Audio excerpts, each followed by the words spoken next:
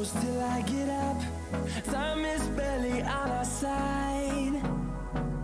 I don't wanna waste what's left.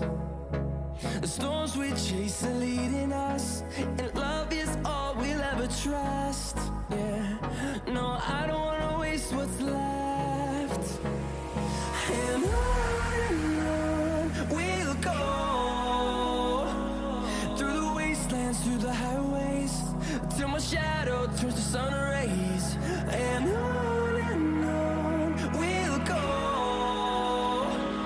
through the wastelands, through the highways, and on we'll go.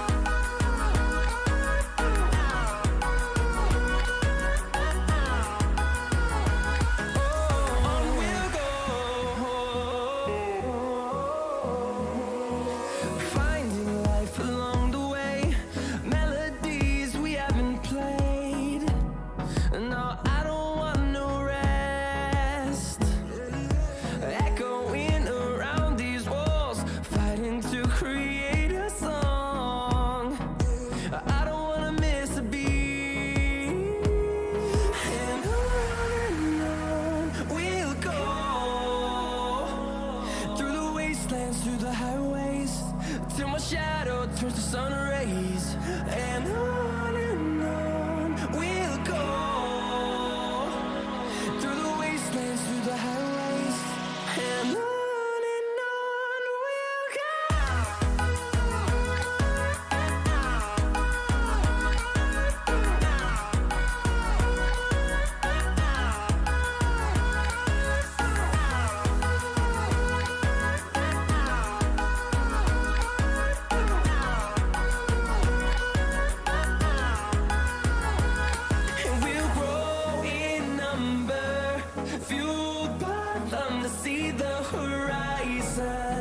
Turn us to thousands, and we'll grow in number, fueled by them to see the horizon. Turn us to thousands, and on we'll go, through the wastelands, through the highways, till my shadow turns to sun rays. And on we'll go, through the wastelands, through the highways, and on we'll go.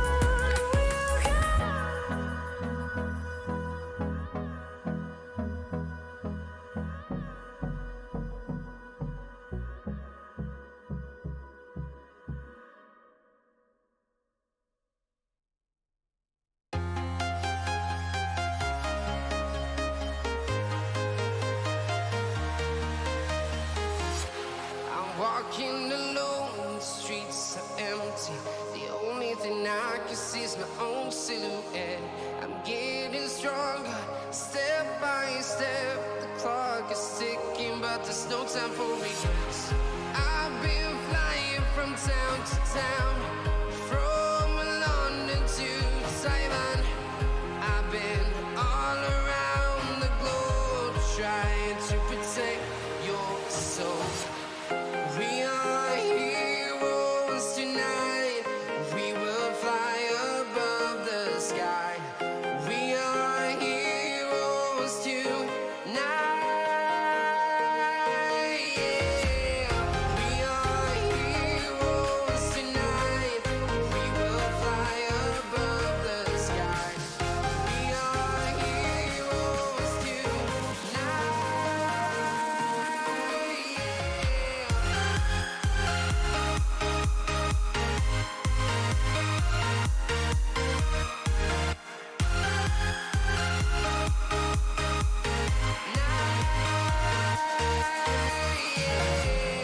Feel like a dynamite, ready to explode right up in the sky.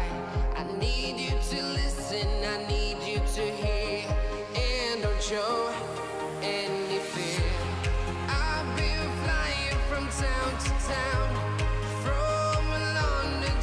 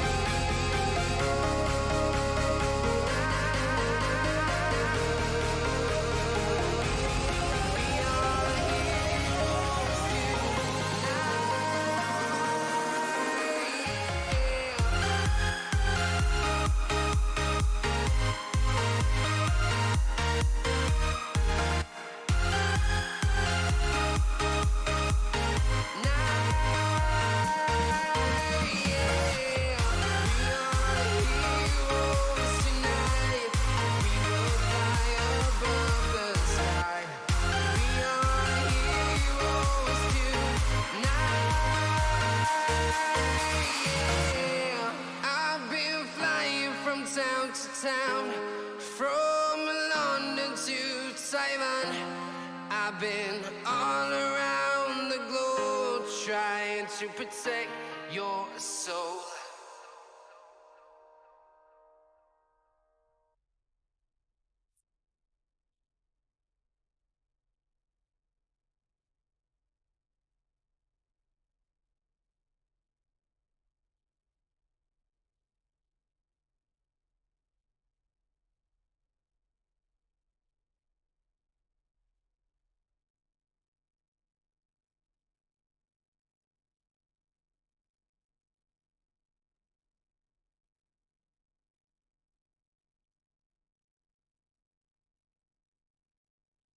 Hello everybody and welcome to today's stream, guys. Welcome.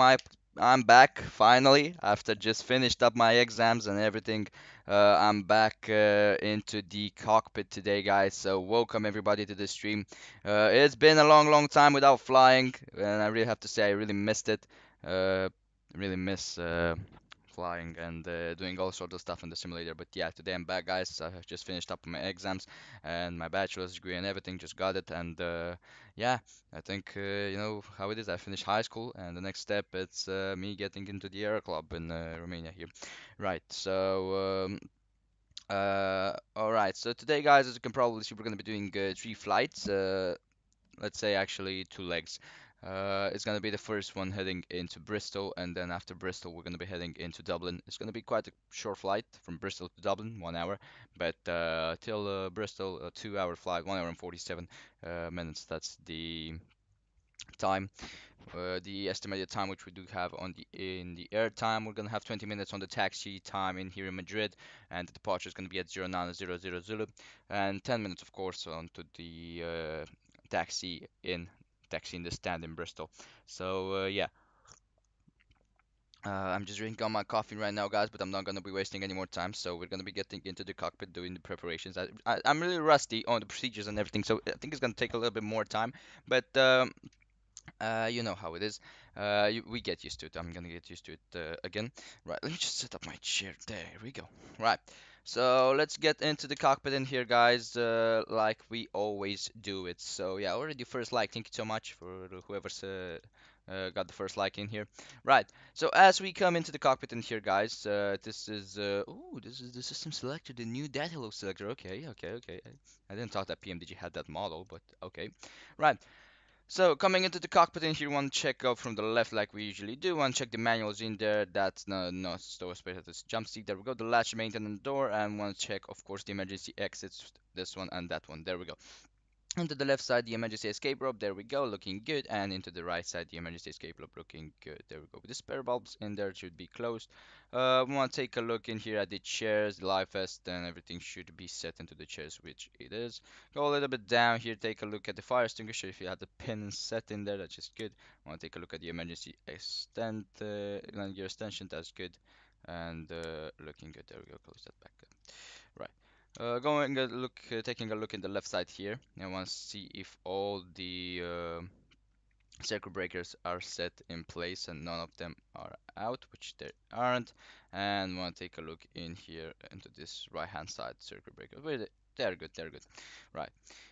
Take a look down here. Everything else looking good. The chairs are into the normal position, which we're gonna go into the chair. There we go.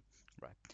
We're not gonna be testing the oxygen at the moment. Just want to check if everything else is set into here. Usually in real life, it will have a lot of manuals here and there, and yeah, but it's normal.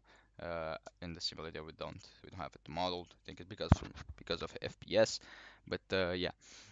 Right, what I want to check right now is the landing gear if it's set to the down position, which of course it is. I want to see if the buttons are set. Okay, thank you. Put it back down. I want to take a look if the speed brake is stowed into the retracted position, which it is. The flaps are in the up position. Parker brake, of course, is not set, but we have, because it's on the secure, and we have the engine start levels, which is good. Right, up here, I want to take a look. That's good. There we go. And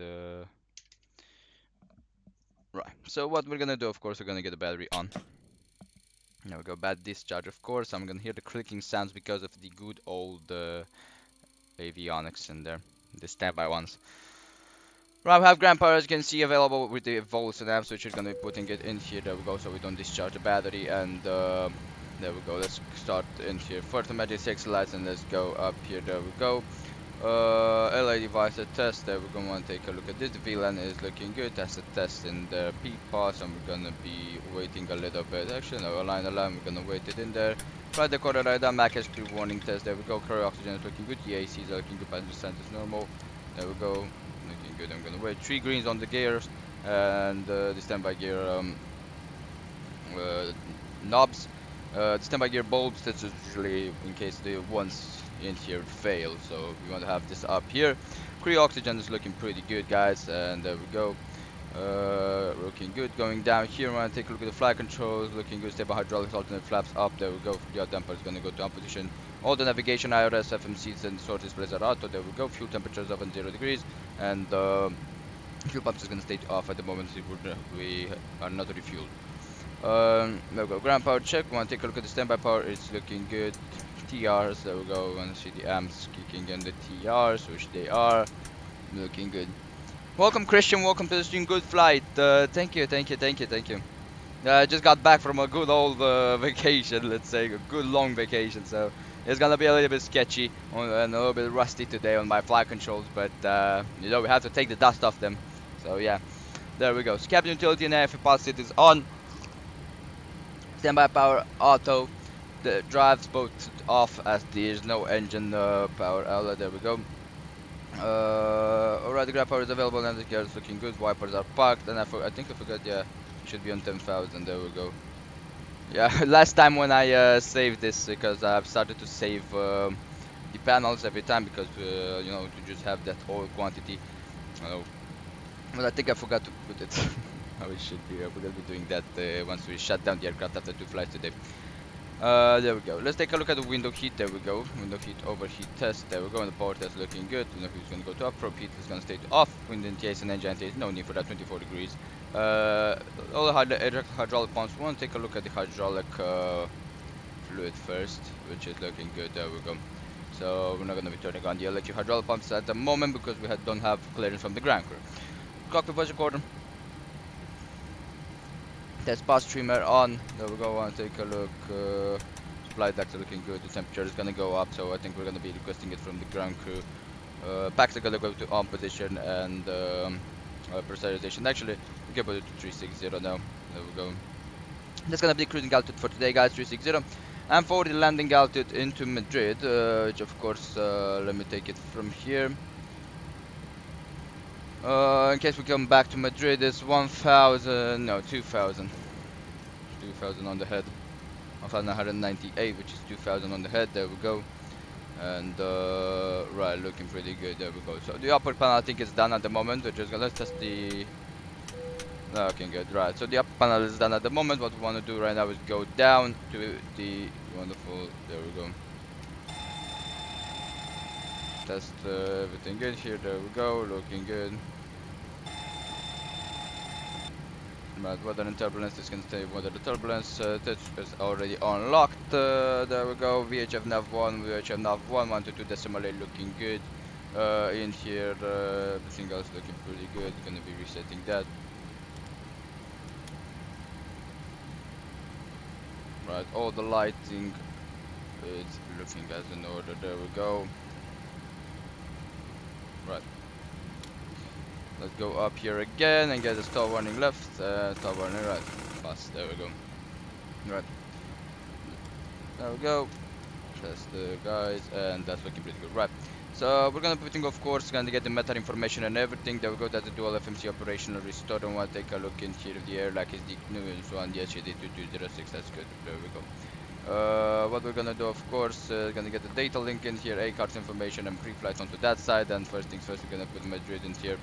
And take a look at this because I want to take a look at the coordinates as the coordinates are going to come in and the iris is going to be aligned, and we want to have the coordinates put in here to finish up the startup procedures. There we go. Tango 6, Vixen, Tango 7, North 40278 with West 003341, which is correct. The coordinates are correct. There we go.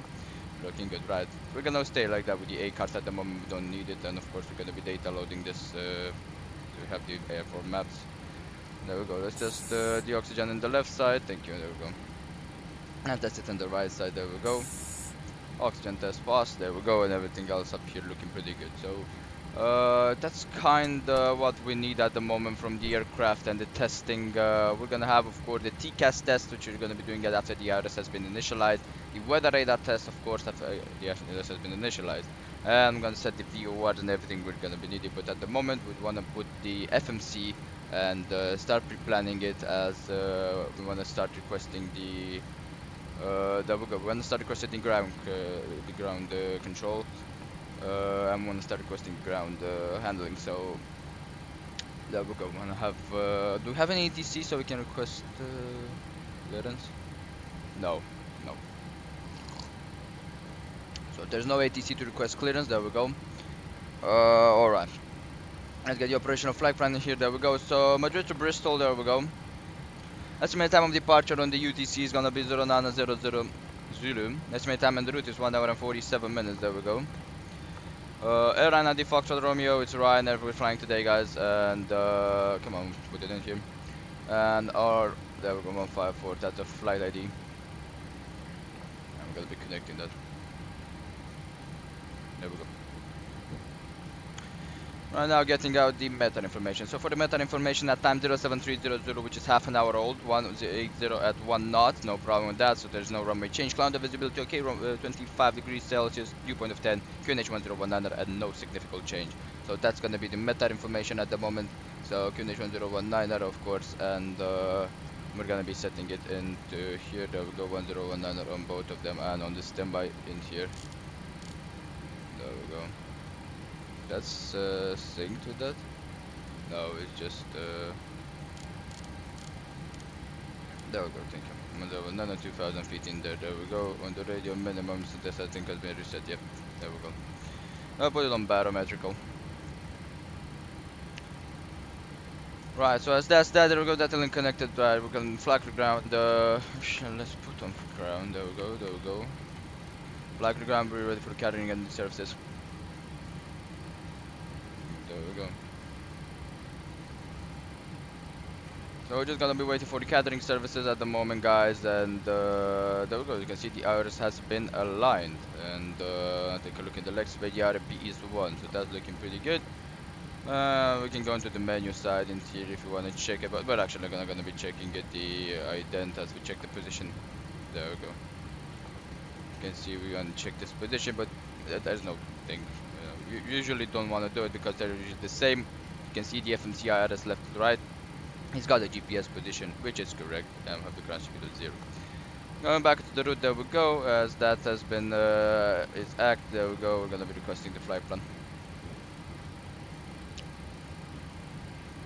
Everything working pretty good. I'm started. You know how it is, guys. It's like walking on the bike. It's like riding on the bike. You know, if you don't do it for a long time, you kind of think you forgot it. But once you get back on the bike, it just comes back to you. You know, it's impossible to not come back to you. So yeah, I've already started to remember everything I need. You know, and this way. Right. Let's see. Do we have the fuel use? No, we want to just reset it to just be 100%. There we go. Route data uplink check. I want to take a look at the route via the operational flight plan in here. So we have the Sierra India Echo, which is the first DOR we're going to be using for the route. So it's actually going to be the departure. Then it's Uniform November 865 to Delog. Then it's Salco. And then it's Uniform November 864 to Exmoor. So that's really good. What we want to do, of course, is put the call sign in here before we do any more changes to the route. So we know that it's not on the route that they send us. Ryanair 3 Echo Juliet, and we want to take a look if that's pre-filed in here onto the ATC. Ryanair 3 Echo Juliet it is, there we go. Right, departure, of course, guys, as there is no runway change. I really hope there is no runway change. We're gonna have runway 36 left, of course, there we go. And we have the, let's take a look on the charts in here. The Somo Sierra 5 Lima departure. Get this one. And for the arrival, we're respecting the RMP on 27, but we can go on the ILS. On our nav on 27, we're gonna take a look at that. Let's get the doors in here, thank you. Got the vehicles in position, thank you. So I don't know. I still don't know because on runway 27 we can take the RMP RNAV and then go with the ILS. As we started turning, we can change it before our ILS. But yeah, we're gonna go with the RNAV one. Do we have the RMP on actually? I don't think we do. Right, it's the box to 1 alpha with the X mode transition. I think it's actually putting it on, and there we go. Transfer from box to. There we go. Right, that's the flight plan. Let's take a look and see if it actually looks how it should. There we go. So that's a left-hand turner. After this, we're gonna be using the noise abatement procedure departure, noise abatement departure procedure 1, which is gonna be up to 800 feet AG out, which is gonna be putting on the minimums, which from 2000 is 2800, which is gonna have the minimums in there. That's when we're gonna be starting to advance the thrust levels to a level change position onto the climb. We wanna switch it onto climb. That's gonna be the acceleration altitude. Gonna be putting it, of course, into the FMC, and then we're gonna be doing it in manual to 3,000 feet, 3,000 feet AG out, which means 5,000 feet. At 5,000 feet, we're gonna be accelerating to the climb speed. Till then, we're gonna have V2 plus 10 or 20 knots. So that's usually the nose dependent procedure departure, or nose dependent departure procedure 1. The 2 is the standard one, but we're gonna be using the 1 today. That's in place in. That's normal. That's in place in Madrid, so yeah. Yeah, that's gonna be the arrival. It's gonna be the NRNAV one because of the SID, of the startup we do have, but we'll see if we can get the ILS. If there is some ATC in Bristol, we may have to request some radio vectors and give us the ILS. We'll see anyway. Right. So as that's that, there we go. The route has been checked. We're gonna still wait as we have not tested the TCAS and everything. So what we are actually gonna be doing is right now. There we go.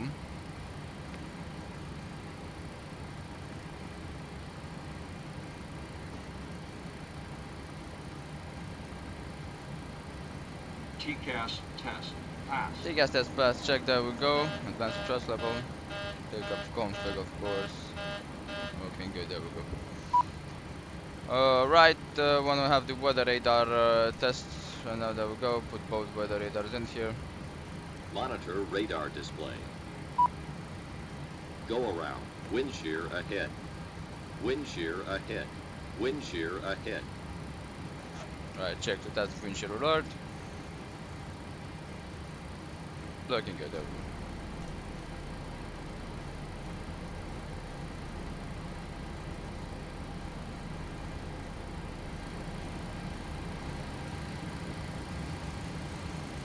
Right.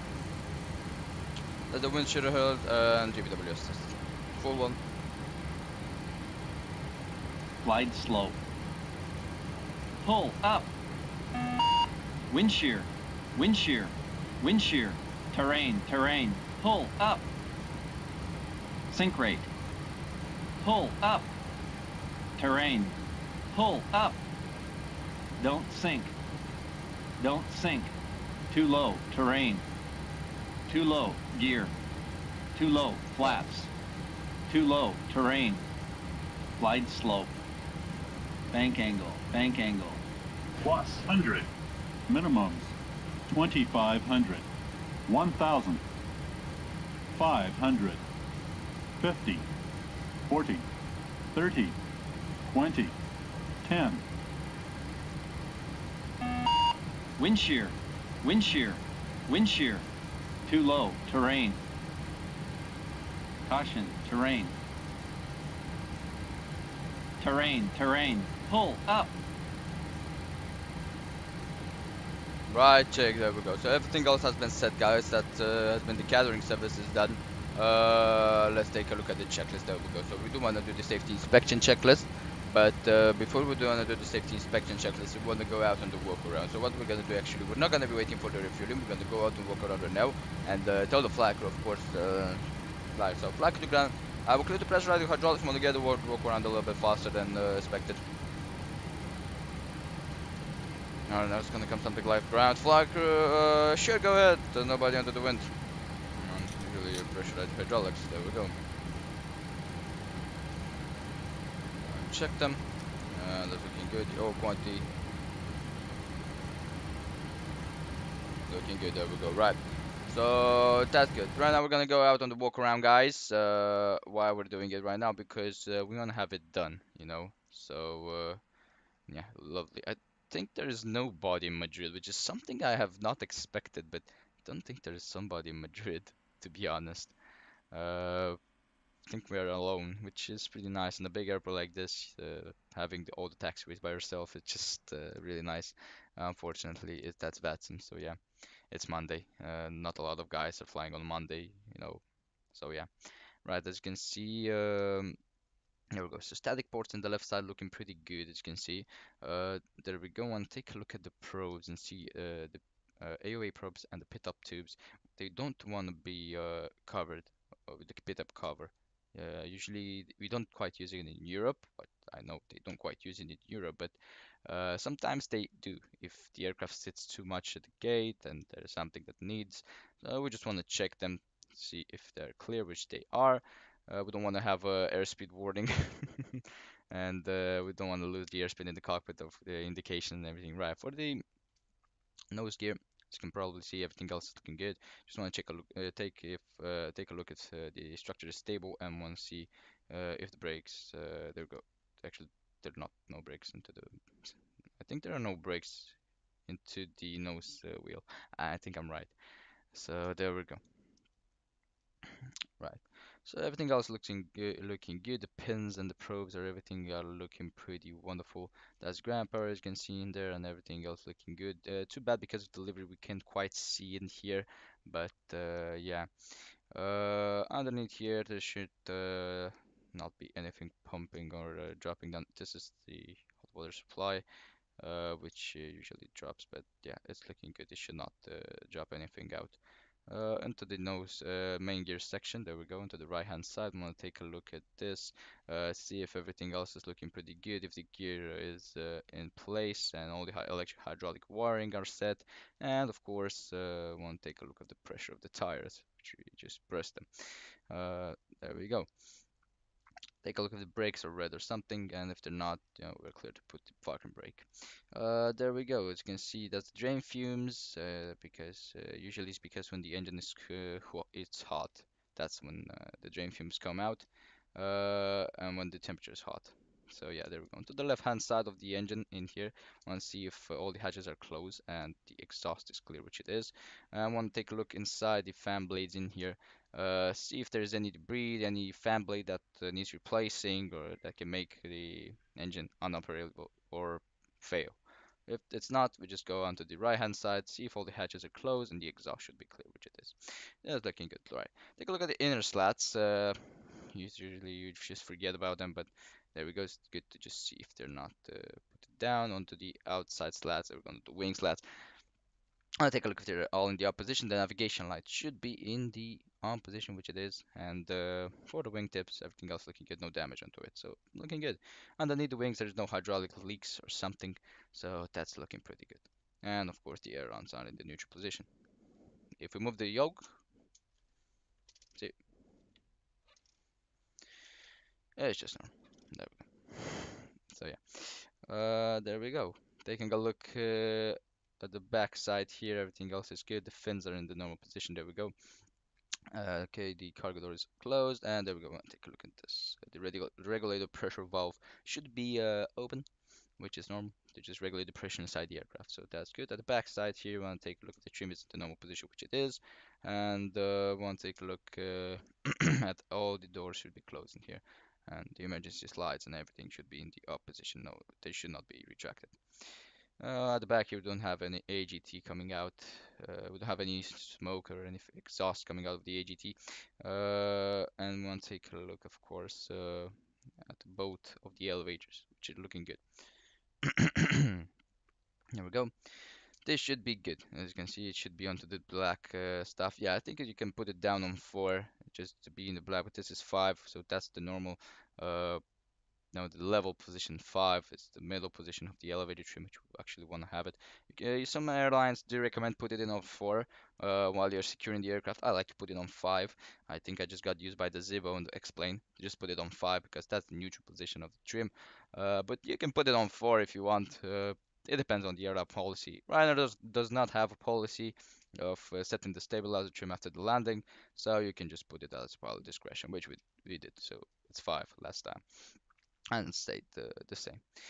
There we go. Looking down in here, there we go. Everything else is looking pretty good. Taking a look at the left side, flaps are looking good and everything. And want to take a look again at the left side gear, which is pretty good. There is no sign of anything going bad onto the left side landing gear. Looking good. There we go. Right. So that's pretty good. There we go. Taking a look at the back here. There we go. Everything else is looking good. Okay, left side wingtip, no damage, no debris. So yeah, there we go. Let's see if there's any hydraulics leaks onto the slats. The slats are up. I'm gonna take a look at the hydraulics leaks. Oh, we have another guy. At the back here of the engine, there we go. No debris. On the left side here, exhaust clear and everything. Our hatch is closed. And I want to take a look at the fan blades if there is any damage, which of course it isn't. And the inner slats looking good.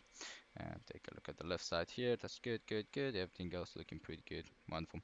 So I think we're really good with the aircraft. Usually want to get a look underneath a little bit, but in the simulator not able. Let's see where that guy is.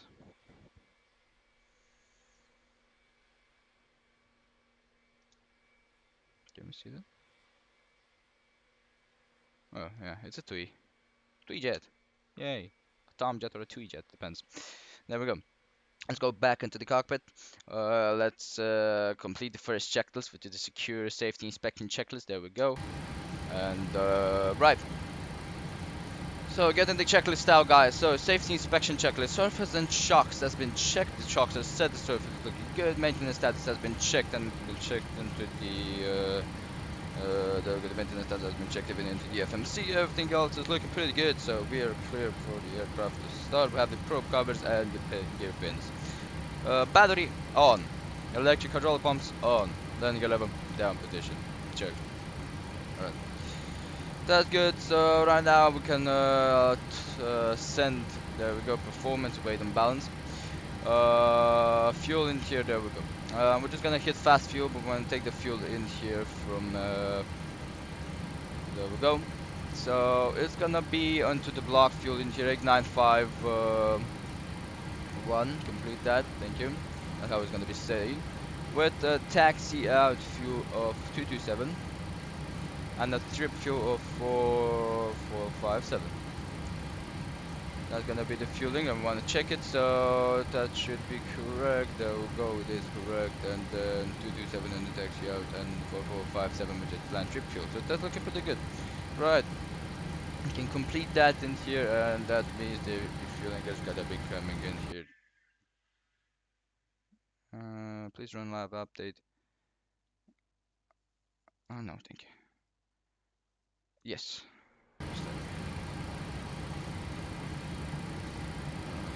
I think I'll run live update. There we go. It's causing the codeout engine scripting engine to restart. Please run live update. Restart, I think. Oh, I had this problem with the fuel truck. Let me just let's get back the live stream to you guys. Yeah, it's a problem with only the fuel truck. The boarding and the catering service are looking pretty good, and I think all the other services are looking pretty good. So it's only, I think it's only at some airports. I don't know why. But yeah, we're gonna be staying here and I'm gonna be doing the refueling if that's the case. If we have some bugs on GSX, I've run live update, and I think because of that, we'll see. We're gonna get here to ground services. What we're gonna do, of course, as you can see, we have no baggage and we wanna have the airport services. There we go, fuel truck, there we go. So we're gonna be using it, there we go. We're gonna be using the PMDG fuel truck, guys. So let's take a look. So target is gonna be 8951. There we go. Simple. If the GSX does not want to refuel us, we're refueling ourselves with the PMDG fuel truck. Yeah, we're doing the refueling anyway, so yeah, thank you PMDG for your wonderful invention.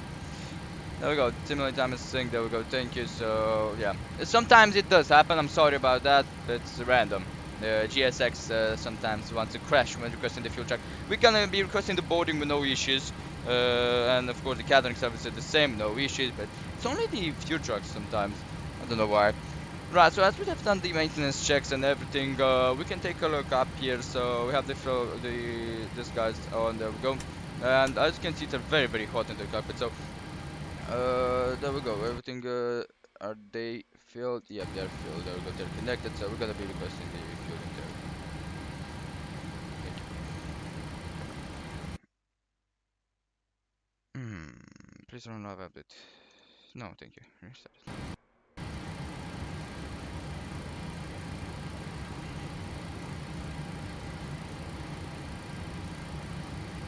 Yeah, I don't know. Again, yeah, it's because right now GSX, I think it's still requesting automatically. Let's go into the settings. Hold on.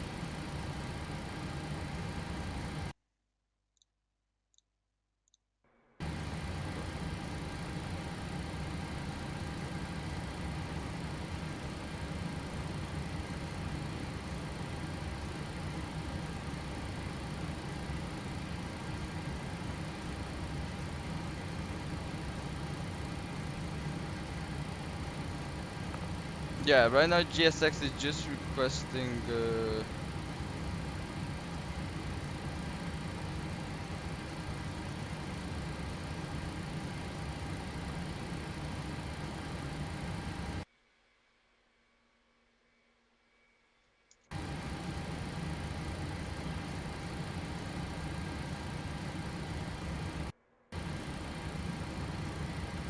So yeah, GSX just went nuts right now. Yeah, we're gonna have to restart this, but I think it's just stopped. There we go.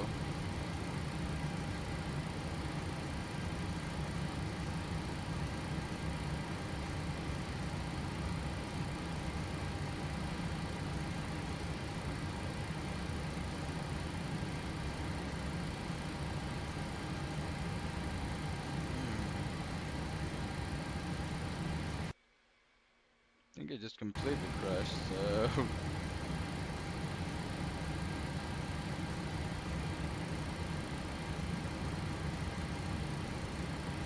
Yeah, the GSX is just completely dead right now. Usually it sells with a restart. I'm not gonna be restarting the simulator, unfortunately. We're gonna have without GSX, guys. We're gonna stay without GSX. That's normal. It's okay. At least I think it is. We're gonna have the Saudi jetways, and we're not gonna see the passengers and everything. So unfortunately, yeah. But yeah, I could restart it, but I just don't want to redo everything I already did. So yeah.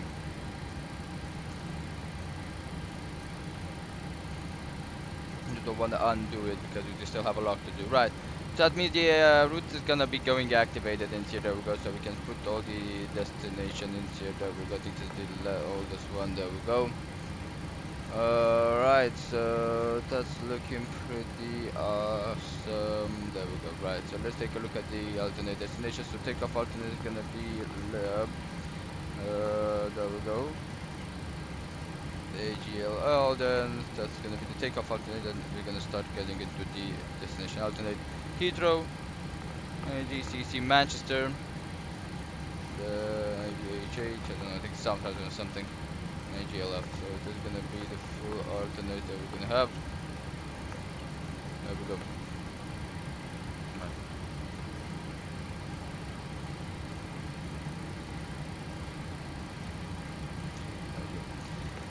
Level 130, there we go for the transition altitude in here, and for the planned fuel, of course, want to put it 8.95, which is 9, there we go. Zero fuel, it has still not put it in here, so yeah, if we do have GSX not working anymore, can do the boarding via the PMDG. Let's take a look. If I go...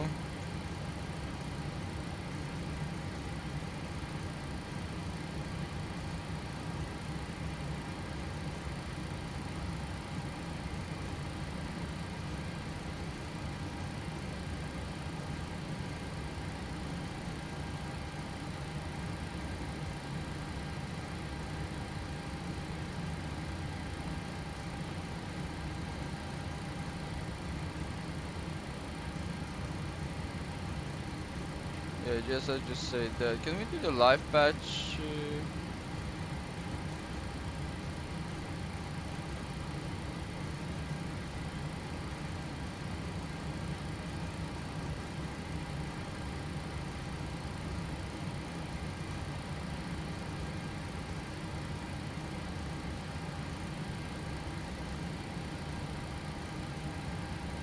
Because it's not. Oh no, no, maybe if you do the live patch and then start it back up, that's gonna work. Iberia 0450, taxi to holding point runway 30.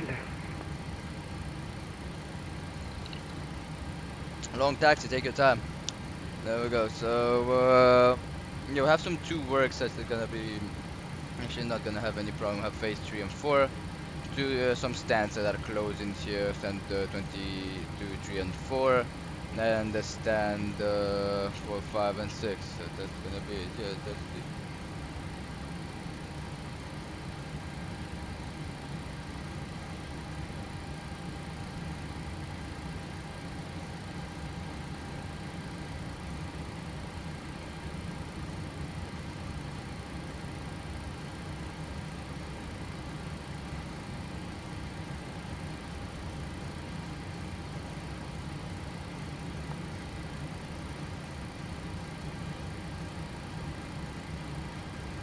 Yeah, we're gonna be using this SODI for the jetways and everything. Let's see. For the parking, we're gonna be doing it manual. Thank you, GSX, for letting me down, but yeah, maybe who knows? Maybe it's gonna be working. When we, maybe it's just gonna be restarting. Can I see it? No, okay. Not okay. Right. So not gonna be having GSX unfortunately, so that means there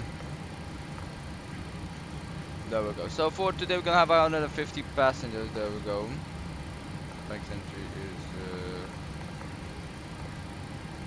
jetway, there we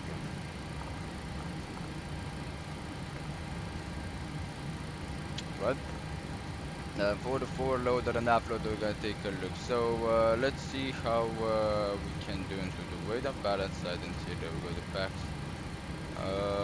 Right, so for the cargo in here, there we go. So we need a 0 fuel weight of 57.0. Let's see 150 passengers, how much did it go?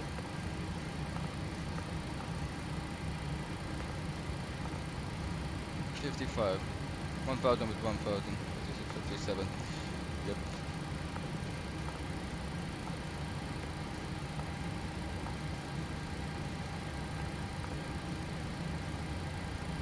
I'm gonna need an air conditioning unit before we start the boarding.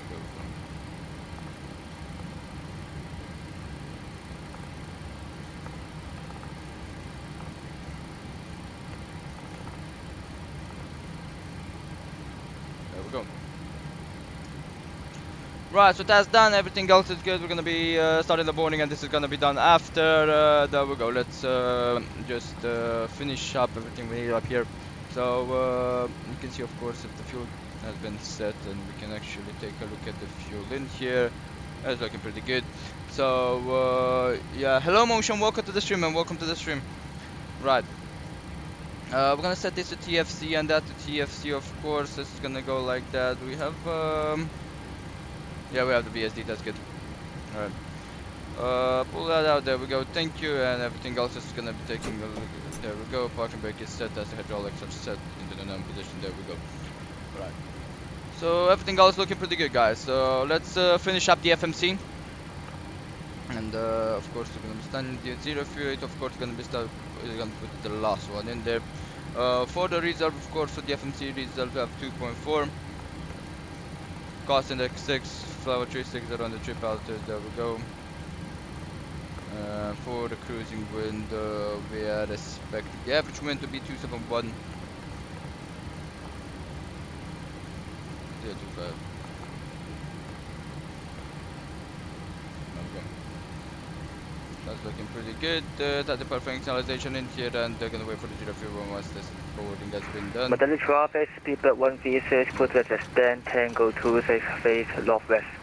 Okay, thank you. Right, so let's take a look at the SID at the moment. There we go. So for the SID, when we become the MCP, We have runway 26 left departure on the Swami Sierra 5 Lima. We're expecting the left hand turn, then the right hand turn. We're expecting the noise above departure of 1. Heading of runway 36 left. If the wind did not change, of course it didn't, so it's looking good. So for heading on runway 36 left is 001. So it's gonna go to 001 and you can go to 001 and here we go. And 001 and there we go. Iberia 0450, line up and take off runway 36 left. Right, so first things first, we're gonna need to send Reyes VOR 117 Decimal 85, there we go.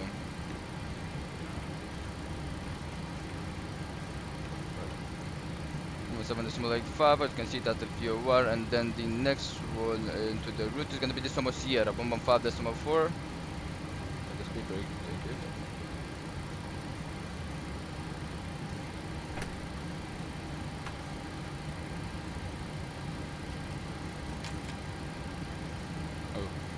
That's the reverse shift, okay.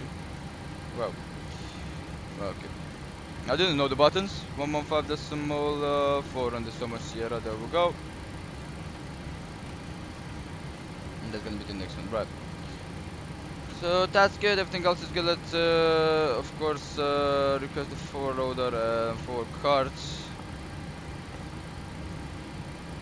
Go.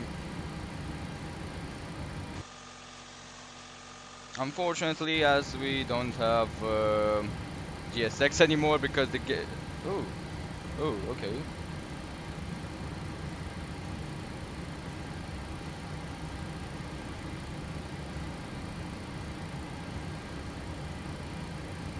This guy trying to come back alive. GSX, what the fuck are you doing? Iberia 0450, airborne runway 36 left. Standard departure, Romeo Bravo Oscar 3 November.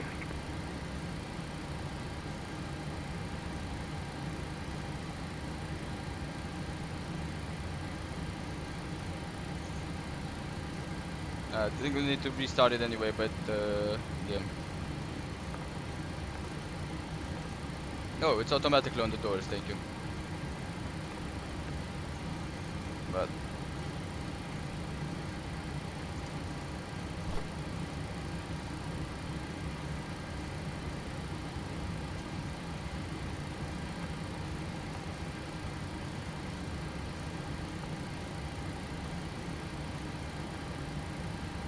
alright, let's take a look. So once the temperature is dropping down, we have this guys connected. As you can see, the supply ducts are like that. Want to get the packs off. The window heat, of course, will go to on position, and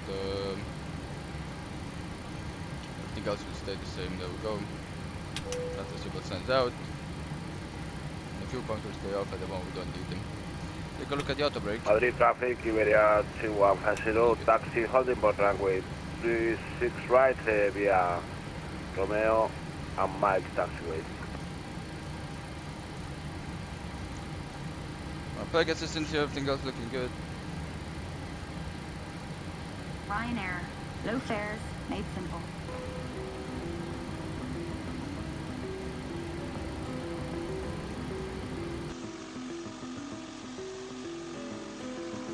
We don't have JSX anymore, guys, but we do have the PMDG boarding and deboarding, so we're gonna be using that today. Unfortunately, we will be using that today. There we go.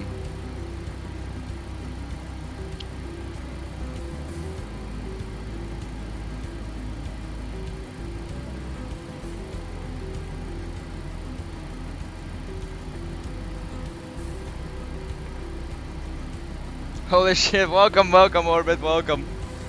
Welcome into the stream.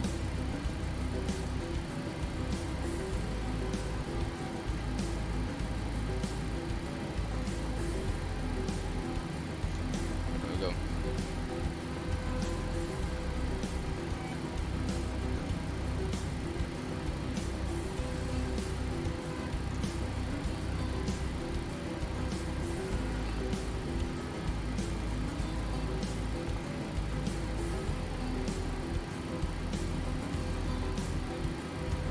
What the hell is Fly 16 though? What do you mean? What the hell is Fly 16 though? What's it something? What? I haven't watched on Instagram.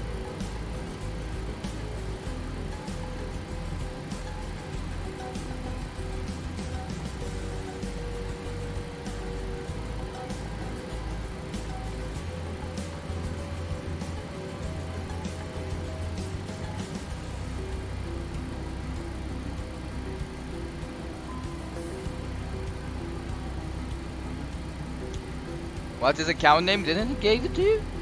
Something like Matthias Rodans or something. That's his name. Matthias Underline Rodans.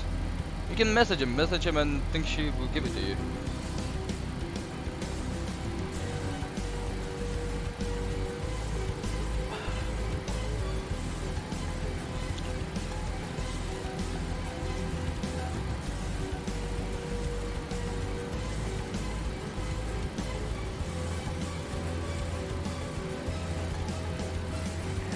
My Barajas traffic, reverse press 3664. Push button startup. Stand 3 4. Matthias Rotas or something. Yeah, just hit him up on the message and he'll give it to you, I'm pretty sure. Untitled traffic, speedbird 136, taxi to runway 14 right, via India Niner, Low Mike, fares, made some Lima Alpha.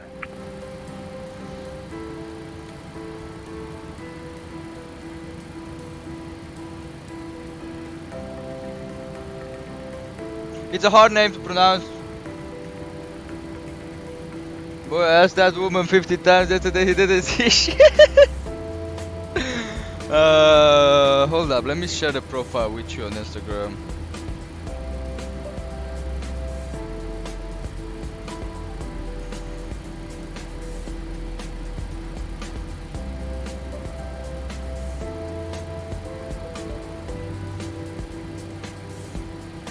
There we go, that should be him.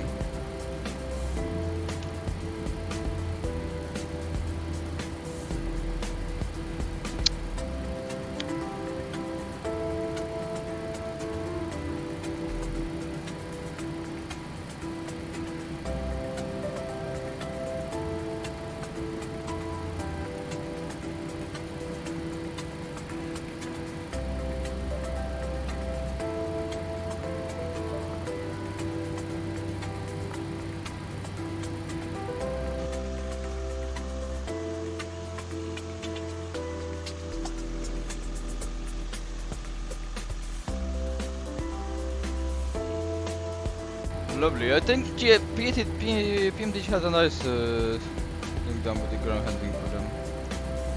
Yeah. When GSX crashes is the best one you can have, so yeah. Ready for like, thank you so much guys, 5 viewers, welcome everybody to the stream guys. So we're gonna be preparing anyway for the departure at the moment. Right, so what we're gonna be doing, I'm gonna wait for that. We're gonna actually put the 0357 in here, because that's gonna be the 03 gross weight 66.0. Not sure that should be the gross weight. I mean the takeoff weight should be 65.7. Actually it's good because I have that 227 fuel, so I think the zero speed is looking good. 57, that's good, there we go, everything else looking pretty good. The reserves has been checked, 2.4 and trip point taxi is 4.7, which is pretty good. Plan fuel is correct, and there we go, everything else looking pretty good. So 360, right, we're gonna be executing that, thank you. Fixes in here, gonna put a Madrid fix, first things first, and there we go, 10 and 25. Of course for Bristol, gonna have a runway 27, there we go, 5, 10 and 25, respect the air never out.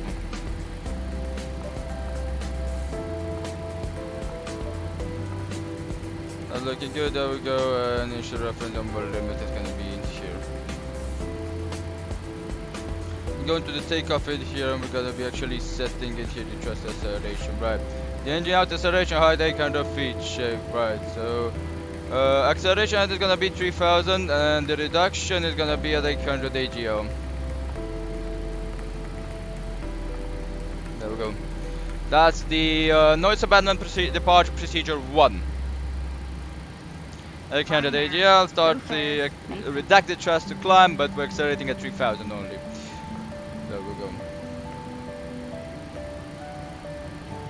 And one limited here.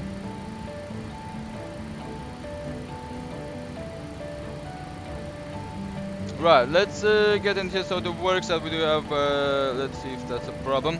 We're gonna want to take a look at the right. Oh god. Right, so for our stand, we're gonna push him back southwest onto India 8.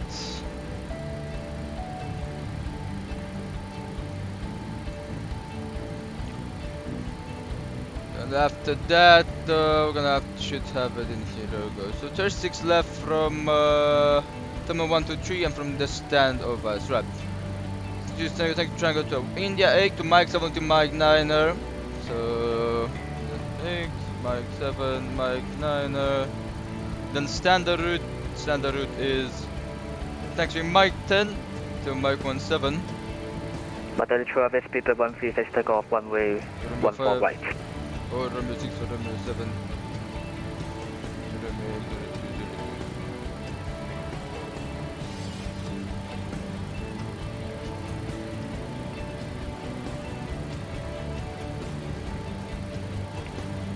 So for the Mike 17 to Romeo 5, Romeo 6 to Romeo 7 to Romeo 8. So it's our decision what we're gonna take. We're probably gonna take Romeo 5. Mike 7, Romeo 5 and 32. Traffic, Gigabyte Z370P, line up and take off runway.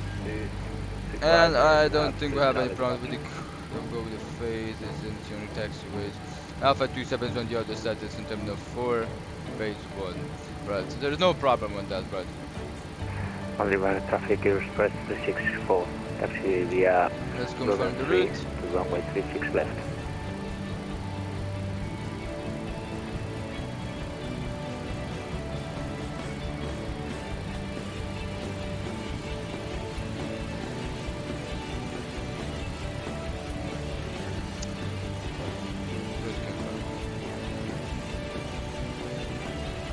For the noise band, we're gonna have a lot of monitoring points, so that's gonna be the problem.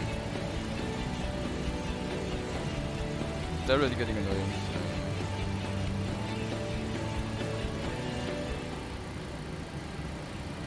Thank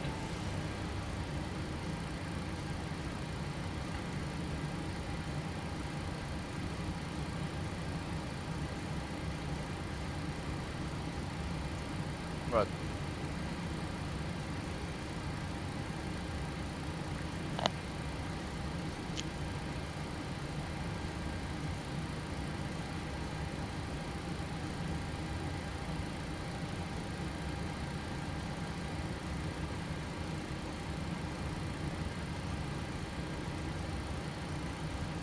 Roger traffic, please bear 4 passengers pushing back gate Tango 27, speaking on. Speaking on. Right, down here everything else is set. Don't think we have any ATC in Madrid. No, we don't. So everything else is looking pretty good. The weather trim is looking good and the aileron trim is looking good. Right. And there we go. That's done. There we go. We're going to go to the payload and we have 57 as you can see. So that's looking pretty good. Right. We are allowed to get the APU on 5 minutes before the estimated off block time, which if it's faster we're gonna be calculating like that 5 minutes. So what they're gonna be doing of course is of course a pushback, and after that we're gonna be slowing up the APU, but we have to push back to connected. As we have to push back to connected, start up the APU, switch on APU, actually no camera enable. So I need to have that 5 minutes before. So, oh, it's actually before, between that pushback period when you have to push the gate and the period when you stay at the gate. So yeah, I think push the gate at 5 minutes gonna stop. Well, anyway, you're gonna have to put the chronometer in here and start it up once you get the APU on. You don't wanna get fined, so that's how you start the chronometer. But so okay, everything else has been checked. Let's take a look at the weight and balance in here. Right, read from the aircraft, thank you so much. There we go. So fuel in here, everything else is set. 56.976, that's looking good. That's the 0 fuel weight. That's the landing weight 61.2. 18 right departures at Madrid. Really? I don't think it's 18 right. I think it's 026. If they change, I'm gonna be pissed off. If they really change, I'm gonna be pissed the hell off.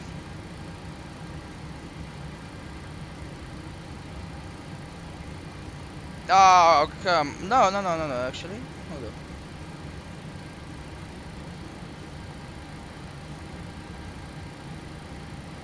No, it's still not changed. Oh, we're still departing 3-6. That's a relief. You don't have delays because of that.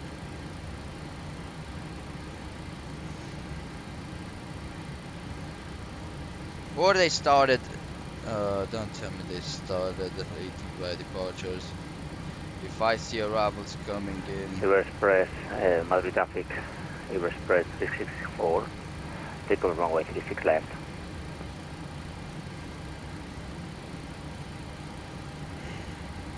Oh, come on, don't tell me they started. Oh, yep, they did. Yeah, just announced every traffic.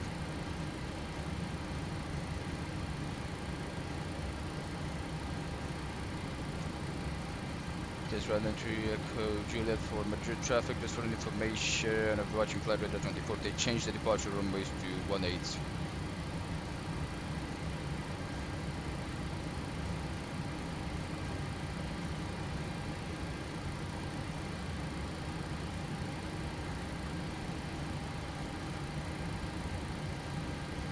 Yep, they actually did change the fucking departure runways to 18. Yeah. Right. Departure runway 18, guys. So for the departure runways on 18, let's check the SID. Let's go. Runway change. So for the runway changing here, we have to have the departure information in here for the SIDs. First, want to take a look and see what SID we're taking. Should be right here. There we go. I think that's not the 18. I think it's the 14s.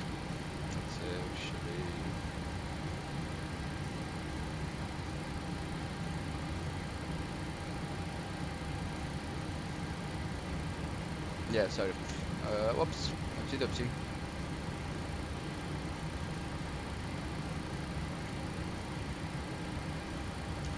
Right, so we can take one for right, I think. So, of course, one for right. Let's take an actual look on that. So,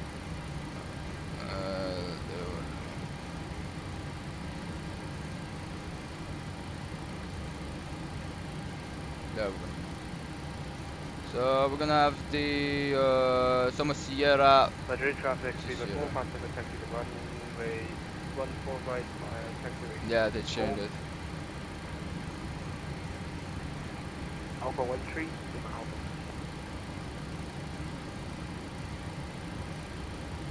Good.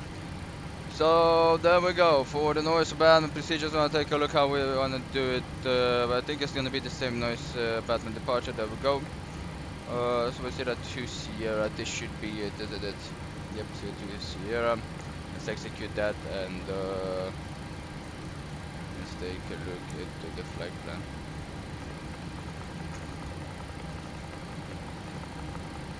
There we go, right.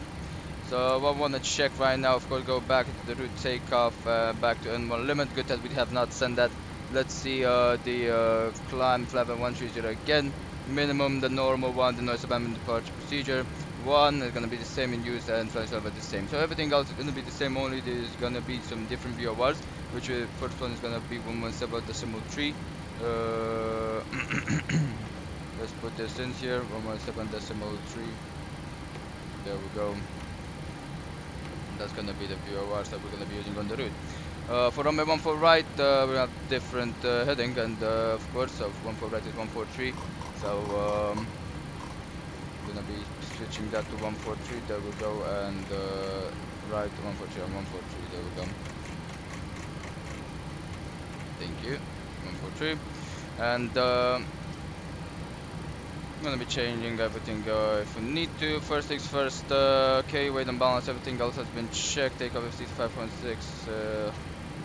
5.7, condition dry, and take a look 150 at 4. I think the wind is gonna be coming back from the south side. 27 degrees, there we go. 1 for right, thank you.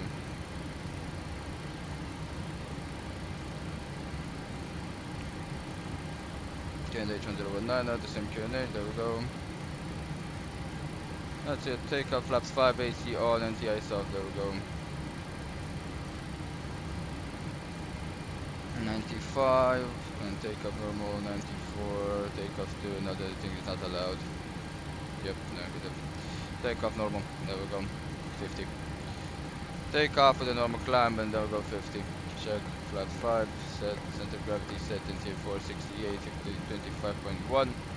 And the runway 150 at 4. This is gonna be remain the same, there we go, 50, check dry, and everything else looking good. 137, 142, and 145. It's 138, 142, 145. There we go. Thank you. Okay, we're just gonna go to off 145 in here. There we go. British traffic speed 457. Taking off runway 18 right. You're in the air, call 4 back on the flat. Correction 14 right. Oh, I thought they were taking the one I randomly want to say because I haven't corrected myself. There we go, 2000, the biomedical minimums are gonna go to 2800, there we go.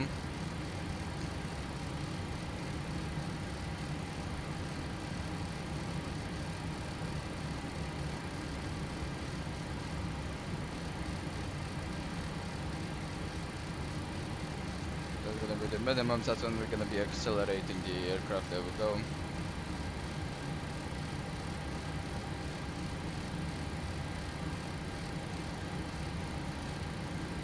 2,800 check, there we go, looking pretty good. Right, fuel pumps are gonna go to on position, there we go, let's just pull them all on, there we go, of course the pumps, that's not gonna stay like that, there we go. Right, so everything else looking pretty good, that has been said. Right, we want to get the before startup checklist, so let's lock the chair, and as we have done the runway change, everything else should be looking pretty good, and that's pretty good. Right. Before startup checklist. Aerosmog accelerator. Nav, gear pins 3 removed. Pro cable 5 removed. Light test, text check, passed. Oxygen test 100% checked. Yaw damper on. Nav transfer display switches normal and search as auto. Fuel required 9, on board 9. Cabin utility alpha gal power on. There we go. Emergency exit lights on. Fast stable signs on. Window heat on. Air conditioning pressurization packs are off at the moment. We have exterior GSU. And bleeds are on the moment with engine. We're gonna put the APU pin after that. Precision motor auto check. Instruments crash check. Crash check. Auto brake set on RTO check. Wait for that to go away. Auto brake set. Hydraulics normal check. Speed brake down 10. Parking brake is set. Tablet trim cutout approach switch is runway normal. 18. Tablet trim cutout switch is normal. Correction, Mr. Traffic, give us 457, airborne, passing 4,800 feet. We will fire one in check, radar transponder, radio set, 122.8, no ATC, radar, there we go, what, standby. And for the transponder standby, and the weather radar is weather approach standby, there we go. Radar and altitude, 30, takeoff briefing, right. So we're gonna be departing runway 14 right at the moment. Let's get to the taxi routing, because we're going to get the taxi routing. For the departure, there we go, 214 right from terminal 1, there we go. 214 right by stand, India 8 to gate 1 to gate 1 to Alpha 8 until Alpha 9, so that's India 8, gate 1, Golf 1 to Alpha 8 to Alpha 9, Golf 1 to Alpha 8 till Alpha 9er. After that the standard route should be taxiway Alpha 1, Alpha 10 till Alpha 12 to run holding position. And let's take a look at the taxi route. So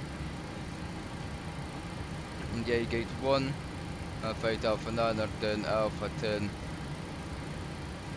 and Alpha 12 to holding position. I would think we can take Lima 1. Let's see if we can do it pretty fast.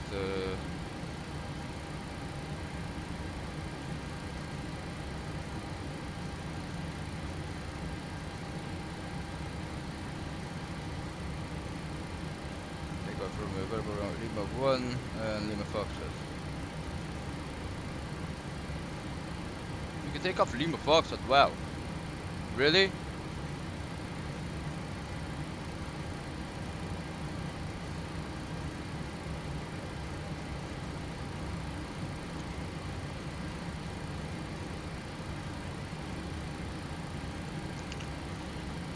Let's see.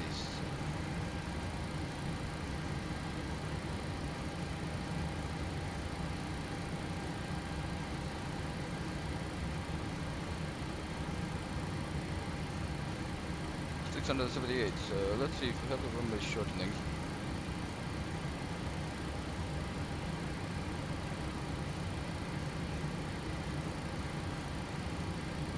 That's pretty good. Lima Foxtrot is gonna be it.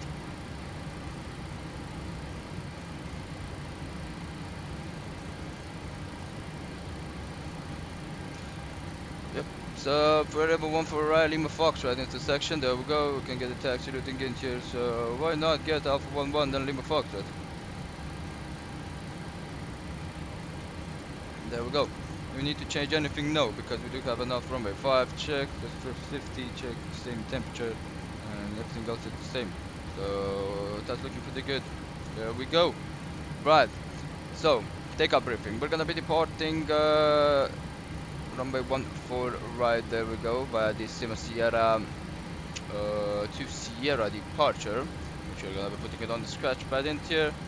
It's gonna be the same. Flight level 130 as initial climb, QNH 1019, we're expecting transfer to be again at level 130, and initial waypoint is Summit Sierra. We're expecting, of course, let me just, this guy, right, study APU, right. We're gonna be taxiing via India 8, pushback southwest, gate 1, Golf 1, Alpha 8, Alpha 9, Alpha 10, Alpha 11, and Lima Foxtrot. We're gonna be having a quite fast out departure, on the runway 14 right. We're gonna be following the noise abandonment departure 1, which is gonna be the thrust is gonna be reducted at 800 feet AGL. Then at 3,000 feet, we're gonna be accelerating to the climb speed. We're gonna be following the normal departure. There's gonna be a right-hand turn, as you can probably see. Then gonna have 1 speed restriction, 2 speed restrictions, max 220 knots on the initial right-hand turn, and max 240 on the secondary right-hand turn, following the downwind leg. We're gonna be cruising up to level 360, heading into Bristol, and with respect in case of an emergency departure, we have emergency procedure. We have an engine out altitude of 800 feet. AGL keep runway heading and then coordinate with the ATC and traffic control, depends on what.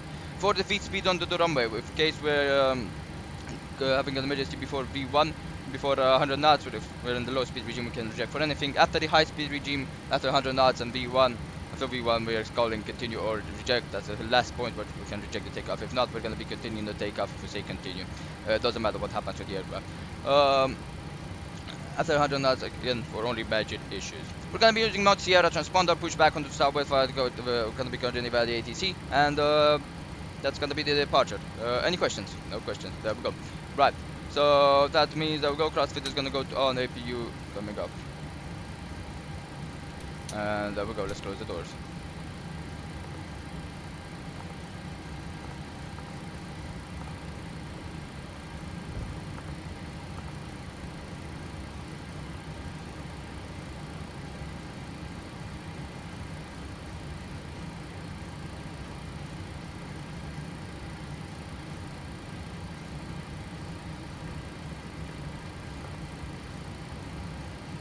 The plug is going to stay a little bit right now, so it's okay. Alright, before startup checklist, takeoff briefing has been discussed. There we go, PA. Ladies and gentlemen, Cap speaking. I'd like to welcome you aboard this flight. We'll be able to depart shortly. Right now we're finishing up our last minute paperwork and we should be on our way momentarily. Thank you so much for choosing Ryanair. Hope you have enjoyed the boarding and sit back, relax and enjoy the flight. Listen to the flight attendant's instructions. Get feel for a comfort, most primary for your safety. And again, welcome on board. We'll come back to you with more information once we're climbing to our cruising altitude level 360. And for the aviation gigs, we're going to be departing right out of Madrid at the moment. We had a room change, that's why we're still not on our way That's why we're still not at the moment on our way to the destination because of that. We should have been much faster. But yeah, that runway change really messed up the schedule. Again, sit back, relax, enjoy the flight, and I'll update you with the schedule when we'll Get 3 Kilinki's on airport. wireless, 3 to right, 8 miles out.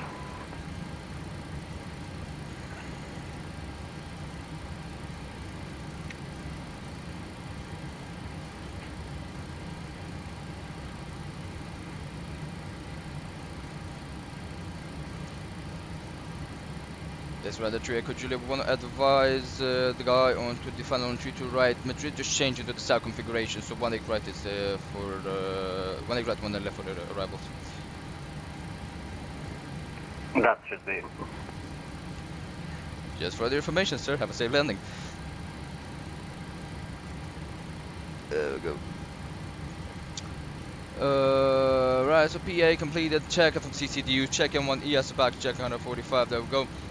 And when you check stabilizer trim, we're gonna be setting the stab trim to 4 point. There we go. See it. Okay, in that case we are going around and planning for the 1-8.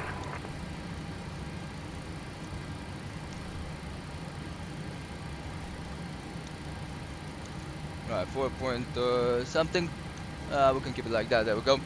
EFB airplane mode stop, performing weather balance sign set, temperature even set, mobile phone airplane mode, flight door window closed, cockpit door should be closed. There we go.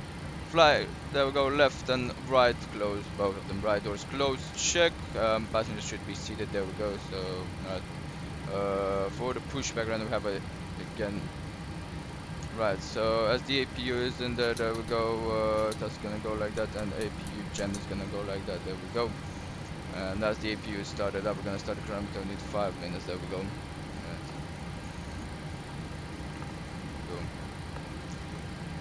Right, ground services, and we're gonna use the pushback. I think. Do we have the pushback?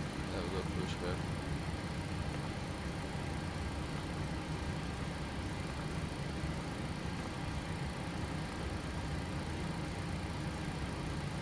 Yeah, we can do a self-select done.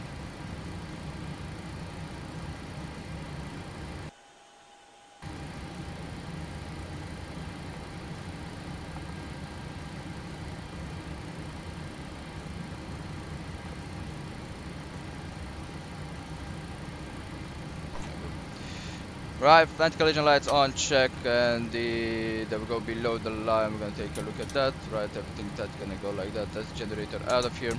Thank you. There we go, everything else looking good. Right.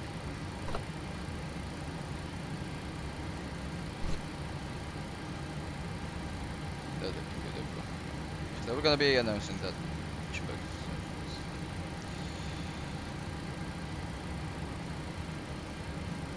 But the traffic on that 3 Echo Juliet, we're going to be pushing back and starting out from Terminal 1 Gate Tango 7 into India 8, facing southwest. Well, there we go, so flag hit to ground. We ready for push and start?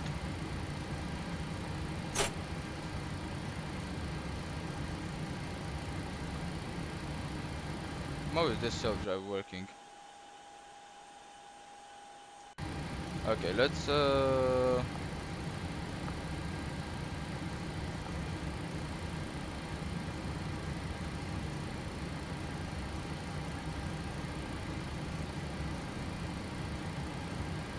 Cockpit to ground.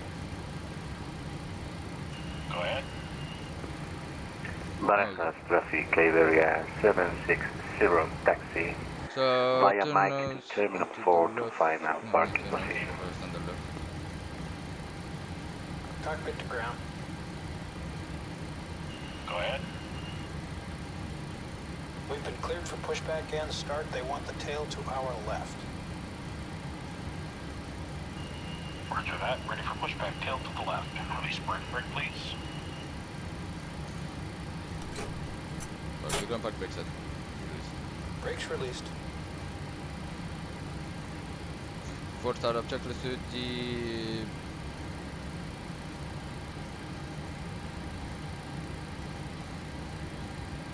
Brakes released. Here we go. for startup to the land. Air conditioned bags. off. Anti-collision lights on, park brake off, transponder. Not off, check. Right. Flag to ground, starting engine number 2.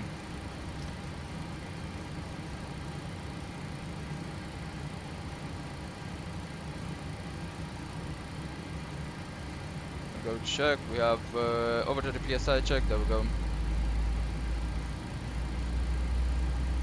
20% check, that's engine 1's kicking up, and the engine can go on. Yep, stop this please. Simmer. Cockpit to ground. Go ahead. We've been cleared for pushback and start. They want the tail to our right. Copy that, ready to push. Tail to the right. Parking brakes release, please.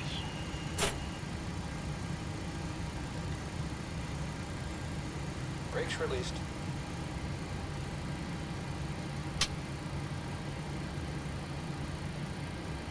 There we go, that's engine number 2. Brakes released, here we go. There we go.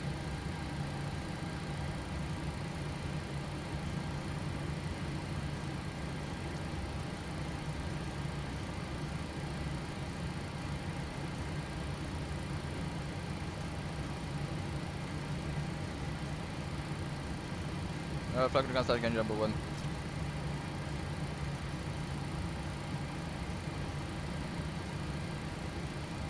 %.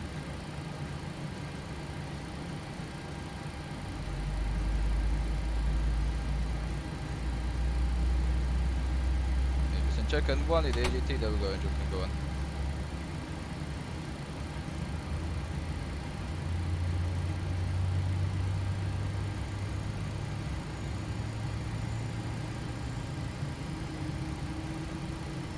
Hello Stefan, welcome to the stream man, welcome to the stream.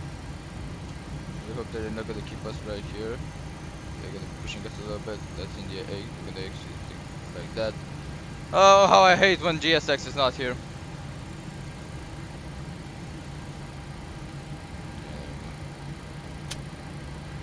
Pushback complete. Parking brake set. Flag to ground, parking brake is set. Brake set. Why GSX had to crash? Maybe he's gonna start up again. There we go. Steering pin is pulled.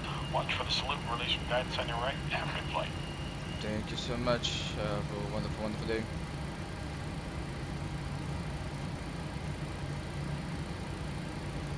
There we go, that's good. That can go like that. Then we're gonna wait for... Yeah, usually you should see a pin on the right. We'll say that we have received it, and there we go. So that's good. There we go. Continuous. Hydraulics can go on. Generator 1 and generator 2 can go on. There we go. Both amps pumping. APU bleed is gonna go to our position. Prop heat on. There we go. Cross it off. I'm gonna wait for a little bit to get the. There we go. That's the dual bleeding, I think. I want to take a look and see what's this. The air conditioning, of course, because of the dual bleeding. There we go. Right. That's looking good. It's gonna go into the next page and it's gonna stay like this. Is correct. There we go. Right. Before taxi checklist. So generators on. APU is gonna stay on at the moment. I'm gonna turn it off after we did the. There we go. The checks. After we did all the checks, it's gonna turn it off. There we go. Start switches. Continuous. Probe heat on. NTS off. Air condition packs auto. And body overheat check. Reset the chip.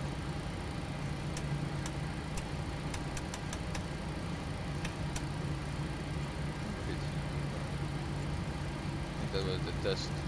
That was the test. Okay. There we go. Air condition packs auto blink is on. Check the auto flaps. This should be. There we go. Set flaps 1, 2, flap 5. Check. Verify takeoff speed 138, 142, 145. Check. 138, 142, 145, 145 on the MCP. There we go. Right.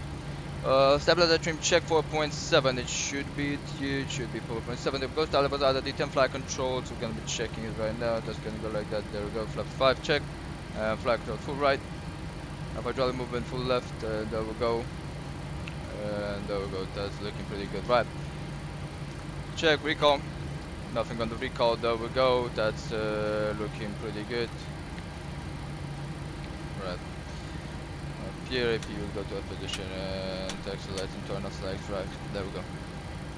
But the traffic on the 3 controller, we're gonna be beginning our taxi, Hong Kong Lima Foxtrot for runway 14 right, via India 8, gate 1, Golf 1, Alpha 8, Alpha 9, Alpha 10, and Alpha 11.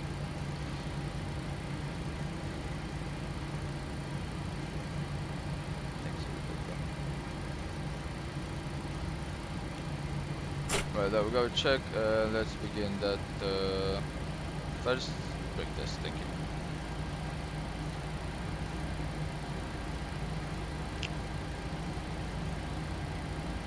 So as you got pushback, this should be gate 1 here. Clear left. Clear right.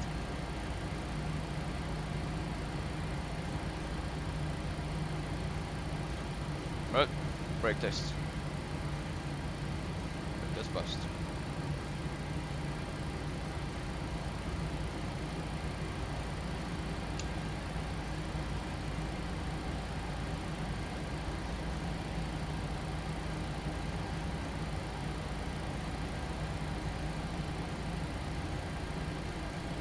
I got chat is sterile at the moment, if you didn't know, so if you're writing something on the chat. Get 3 kilo keys now, the final 18 left, 9 miles out. So if you got something writing down on the chat, I'm not gonna be able to see it at the moment. Really hope maybe GSX is gonna be coming back for these 2 flights, but if not, we're gonna be having the same thing to do like that. There we go. Alpha 8 into the left side, there we go.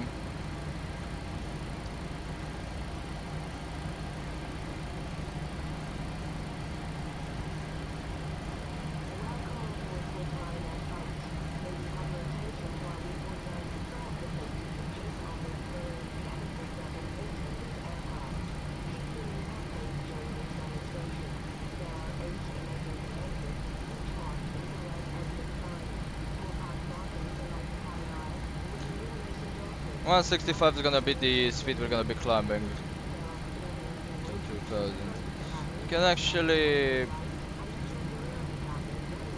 Oh, it's already in there.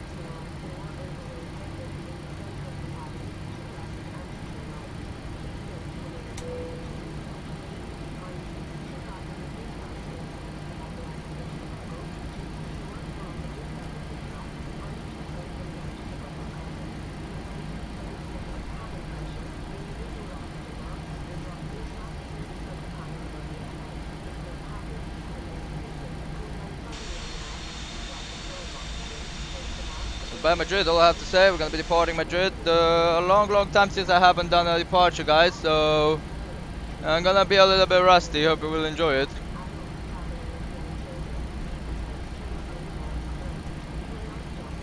Let's try and don't get delayed at least. Have 9 minutes till we get to Lima Foxtrot, which is actually pretty fast, I have to say. Lima Foxtrot, the runway is on the right side. On the right side.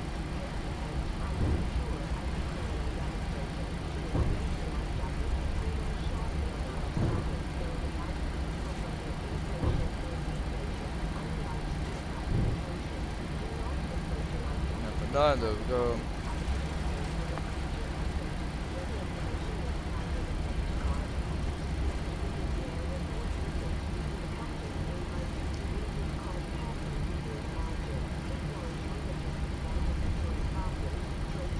The center pumps are one it off at 1000. There we go. Take it out. Thank you. Keep it like that. There we go.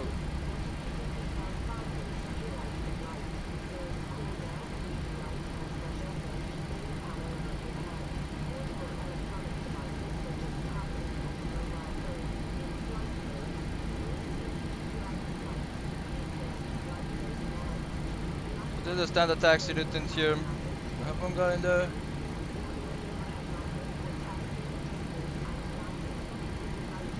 Why do we turn off the center pumps, may I ask? Usually it's a procedure done. You turn off the center pump so you don't have that center of gravity pushed during takeoff, during climb, so you don't have to do a lot of trim work. We're gonna keep it like that till 10,000 feet or so till we get the autopilot. It's just for us to not have to do a lot of trim work because of that, but it should be okay.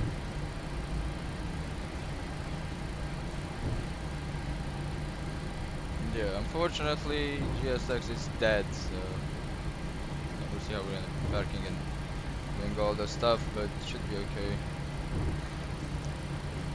So I told you guys, it's like riding a bike, you never forget it.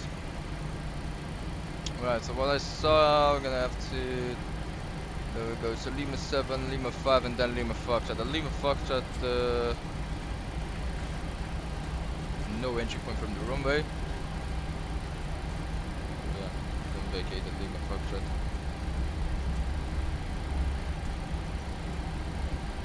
Alpha 10 already, there we go. That should be the Lima 7.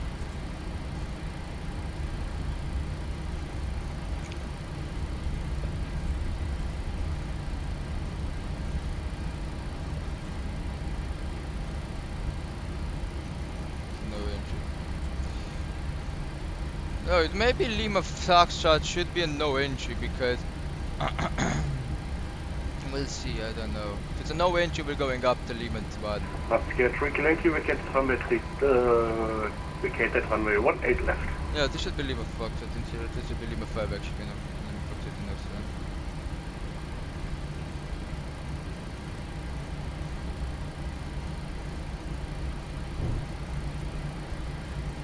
Lima Foxtrot is set in there for the take runway available. No entry here. That should be Lima Foxtrot. I think it's allowed.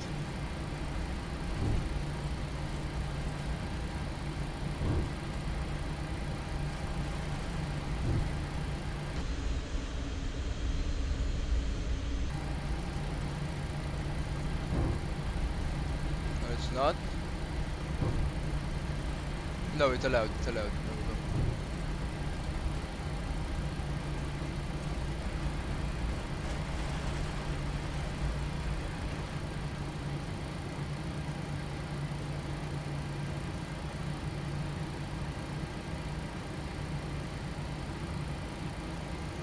There we go, right, so our throttle arm check, landing lights down, there we go, taxi lights off, strobe lights like that, there we go.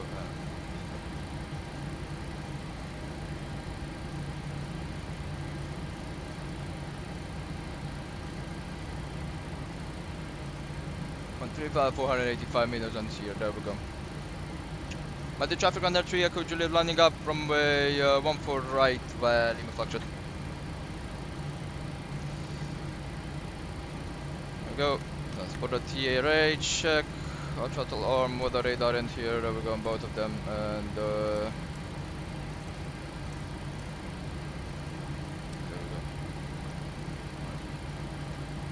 go. Left clear check. Right.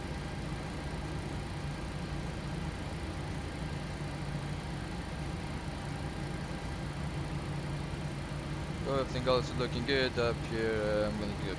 Right, before takeoff checklist. Right, flap set to 5 green light, temperature minus 4.7 check. Before takeoff checklist complete. Our throttle arm check, everything else looking good. There we go, strobe lights and lightings.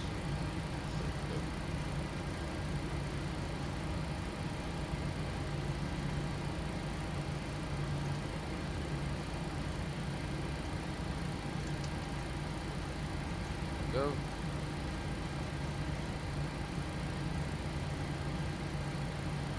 Right, before takeoff checklist has been completed, there we go, let's break this aircraft, there we go. That's good, everything departing on the left-right pumps, there we go, check, everything else looking good up here, and final checks, there we go, right. When the traffic ran at 3 Echo Juliet departing runway 14 right via the Somo Sierra to Sierra departure, initial climb flight of 130, then via the SID. Go. Right, that's the brake set, there we go, push the nose full down, 40% check. Hit the brakes. Right, there we go, that on. 40% check, release the brakes. And just double push over.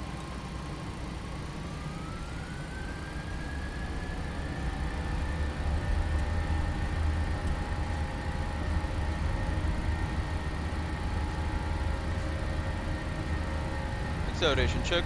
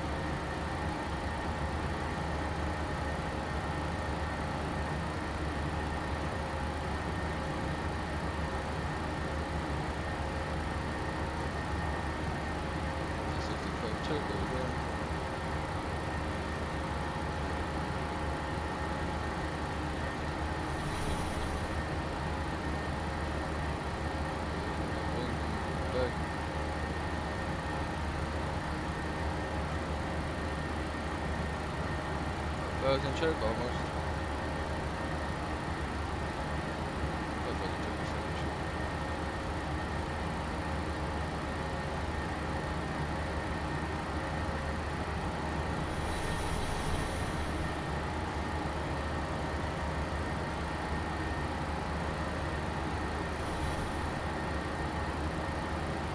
The brake. Off. Open off. Let go wind. Flaps up.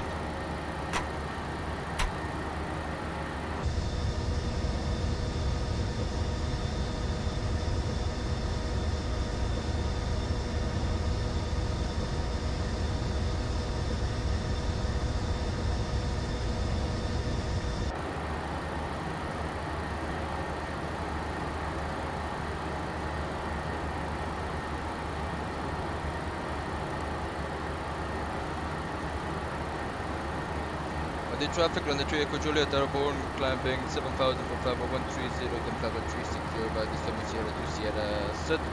From the bad Sud. After takeoff checklist. Engine bleeds on. Backs. Auto. Landing gear. Up and off. Check. Up and off. Flaps. Up. No lights. Check. After takeoff checklist complete.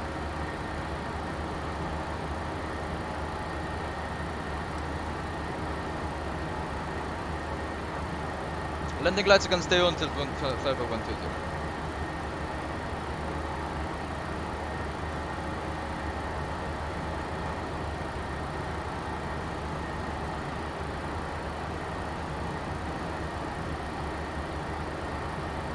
See, this is exactly why, because you saw the difference between the...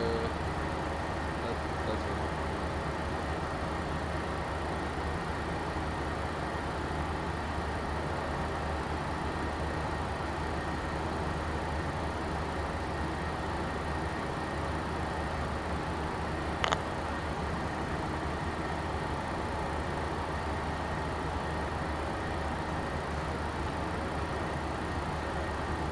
The next.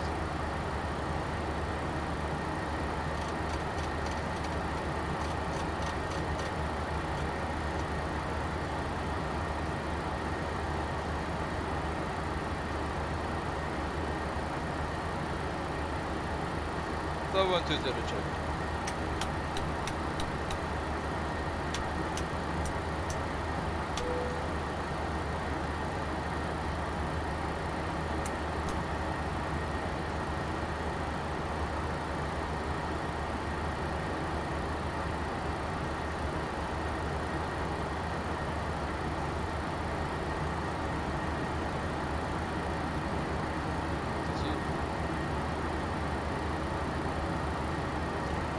STD check.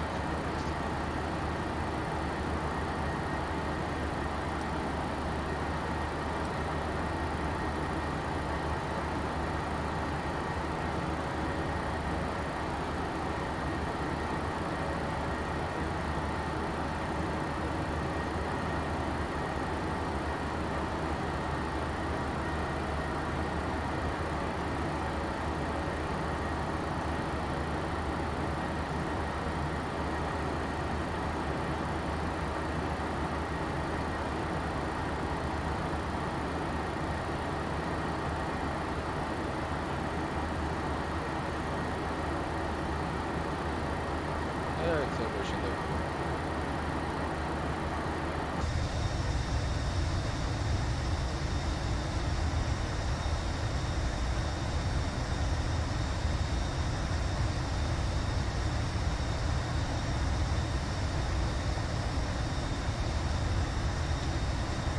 See guys, hello, how are you? Welcome, Madav. Pretty good. See guys, I haven't lost it. It's like walking on the bike, I told you. It's exactly like walking on the bike, like riding on the bike. You don't walk on the bike, sorry. But yeah, you see, you don't lose it. You don't forget how to fly, especially 737.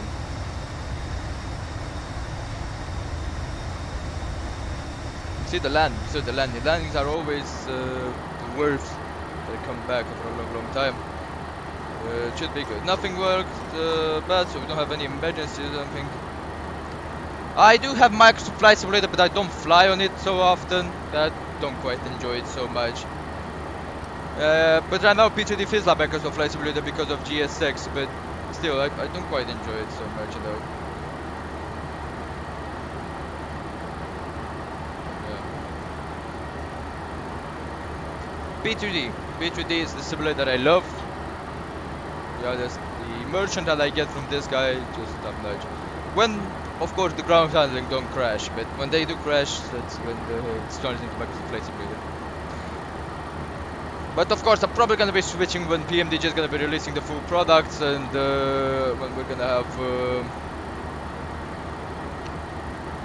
I'm gonna have a lot of stuff like GSX and everything in Microsoft Flight Simulator. That's when I'm probably gonna be switching.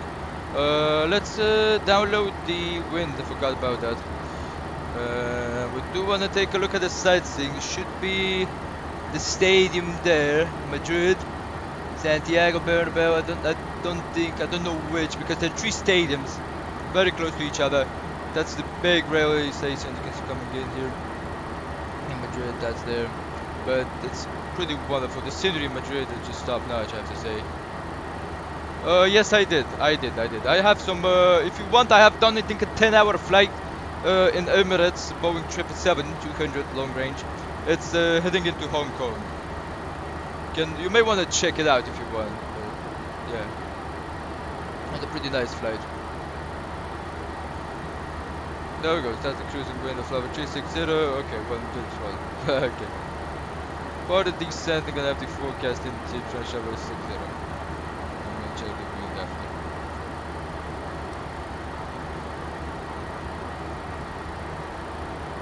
Have a 200 Riley's on the left chair.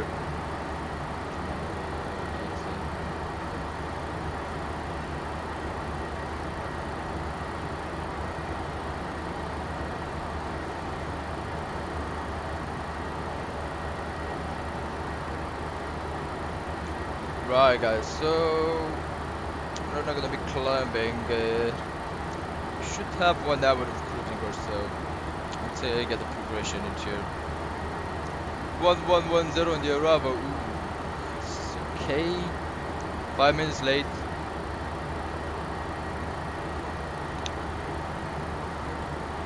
This is because of this departure. What's the 16? The other departure on 36 left, that would have been much easier. Okay, much better.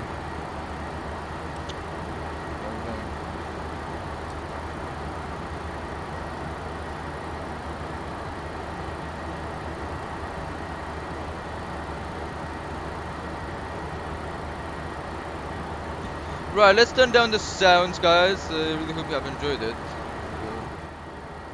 So I can hear myself talk, not right, there we go, 30, there we go.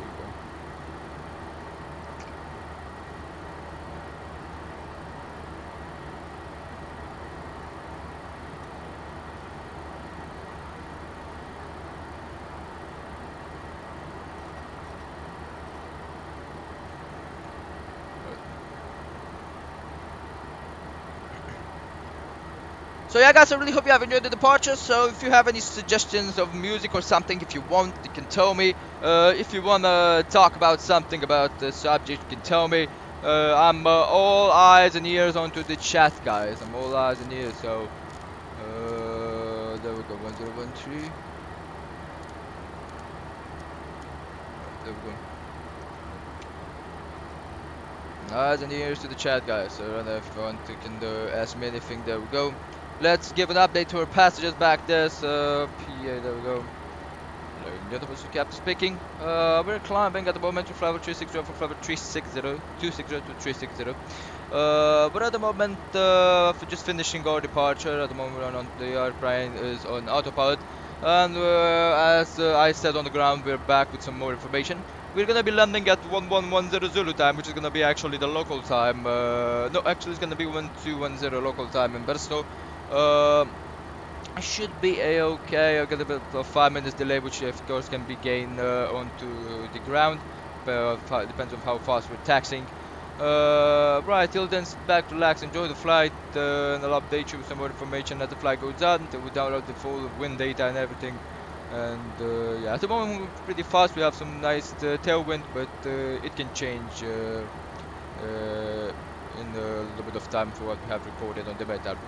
Again, thanks so much for choosing Ryanair. Sit back, relax, and enjoy the flight, and I'll update you as the flight goes on.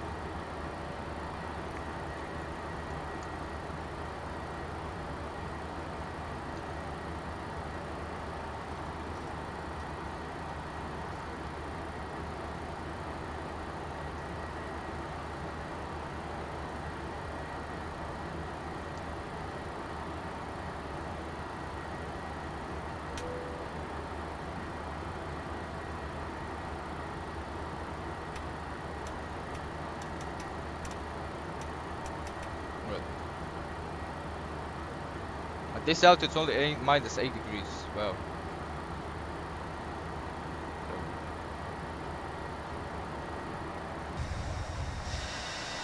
Yeah, what can I say? Goodbye, Madrid. Was nice being there, but have to go. We have to go in Bristol and then in Dublin. I will London for arrival to Dublin. That's what I expected. I think in Bristol we don't have soda, so we're gonna be taking the stairs from.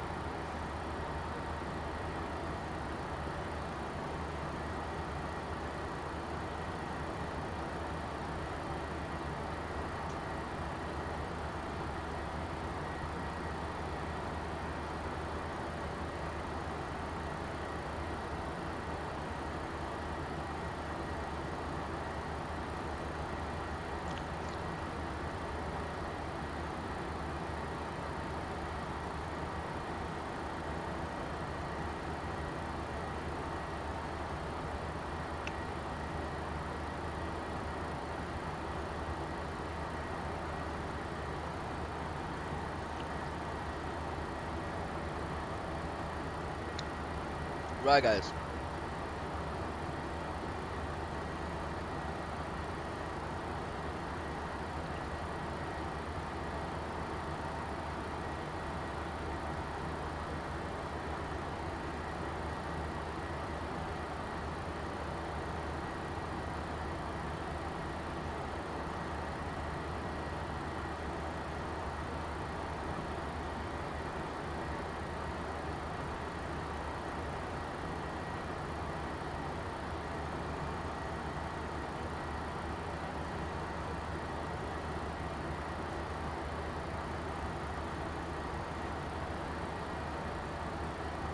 There we go, center pumps off.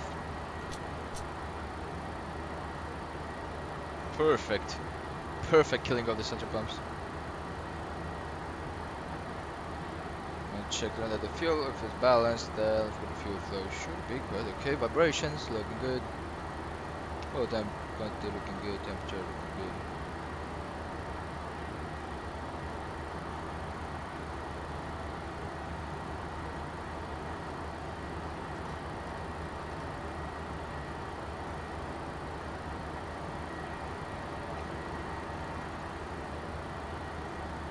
Past it, but yeah. So much here VOR. Let's take a look at the flight log because we do have some more VORs in here. There we had 112, the small that I have.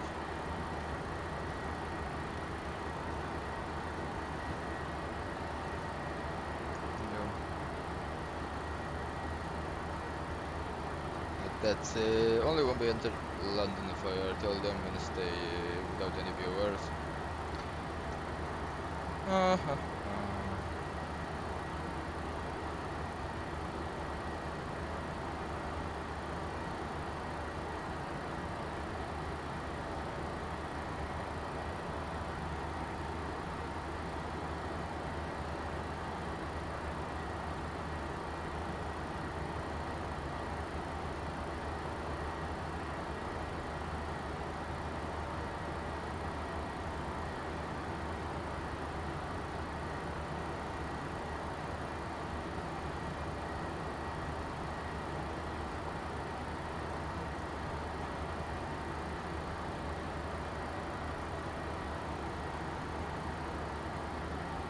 Why is it so much traffic in Bristol? And why is it ground in Bristol? Wow. A lot of traffic in Bristol right here.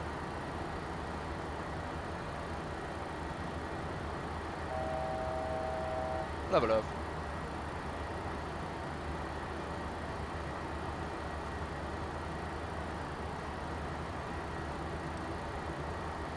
Yeah, we're gonna be caught in the ground if we get that gate that does not require pushback. Just because we don't have a problem with GSX, that means we don't have to push back again. Because in Bristol, I think there is one gate. It depends. I really hope it's not busy. But in Bristol, I think there is one gate which does not require pushback. So yeah.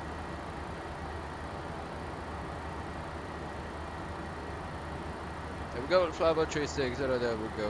Leveling off at 360.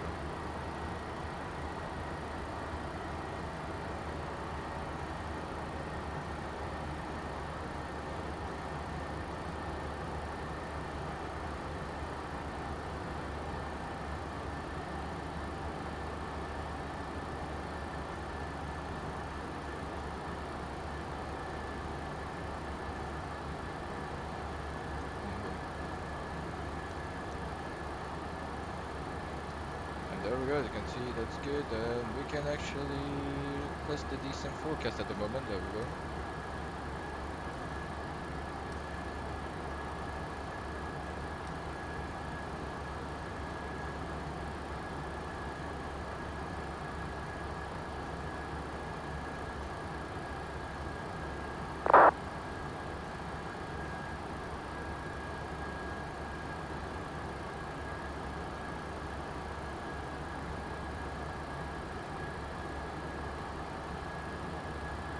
Be the same, but it's okay. It's right on time. It's good. Going to be on time. There we go. 10400, which is 1 hour for now. So we have 1 more hour to just give an update to you guys. Ladies and gentlemen, this is Captain speaking. Would like to tell you that we're gonna have. We just arrived at the cruising altitude level 360, and we're gonna be cruising for 1 more hour till we begin our descent into Bristol. Hope you have enjoyed the departure, hope you have enjoyed the climb. Sit back, relax, the flight and the instructions, and if you have any suggestions, please tell them so they can pass the suggestion to the cockpit in here and make your flight a lot more better. Thank you so much for choosing Ryanair, and I'll get back to you once we're close to the top of descent. Microsoft Flight Simulator 2020 is better. Well, it depends on everybody's opinion. I like to be an OG, to be honest. Not go with the herd, with the flow, like everybody's switching to Microsoft Flight Simulator. Oh my god, let's switch to Microsoft Flight Simulator. No, I like to just wait for that. Wait till I think Microsoft Flight Simulator matured enough for me to fly in it. Till then, P3D, it's more than good, it's more than better. Especially with what add-ons I do have, you know, that adds the immersion, you know, that adds a new flight model. I have real turbulence with turbine cat and real turbine areas, which actually add a lot of immersion. You know, the winds are not like the old model or the newest model like on X-Plane. You know, the aircraft really gets bumpy if it's from because of terrain and because of everything. So why should I switch to Microsoft Flight Simulator when I have all the things that Microsoft Flight Simulator has and more into this simulator? The only thing that's better on Microsoft Flight Simulator is just the graphics, I think, apart from the P3D. So just the graphics, and let's say a little bit. The flight model is a little bit new, but let's be honest. The bugs that I've had on Microsoft Flight Simulator, I played it when I played it, and no, the trim on the Boeing 737. Well, guess what? Not realistic. The Phoenix, yeah, the Phoenix is top notch. I'm not gonna say anything about the Phoenix, but the Phoenix is really top notch. The thing it is, they did the wonderful aircraft because they already had the flight model from the Airbus A320 new, and they just tweaked it. I don't think they started the flight model from scratch, but it is top notch. I'm not gonna say anything about that because it's really top notch. The Phoenix is wonderful aircraft, but yeah, and then to say till we have a lot more aircraft that are top notch like the Phoenix, that's when I'm gonna be switching. I'm not switching only to fly Airbus. It's just would be something idiot by me. Because I don't only fly Airbus, I just fly a lot more aircraft. So yeah, unfortunately, guys, if you want to watch it, you're gonna watch P3D on my streams.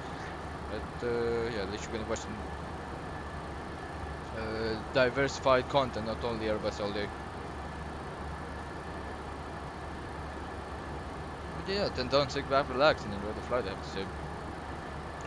So we have 1 more hour, guys. For the briefing going to Bristol, there is nothing to do. I have to say, just one. I've did it once. The arrival, if we're getting the airnav one, it's a very easy one. The only briefing I have is that the runway 27 is approved in category 2 entry operations. Great.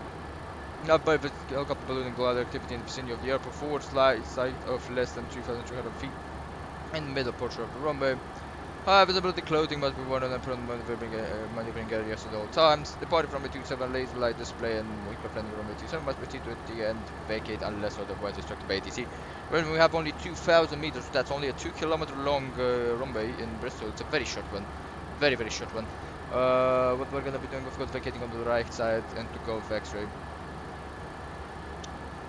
Right, the runway is grooved, PAPI 3 degrees, and there we go. Land beyond threshold 1,800. Reload the glide slope, it's 1,500, 1,600, so that's maximum. So if you land beyond the glide slope, I mean if we do put those markers, we have 3 markers. One at 1,567 meters and 1,696 meters. Yeah, 1,500 feet, so that's good. Yeah. That's the threshold, 1,882. We do have a display threshold, that's the thing.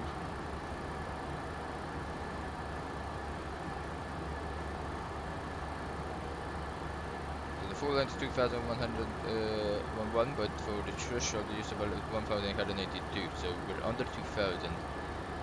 So with this one, as we're under 2,000, we really want to go into the full auto brake. I think it's going to be auto brake maximum flaps 40. We're going to be getting this on landing and it's showing the route anyway.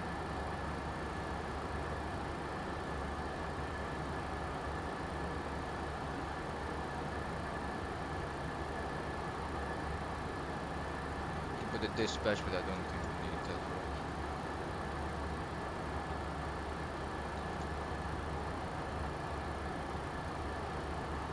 Pretty good conditions, in Bristol. A little bit of the overcast layer, but pretty good conditions.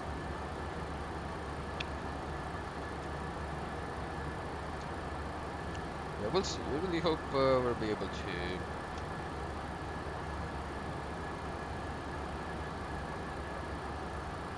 land it pretty smoothly.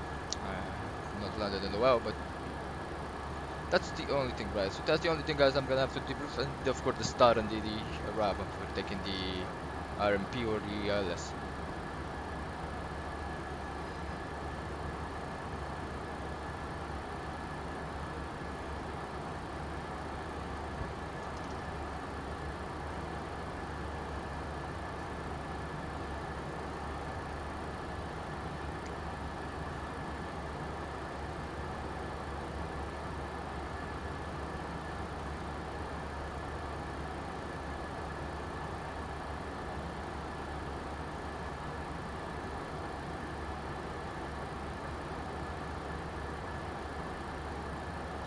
We can do the RMP and then get the ILS DME in here. Wow. So we can do the RMP and then get the DME on the ILS and just use the RMP into this, but no, I think the DME has to be programmed, we can't just put it like that. Oh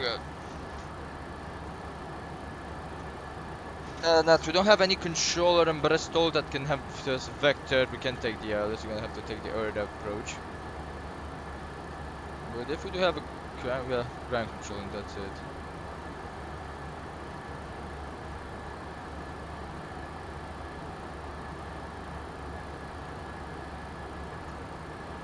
Do we have any?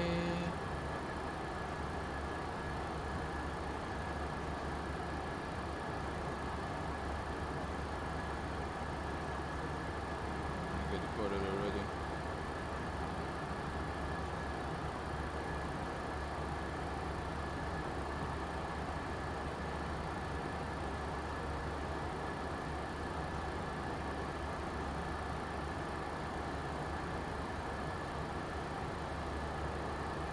They're coming from Geneva, so yeah, we're gonna be having a lot of, we're gonna have some traffic in there.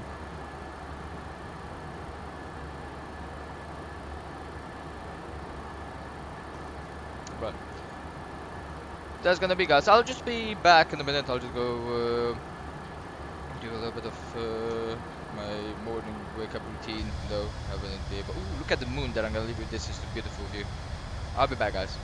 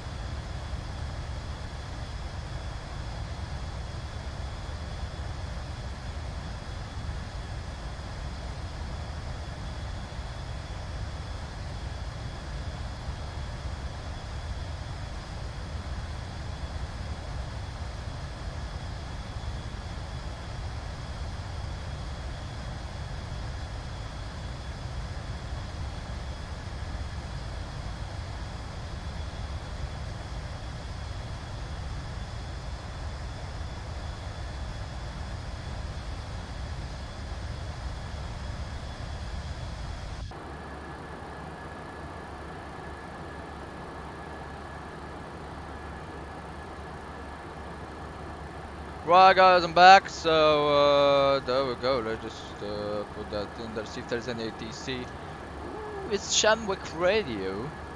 Shanwick, yeah, that's Oceanic actually, I think. Let's actually check it. I think it's Oceanic Shanwick. Yep. Um, Shanwick is the oceanic part of Europe. Okay, flying. I think it should be an event. I think on 4th of July right now. It's probably should be a cross the pond event right now. I think today should be the cross the pond event, the 4th of July. Did we crash somebody? This guy, what flight level is? 380, 360. Yeah, he's best and better than that. 370. Okay, so burst to ground is out. So burst to ground is out.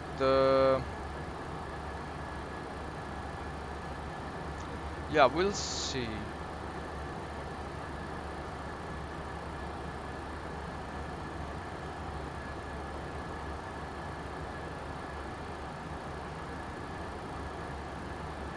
I'm thinking about finding a spot which does not require pushback. I don't know. This guy's here, but I think this guy's quite pushback. Yeah. This one didn't. Yeah, we'll see when we get there.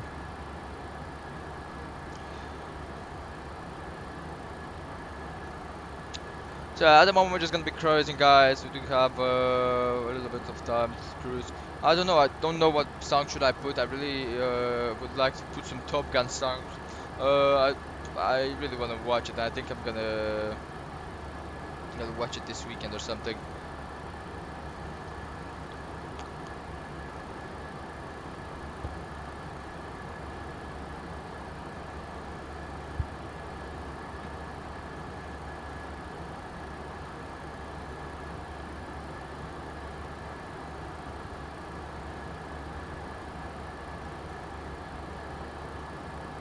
Waka waka, samila mila, samila mila. Let's go to Africa.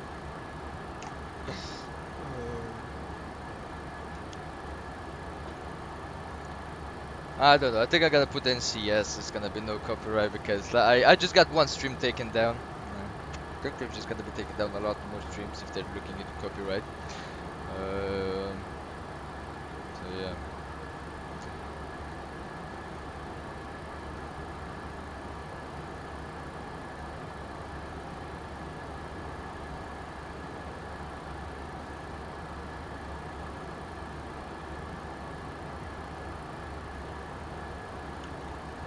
Really blown away by GSX. I think I'm gonna reinstall it to do something. I don't know, but we'll see. Let's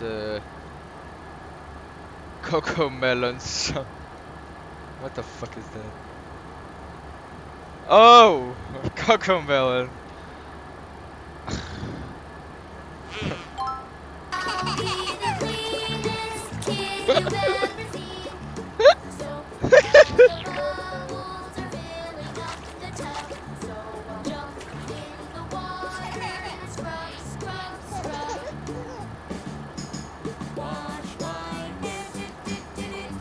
Wash my hair, baby shark, baby shark.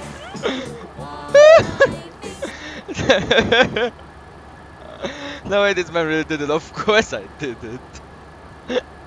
Baby shark, baby shark.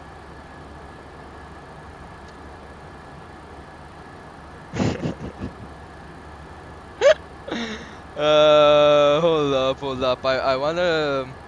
What do you guys say we look at flight inside IL? How the ILS system works? Do you guys want that? And the ILS system explained. It's so I can make my streams educative for you, so you guys can learn even more. In every stream when we have a longer cruise than whatever or so, we're gonna be looking at some videos like this one, like how the ILS works, and it's gonna be up to you, you know, just training, because I like to look at videos like this. So the altimeter indicates the ground is getting closer and closer. Suddenly, approach lights appear out of the mist, leading to a wide runway, and the aircraft makes a smooth touchdown. It's one of the most satisfying actions a pilot can make, flying an instrument approach to minimum altitudes, and it's made possible by the Instrument Landing System, or ILS. There we go. The Tell me if you ILS guys. uses highly directional radio transmitters on the ground to provide an approach Why is path this kind of for exact talking a little bit alignment higher? on an aircraft's descent to land. Let's talk about how the ILS works by looking at an example. This is the approach chart, or plate, that the FAA publishes for the ILS approach to runway 31 in Sioux City, Iowa. We won't get into all the details of the approach plate in this video, we just want to visualize the approach and how the ILS works. Private pilots know that they can use an array of red and white lights called PAPI or Yeah, the VATSI PAPI to on the determine left if side, they are on too the right high side. or low on approach. On this VATSI here, the aircraft is on the proper approach path or glide slope, Yep. and the pilot can see a line of red lights over a line of white lights. Yeah, exactly. I Get look too at low, them. and now the lights are Oh, red no. over red. The- Get too high, and it's white over white. The pilot can adjust the aircraft's descent angle so that the indication on the VATSI is red over white, meaning we're back on the appropriate glide slope. That's the glass. VATSI works by each light sending out both red and white indications directionally, and they're oriented so that on the proper glide slope, the aircraft sees red on top and white on bottom. I actually experienced this in overall- real life. I'm just gonna post a little bit of video. I actually experienced this kind of stuff in real life. How I have the railway station and the rail. When I go to the airport, I go by a train because it's 20 minutes, it's free, and it's yeah, something in the country.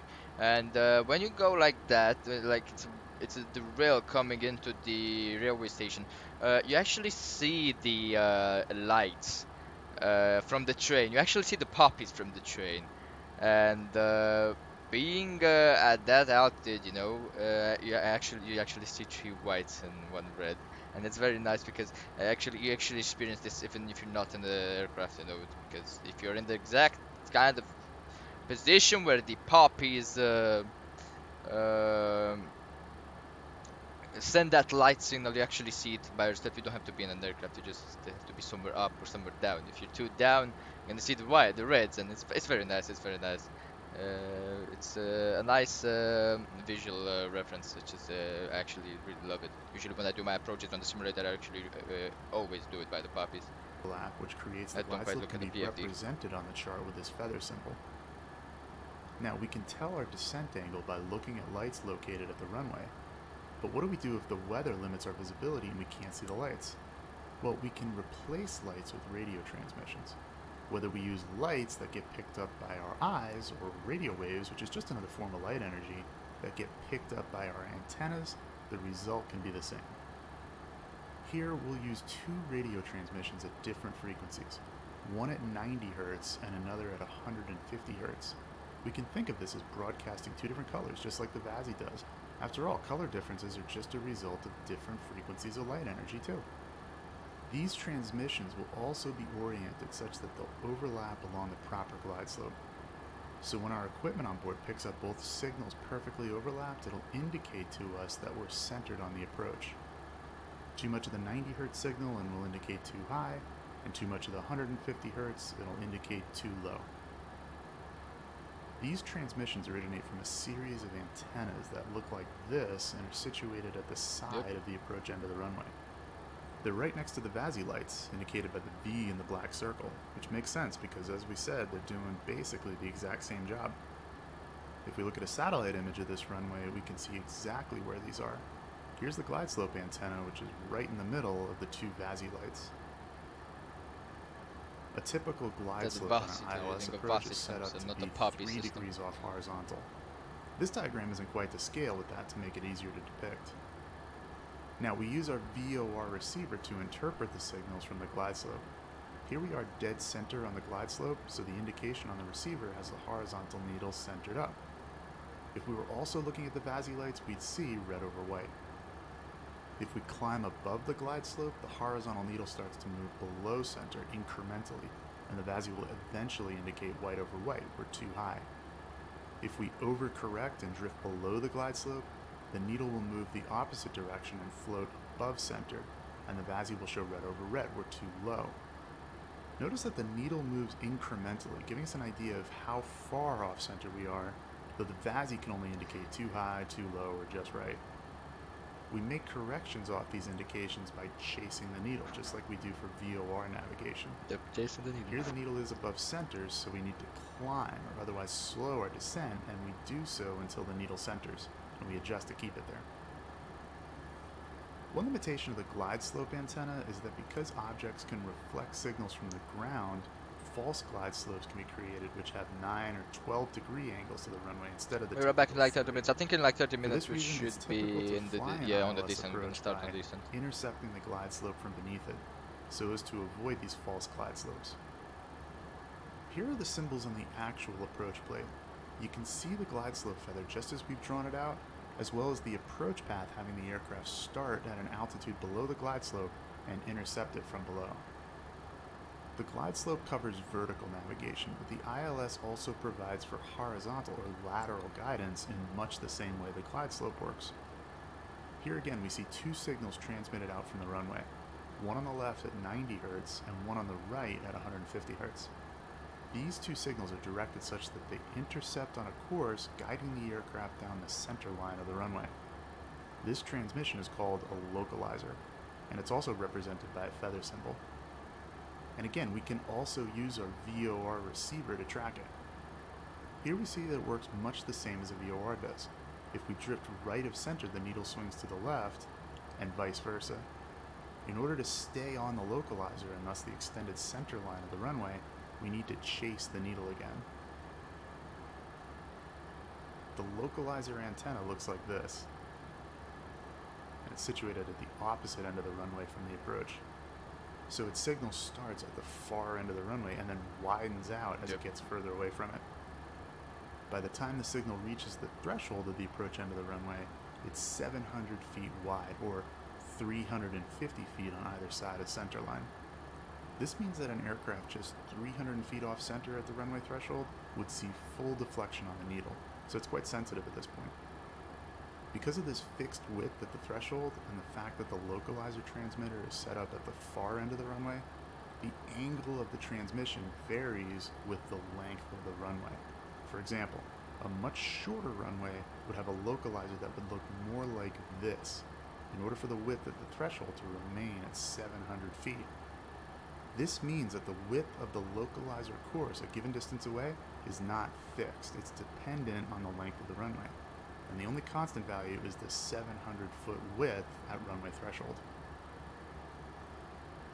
Besides the localizer and glide slope, many ILS approaches provide distance information using marker beacons. Here the football symbol indicates an outer marker. This is typically between 4 to 7 miles from the runway and indicates where the aircraft will intercept the glide slope at minimum altitudes. This is the point where the aircraft normally should be configured for the approach. When passing over the outer marker, the aircraft with the proper equipment will receive this indication in the cockpit.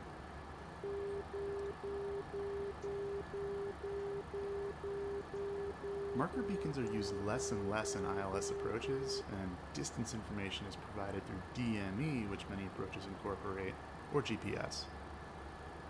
If we remove the overlay, we can see what the approach symbols look like on the plate. You can see the localizer feather and the football shape for the outer marker. Notice the shading on the right side. You'll always see the right side of the feather shaded on a localizer front course like this, as opposed to the left side, which would be on a back course, which is covered in another video. An ILS approach is flown by tuning the aircraft's navigation equipment to the correct frequency. The top of the plate lists the frequency for this approach as 109.3. This frequency is for the localizer signal alone, though it's paired with a glide slope signal at a much higher frequency. The navigation equipment will also pick that up automatically. In addition to receiving these two signals, the aircraft will also receive an identification signal, which broadcasts the Morse code identifier for the localizer. Here the identifier is ISUX, and the transmission will include the Morse identifier shown here by the dots and dashes, just as you'd find when identifying the VOR. Unlike a VOR though, the localizer and glide slope transmissions aren't broadcast in all directions. They're highly directional, which means that unless you're lined up with them, you can't rely on getting an accurate signal. Proper indications are only guaranteed within 35 degrees of either side of the runway center line, out to 10 miles from the localizer antenna, and within 10 degrees of either side of the runway, out to 18 miles. What this means is that even an aircraft that's very close to the airport but not inside these coverage areas, as is often the case for flights that are being vectored by ATC onto the approach course, won't receive an indication when tuned to the ILS, and an off flag or something similar will be displayed. This will stay until the aircraft enters the coverage area and the receiver will come alive, here showing that we're left of course and below the glide slope. As we intercept the localizer, the needle will swing towards center. So, putting the localizer and glide slope together, we get a three-dimensional guidance down to the runway. First, we see the localizer beaming a course from its antenna at the back of the runway, and the glide slope transmitting a course from closer to the approach end. Where they intersect, the aircraft will be shown as being on center of both needles. Deviating off this three-dimensional center will indicate on one or both needles accordingly. We might also have one or more marker beacons indicating distance and key parts of the approach. Here we have an outer and a middle marker. As we continue inbound, the course gets smaller and so the needles get more sensitive. The middle marker is situated at the decision altitude, typically 200 feet AGL, where we'll decide to either continue the descent down to the runway, or if we don't have any visual cues, we'll start a climb out and execute a missed approach. Putting everything together, here's an abbreviated ILS approach at nighttime. We can see the glide slope lights, in this case a PAPI, initially indicating 4 reds, meaning we're too low, as confirmed by the glide slope needle being above center. We'll hold the altitude until the needle centers.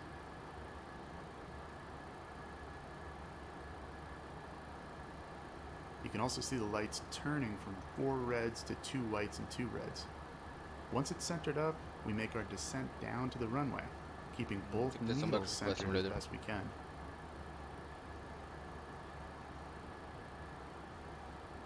Really nice Finally, at 200 feet AGL, the middle marker will sound at the top right of the screen, indicating our decision altitude. Since we can see the runway just fine, we'll decide to continue our descent into land. If this was helpful, please click subscribe so that you can stay up to date on every new training video coming out each Tuesday and Friday, and get access to posts and articles that'll take... Yeah guys, so I really hope you have enjoyed it. There we go. So yeah, that's how an ILS system works for everybody who paid attention. That's exactly how an ILS system works, so really nice thing to do. The VATSI, of course, the VATSI system is right now replaced by POPs. Usually there was a VATSI system back in the days, which was like you would see 3 with 3. So there was 2 lights at the front and 2 lights at the back. The front light was red and the back light was white. And if you were on the glide slope correctly, you should see both of them. If you only see the reds, that means, yeah, exactly as shown in this video, that you're too low. I really hope you have enjoyed it. Let's start preparing our arrival into Bristol at the moment. Today we're going to be doing an airnav approach, which of course, let's get the view work here. Because of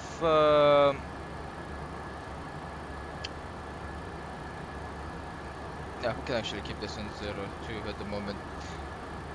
So while we're doing an RMP approach today, is just because of the star that we're taking at the moment. So we're going to be taking the Buxton 1 Alpha star. We're expected to get coming in by Exmoor, then Buxton, which is the F, and then Elephanter in about the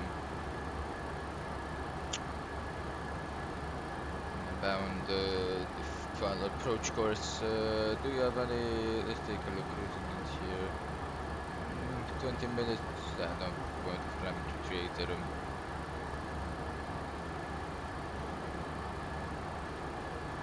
No, but that's the DAB 200 net command, so it's there. We have Bristol and DB, which is for 4. There we go. Put it in there. Bristol, they have 40 RMP arrival. We're expecting it's gonna be an RMP by the DME.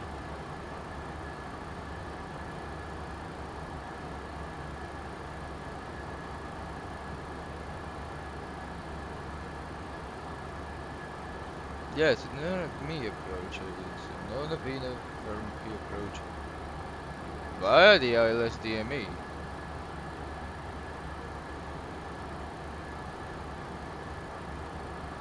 I think we can actually change it. We can use the burn up, but now we have different weapons.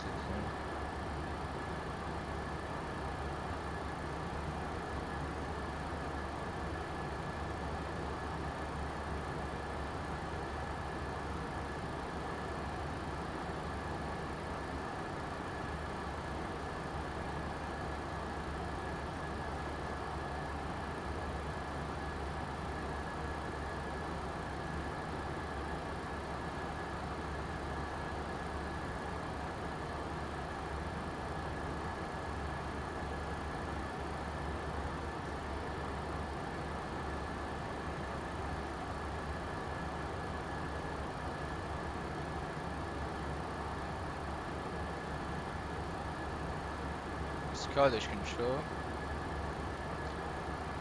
Jersey Tower.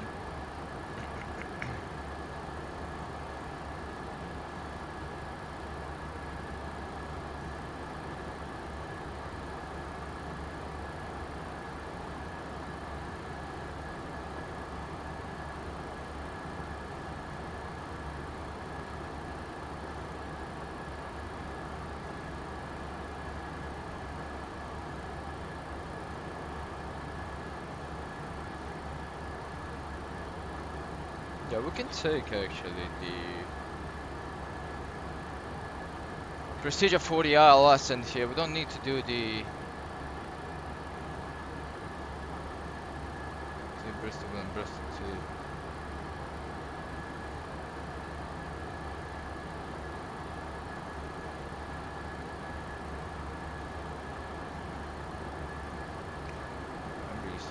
So what can we do? I'm gonna stay on the Europe, I think, on the Europe part, but says here I'm gonna be using the ILS-DME for the DME, so I'm gonna put it in here. Do we have any VORs onto this? Ravel, no. No VORs, everything.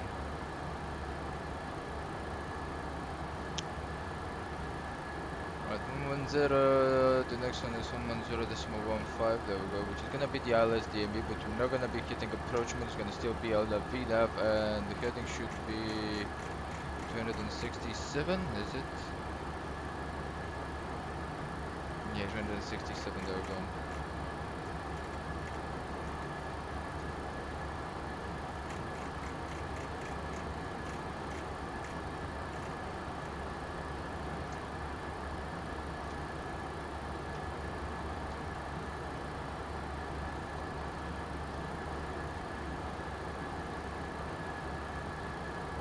Right, let's get the weather information.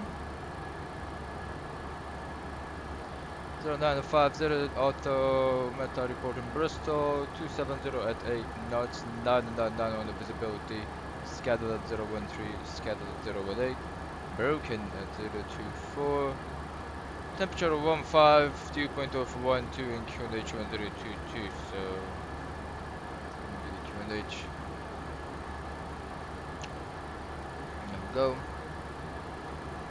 So let's get this in here again.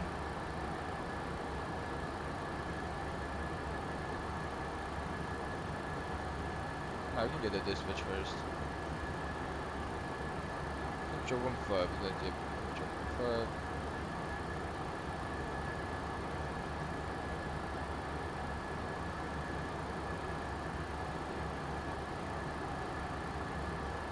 From 47, quick turnaround rate, 67 minutes on the turnaround.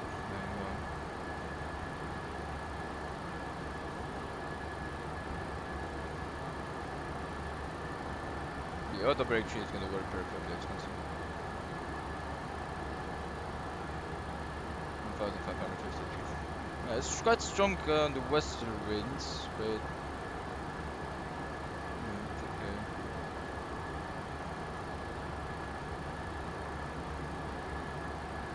There's one going to the left side there.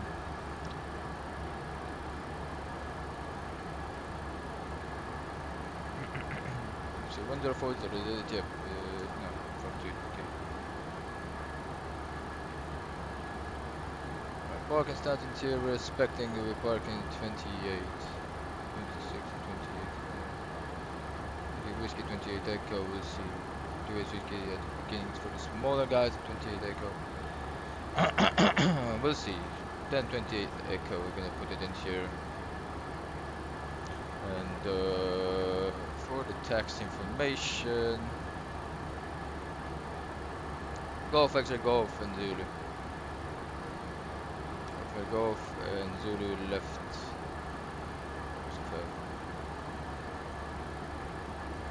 Golf X-ray Golf and Zulu. There we go. For usually for 28, stand 28, you need oh,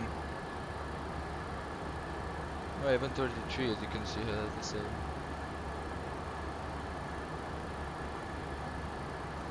'31, 33. You can put 33 if we don't.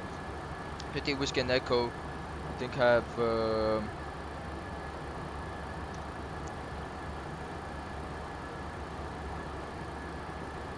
yeah, they do actually have follow me car requirements, so we're gonna actually take gate 33. 33 there. Pretty good.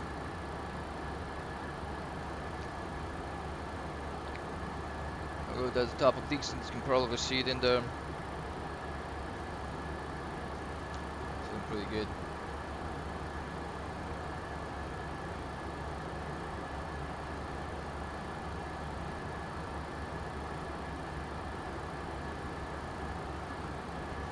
Next flight should be pretty fast out. Should not stay a lot of time. Should be in Dublin. Pretty fast, so not have many problems.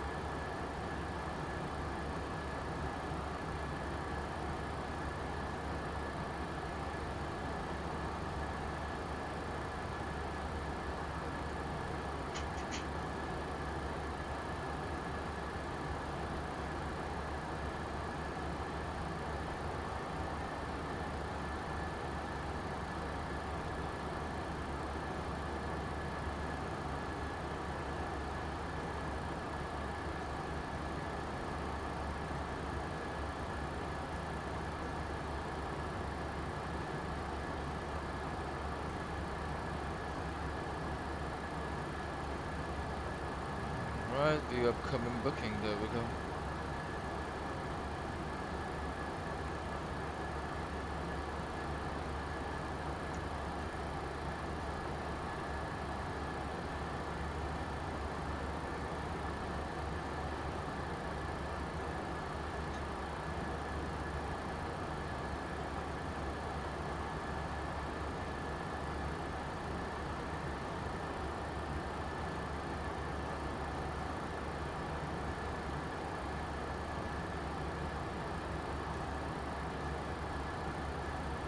Up 1220, that's the departure tab. Pretty good.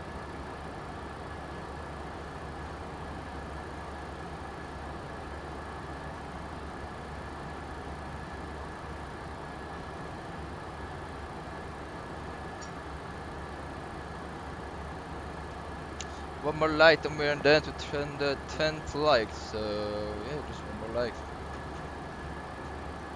Okay guys. Oh, so okay, 10 minutes, there we go. So we're gonna be doing the weight stuff, so we've checked the weather. The aircraft performance has been checked, and we're gonna put in flight break 3. The weather of course does not change. The instruments, let's put it in here. I think we're gonna be using battery. If you're taking the aeronav approach, we're gonna be using barometrical minutes like I actually like to. So 950, which, oh god. Go, it's gonna be 950.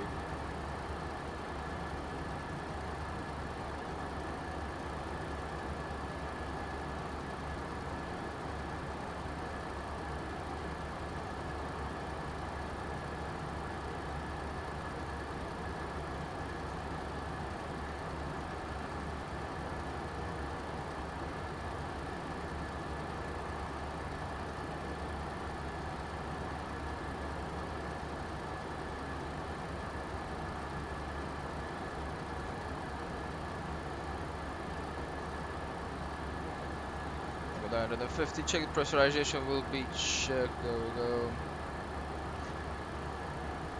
Right, let's take a look at the airport information chart. We have 622 on the airport elevation, which means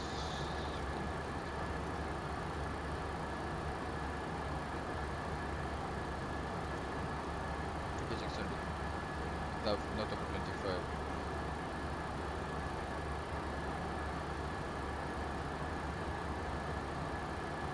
The runway elevation is 600. Yeah, okay, 600.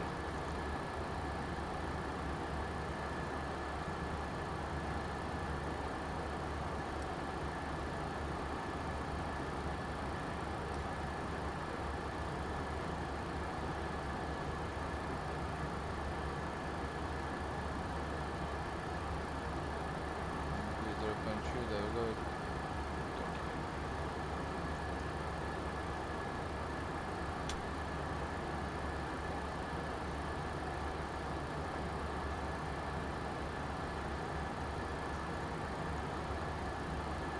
Right, for the terminal arrival information, we already have the taxi in here, Golf X, Golf and Zulu, private minus 1023, and let's don't forget that we don't have any controller. That's it, Gatwick, there's no controller.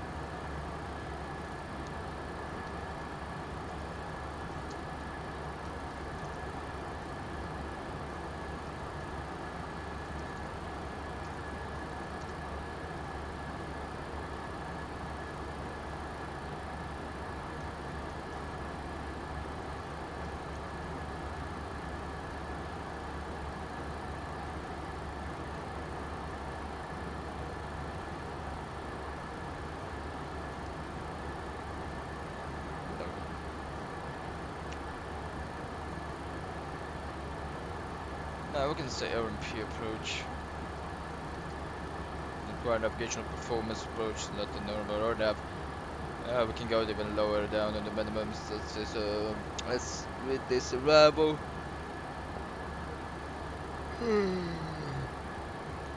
And to set HP transfer by TCR number 1, pilots were requested by Exmore on for contact with car operator, northbound.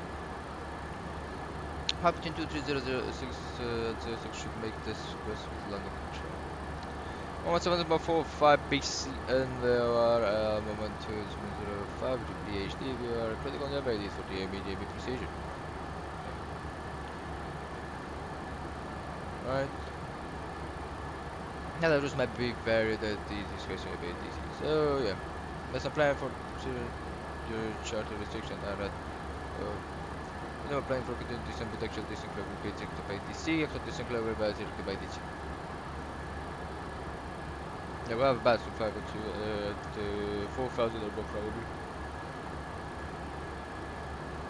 Yeah, and 210 on the speed. 210 2,500 bypass it, and that's gonna be the glass.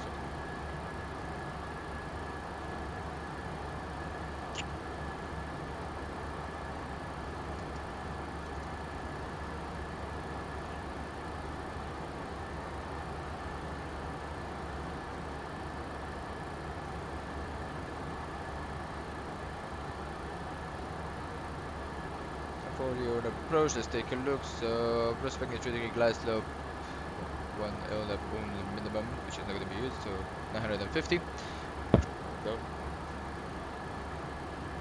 Going to be the minimums, the LF only 1000 CDFA. Yeah, VR quad 1500 meters, just go there.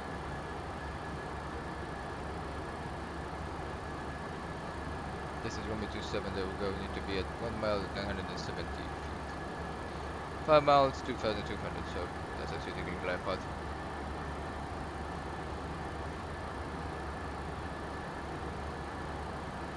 Caution power management, wind shear turbulence, especially if the wind is strongly westerly, which is fully westerly, so wind shear and turbulence expected. Pilot should request RMP approach for cutoff with the minimum temperature minus 10 degrees, altitude you reach 0 at 27 threshold. Best approach procedures to climb straight ahead 3,000 feet and as directed. They directed main straight ahead and then right hand turn. Why we right hand turn? Because it's the circuit land is on the north of runway 927. Final approach control 167, there we go. 2500 for Golf Delta 27 Foxtrot. Which means 7 miles or so.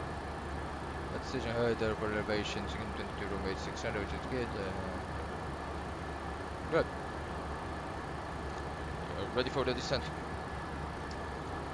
31 nautical miles, there we go, and let's announce the passengers that we're going to be beginning our descent. Ladies and gentlemen, Mr. Captain speaking. I'd like to give you some more information that we're going to be beginning our descent in about 4 minutes. We're going to be descending for about 20 minutes or so, expecting that for the arrival. We're expecting runway 27 for the arrival in Bristol. We do have some winds, a little bit of a strong winds from the west. Nothing good that you should worry about. We have everything under control. Just like to tell you right now that it's not going to be quite the smoothest arrival. Yeah. Listen to the flight attendant's instruction during the descent, as they're going to be instructing you to what you should do during the descent procedure and the arrival landing procedure. Till then, sit back, relax, enjoy the flight, and I'll update you as we're at 10,000 feet, very close to the airport. So just turn on this side, let's see what's done. Till then, you're free to move around the cabin, but we do ask you that if you are at your seat, keep your seatbelt securely fastened. Thank you, and I'll get back to you.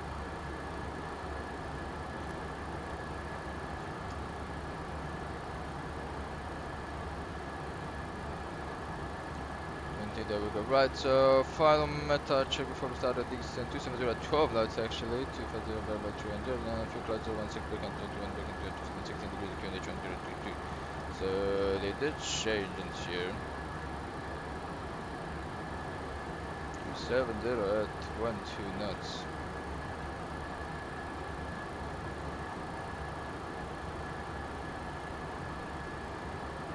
It's still looking good. Right, the minimum is gonna go in here, and yeah, we're just gonna be setting this. There we go. 6 wind correction.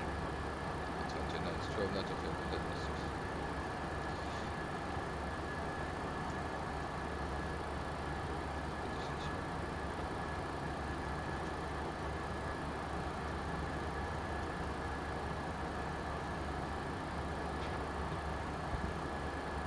Right, throttle brake can go to 3, and let's check the old quantity and everything. 64 will drop it 1%.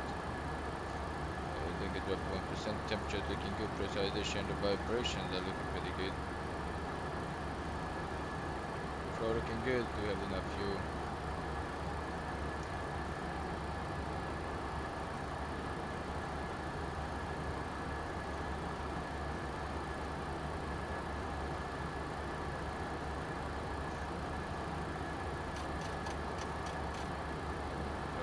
I'm going to check in here.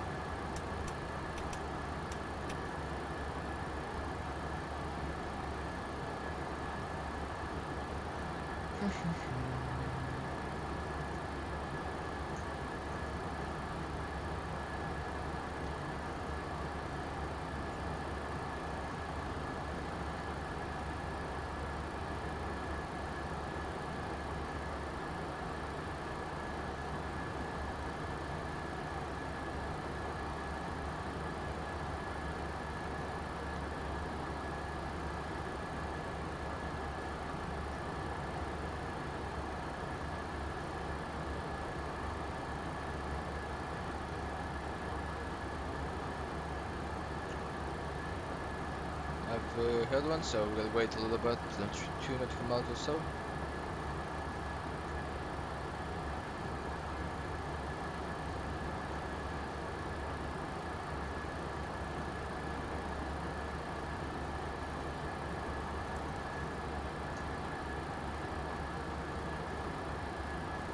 Sure, we can just keep it like this. You know, they don't start, but we're gonna start pressing that alternative here.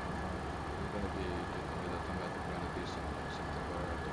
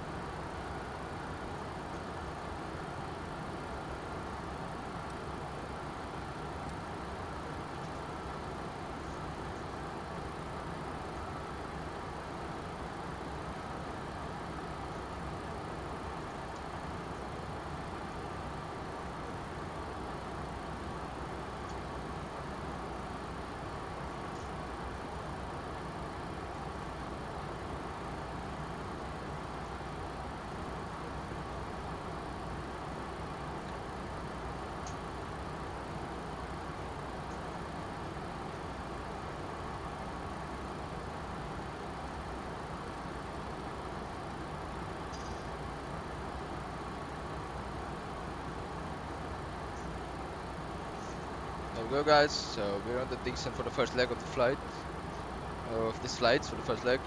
So pretty good. Should be starting to see England. There we go.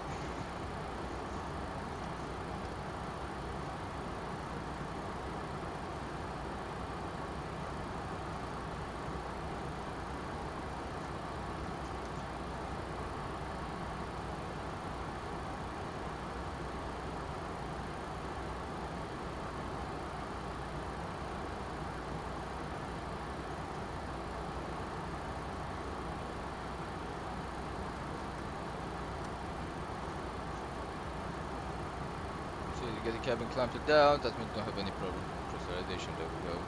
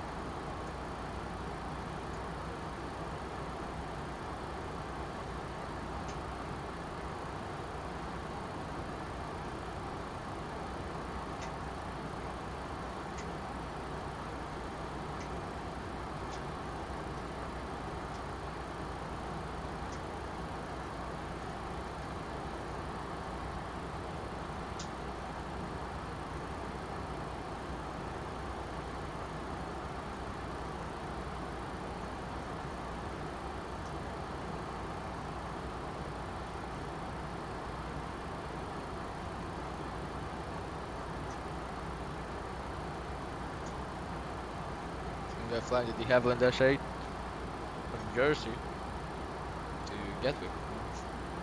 Nice flight, to be honest.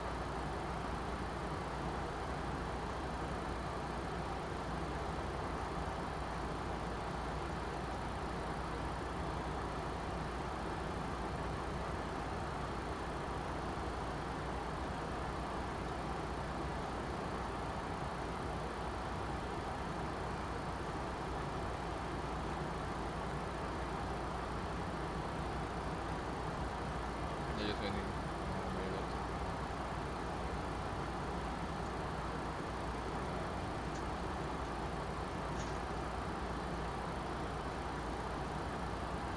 Let's give it an economy decent over this station because not the best fuel burn.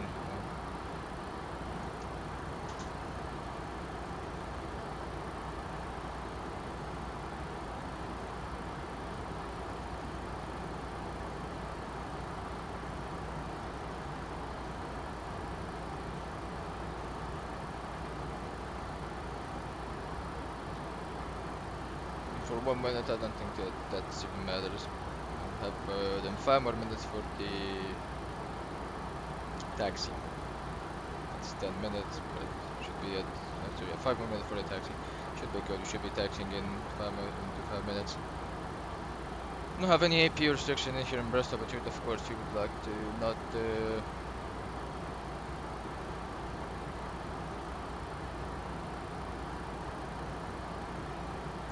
on too much before fuel burn.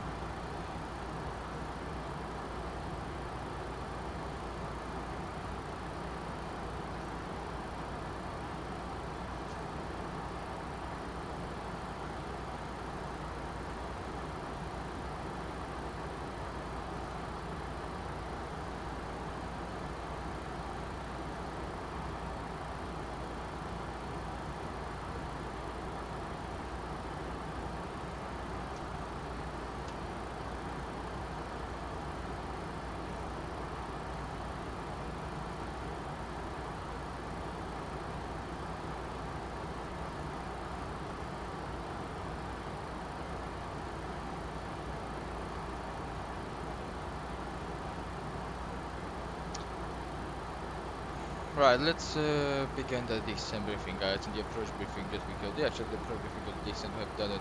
Wait, is that right? For the approach briefing, we're gonna be arriving in Bristol. We're gonna be approaching it by the Buxton for arrival.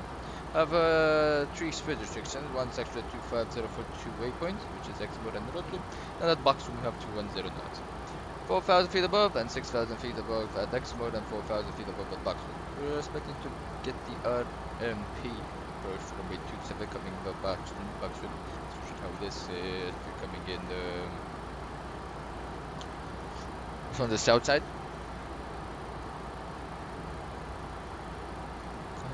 Right, coming in from the south side, that's usually how we did.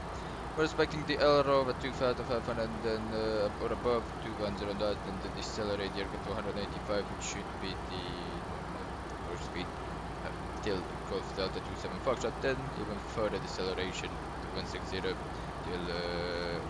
5 to 6 DME, or I think it's 4 DME here. Then the normal speed, the approach speed, and the arrival speed. We're expecting the vacation to be onto the right hand side at Golf X-ray, which is at the end of the runway, as the runway is very short, less than 2,000 meters. That means auto brake 3 for flaps and for reverse thrust for the stoppage. For the stand, we have talked with the ground crew as we have an issue with pushback tug from Madrid. We're gonna be getting stand 3-3 so we don't have to push back. So we're gonna be going out directly, just starting up the engines and coming in. Right. Under case of an emergency procedures, if we do have any emergency procedure, please set 51100.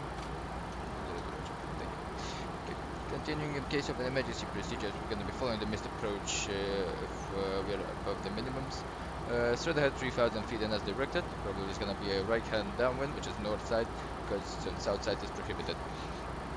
If is after the minimums, after we call already land, we're going to try to land the aircraft. Doesn't matter if the engine we play among both of them, we're just landing the aircraft down on the ground because we don't have any more space for maneuvering. So if we already take the decision, we're keeping the decision. What we have for the caution, for the note that we don't have anything, no sigmas for nothing. We only have a caution that if we have western wind, which we do have, we may experience turbulence and wind shear.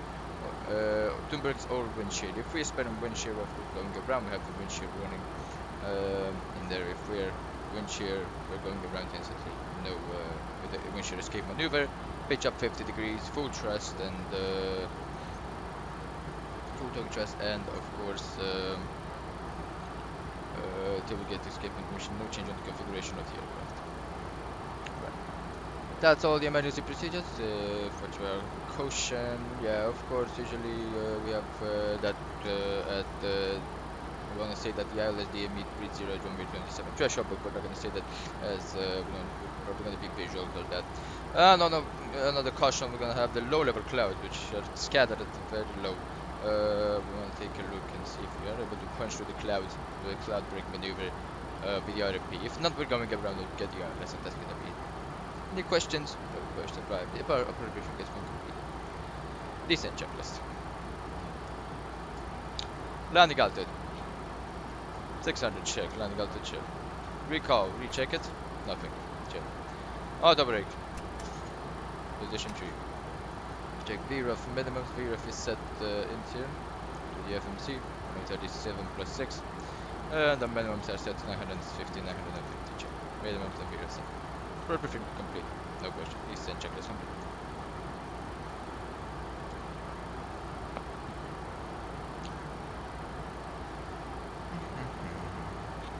Just so chill, it's just so chill, just flying, guys. No, I'm starving. I think I'm gonna be stopping on Bristol ground and here when we're gonna be down on the ground till the fueling or something is done. Don't think we're gonna be needing a lot of fueling, and well, I think during the boarding I'm gonna eat something. It's really starving. Can't wait till Dublin. It's 2 or more hours. Actually, 1 hour till more than 1 hour till the departure from Bristol, and 1 more hour for the Dublin.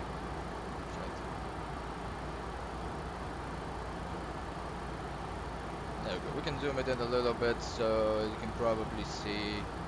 Yeah, we're on the last portion.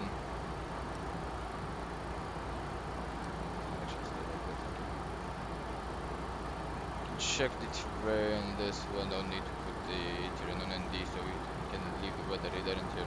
And we have caution, the wind shear, so we have the weather radar, both of them. Okay. So yeah.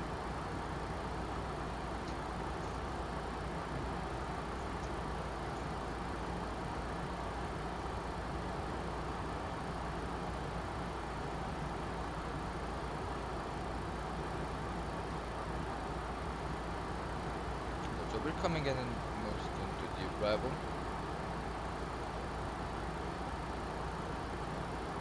Let's put the ILS frequency. We can do the ILS, but I actually want to do the LFV now. Of course, if we see the cloud breaks, it's too late. We do have some scattered cloud. Few clouds 0, 1, 0, broken 2, 1, broken 2, 7. So yeah. It's good. They're a little bit higher up at the moment. Plus 0 degrees anyway, so no problem with icing at the moment. It's very hot.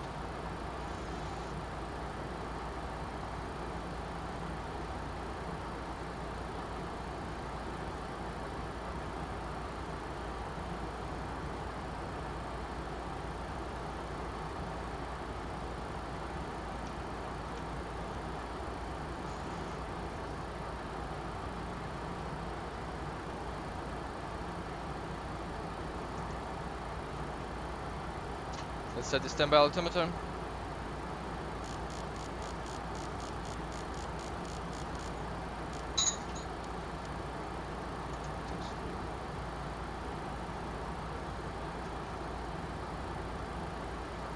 Standby altimeter has been set and I think that should be looking good.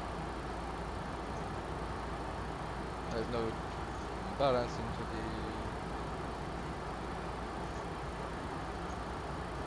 the tanks, so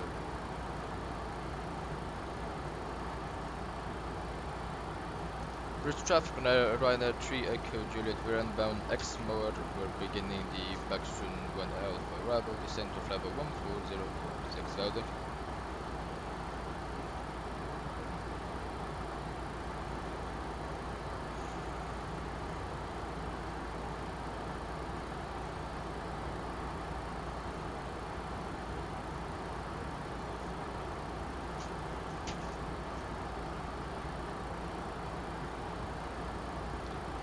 Bumpy.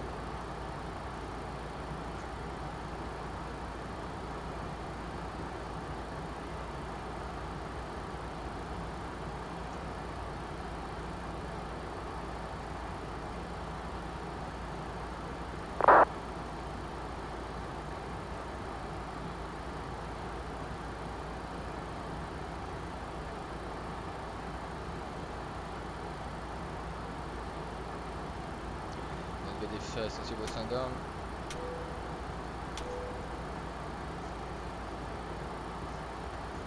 Ladies and gentlemen, this is Captain speaking. We are almost at 10,000 feet. We still receive the sun back on. Please remain return to your seat and keep your seat basically fastened as we're gonna be landing shortly.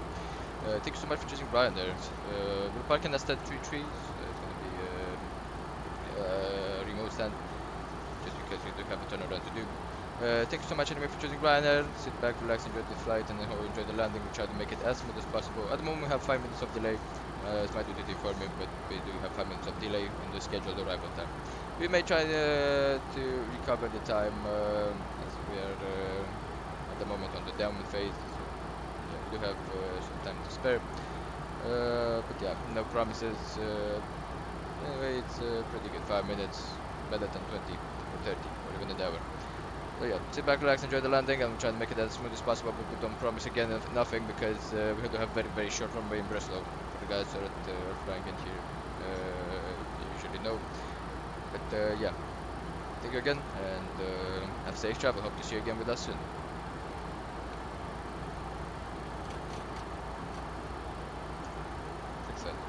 Check. We're on downwind. Check downwind.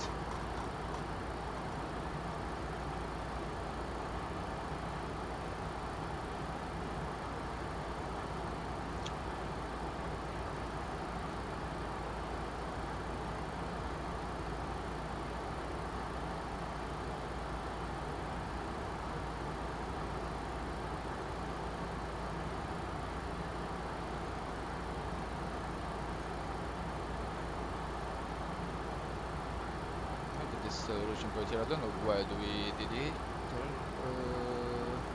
What the 240, so it's 10 knots on the deceleration. Okay.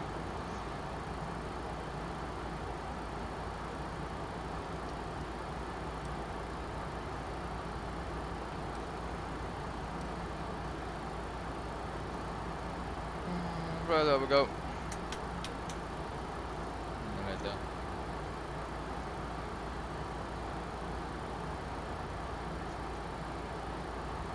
Or the fixed one, don't want to be retractable at the moment.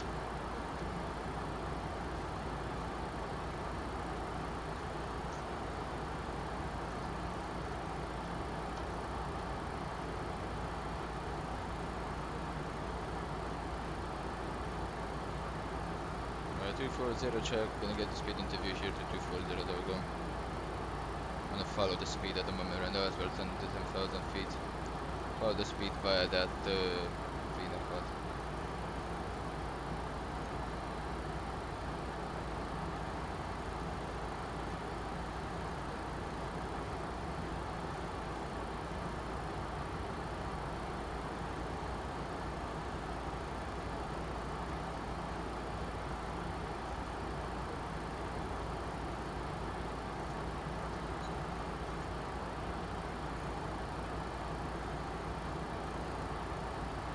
Or we could have some cloud or something, I don't know.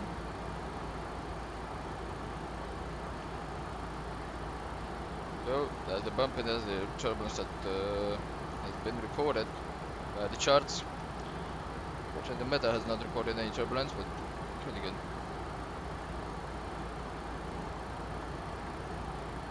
That's the deceleration point that begin the approach right there.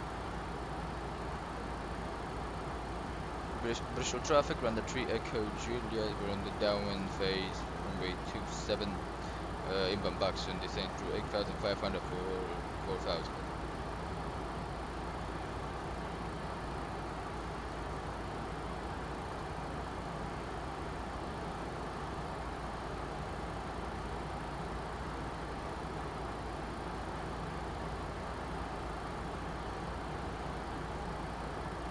To lose some feet on the downwind. With deceleration, we're going to pull out the speed brake till 210, then pull flaps 1 and start decelerating the flaps.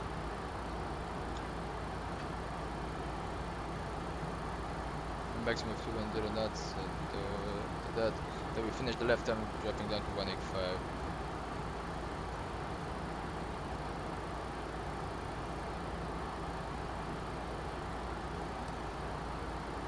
Lovely landing in Bristol, the frame that's so bad, it's always bad.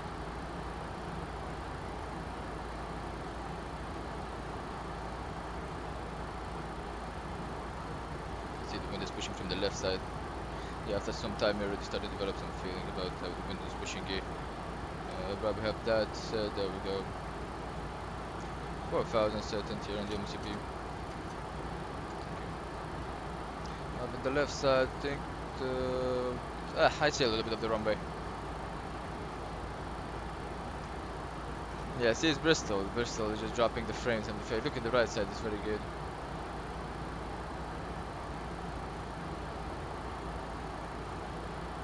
Let's see if we can cloud break right now. It would be perfect if a cloud break on the downwind. If cloud break on final, that means that we will have a lot of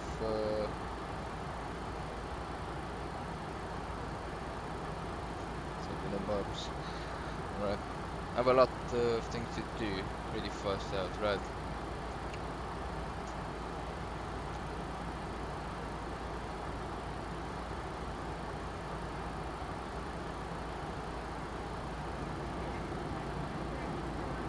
Look at the cabin is going for depart for arrival.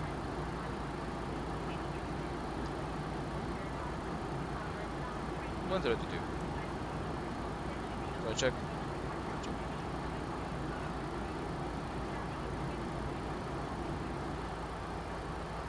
Bristol traffic, do you want off mic pushing back from 23 to face the east?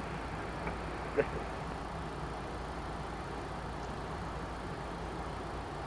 Hope it's not Bristol.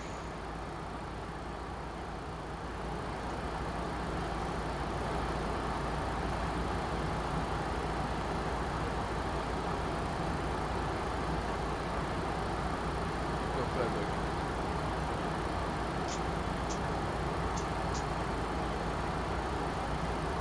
let's start right now before we.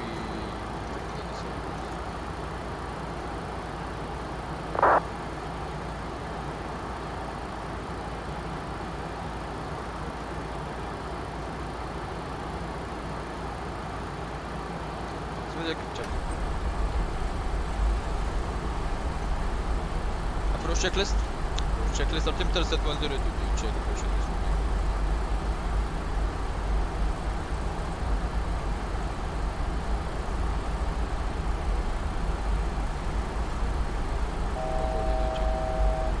Flaps 1, we check flaps 1.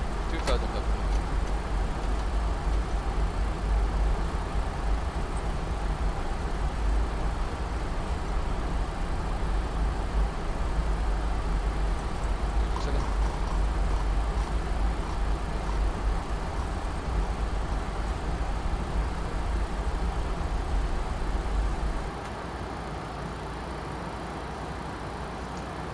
Bristol traffic on the 3 Echo Juliet on base runway 27, 10 miles long.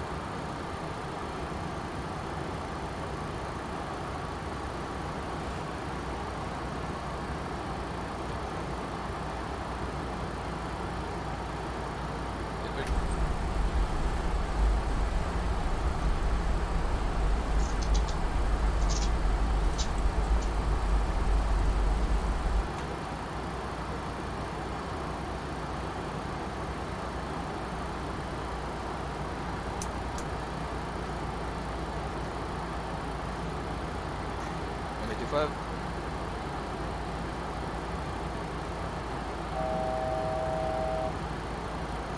2,500 check, minimum set 950.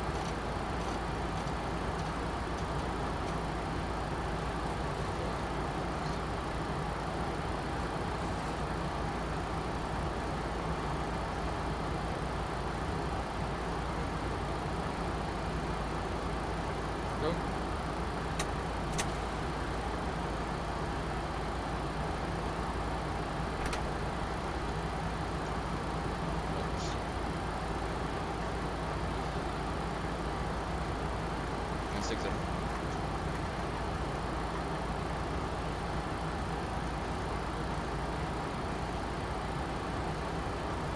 Gb check 7 miles.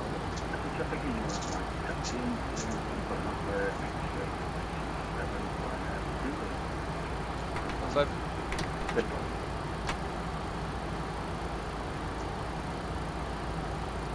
Just rather to control black advise the last guy talking that we don't hear you on the 5. Bristol traffic, G1 Alpha Mike, taxi into Alpha X-ray via Zulu to runway 27. Roger that, Vice President Ryanair 3 Echo Juliet, 6 miles out, runway 27 to land.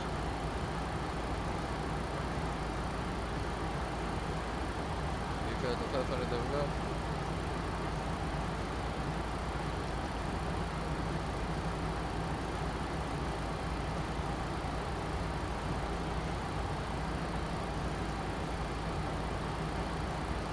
Plus 15, you're done.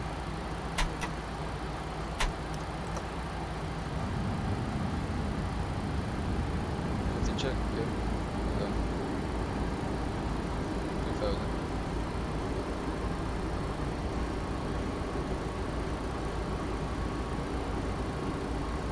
Four miles out, 142.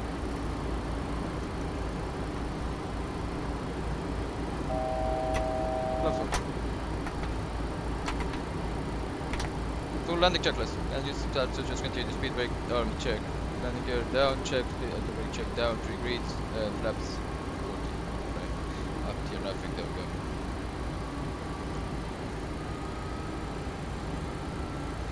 Check for the to stabilize. Check.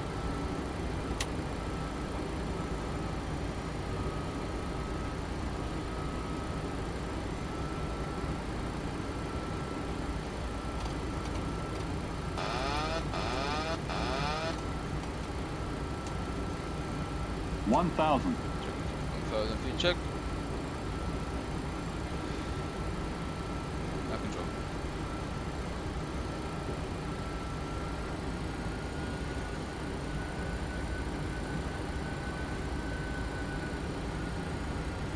Check this complete, right, there we go.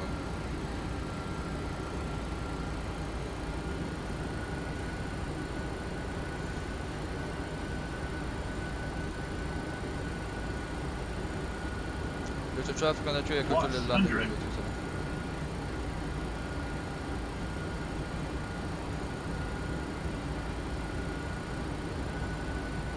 Minimum.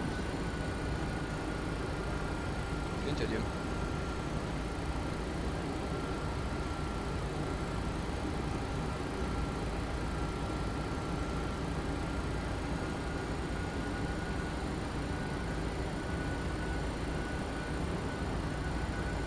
Fifty.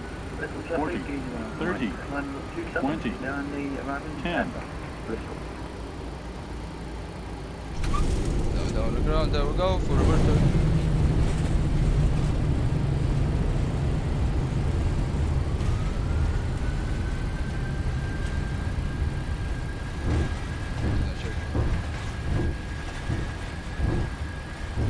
Check. Where's the down by the break?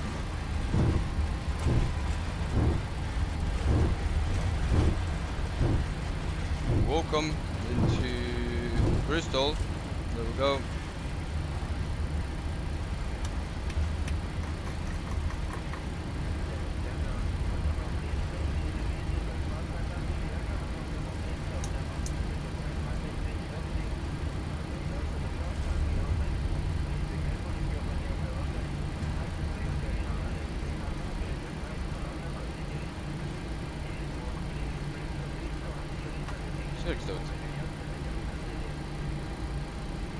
What's up? Clean up check.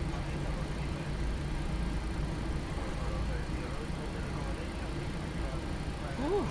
Well, a little bit nervous. First time after such a long time. Continue. There we go.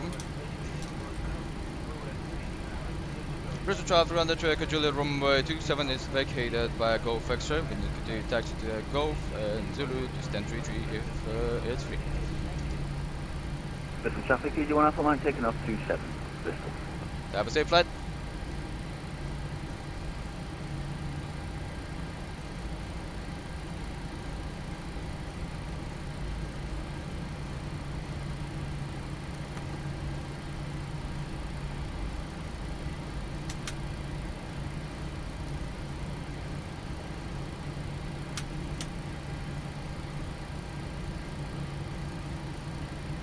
Look at the easy in there.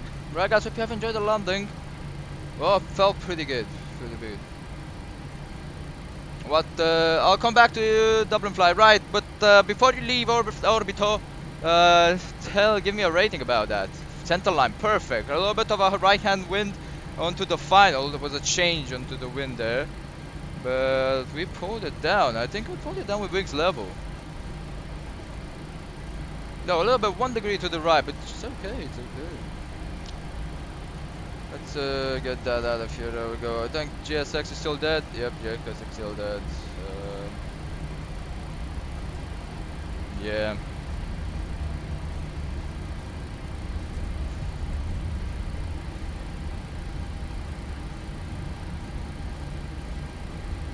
So I think the cleanup has been done, there we go, yeah, the cleanup has been done.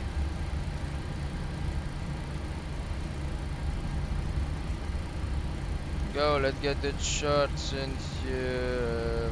Parking stance coordinate, there we go.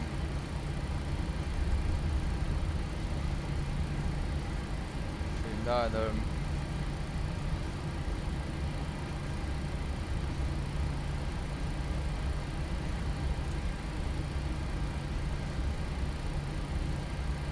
Alright, here, so 3-3 gonna be the next entry.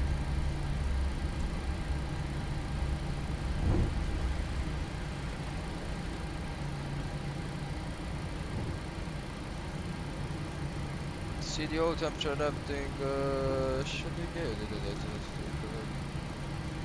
Yeah, it's looking good.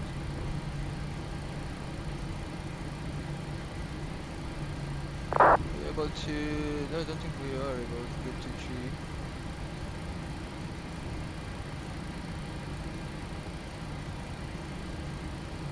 Get to 8, are we able to...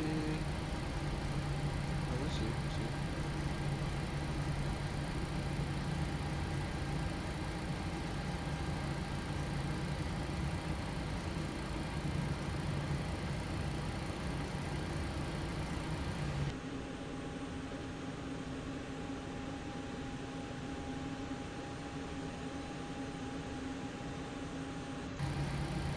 thank you, T3.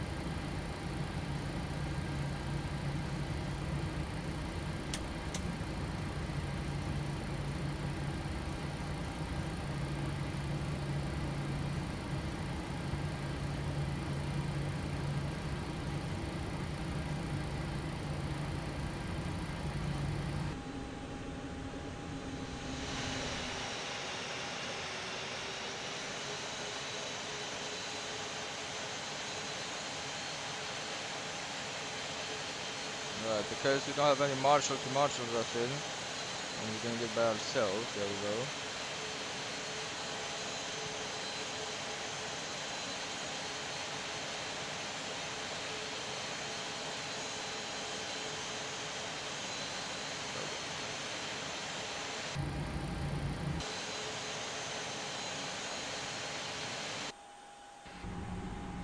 Yep, perfect.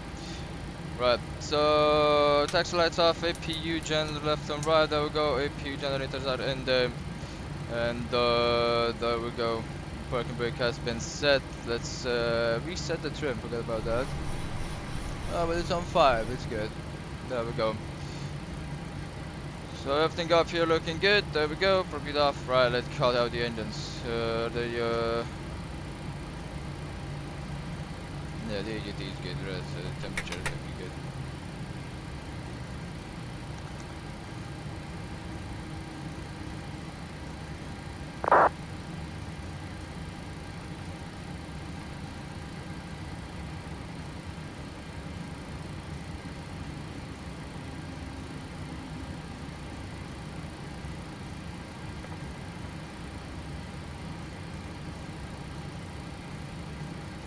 Check, there we go, and the collision lights off.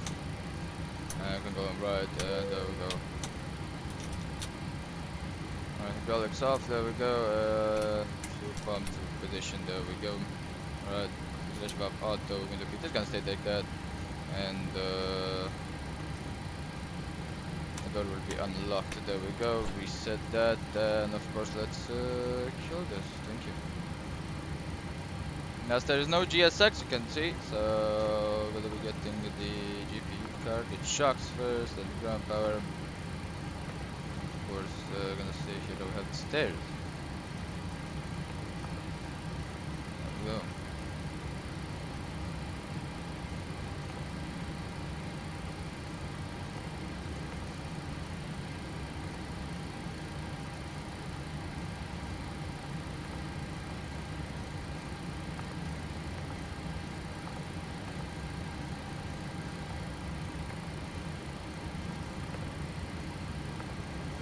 Go.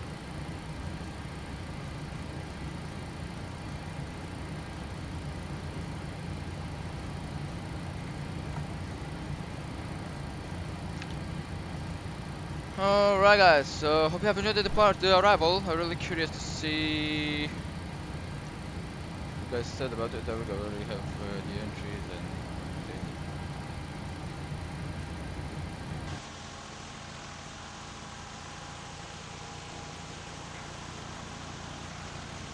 Yep, so GSX died, well at least we have this ground services that can actually do the trick.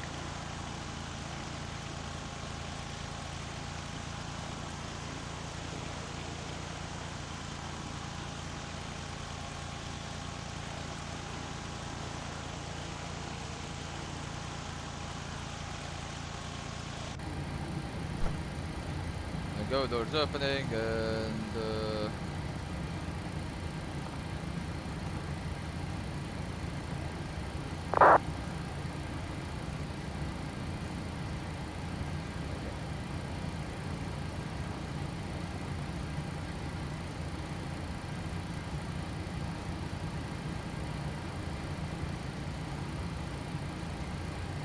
so yeah guys, there we go. Really do hope you have enjoyed it. So if we do have the ground power, we're gonna be switching on to ground power. Then we'll go test the amps on the ground power, and here in the AP we'll go to off position with of course both packs.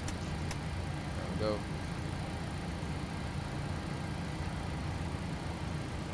And let's send this to the company. Right, so now there we go, off, on, in, looking pretty good. Right on time on the intent, there we go, bolt time to Earth, right, send that, thank you. Don't forget about this guy. There we go. Stand by. Everything else looking good. There we go. So let's crash check it actually with the one we have at the clock in here. There we go. 1 hour 51 minutes and 2 hours and 14 minutes and 2 hours. So, right. Looking pretty good. There we go.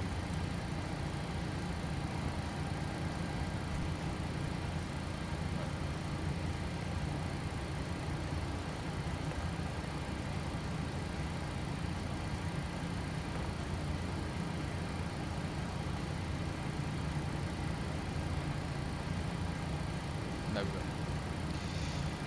And that's the cart, and there we go. That's the plane deboarding guide. Right, shutdown checklist, fuel pumps. Actually, we're only gonna do this throughout flights if applicable. So, the electric colors on GPU, faster seatbelt signs is off. Prompt heat is auto. NTI is off. Voice recorder on. Air condition packs auto. Engine bleed on. APU bleed off. Steer lights, navigation. Tire switches off. Auto brake is in the off position. There we go. Speed brake is in the down D10 and flaps are up. No light. Parking brake is set. Level cutoff check. Transponder 200 standby check. 200 standby TVR secret button. Usually you put it out. Cockpit door is unlocked. Check. Turnaround checklist. Shutdown checklist is complete. What we're gonna do right now, of course, is reset the full aircraft. There we go. Reset the clocks and do everything we need to. Alright, there we go. Just get the ILS frequency out of here. Put this back up. There we go. Thank you. Up here, everything else looking good on GPU. Looking good. Yeah. There we go. So yeah, guys. Enjoy. I think I'm gonna be away at the moment just to prepare the next flight, so enjoy and I'll be back.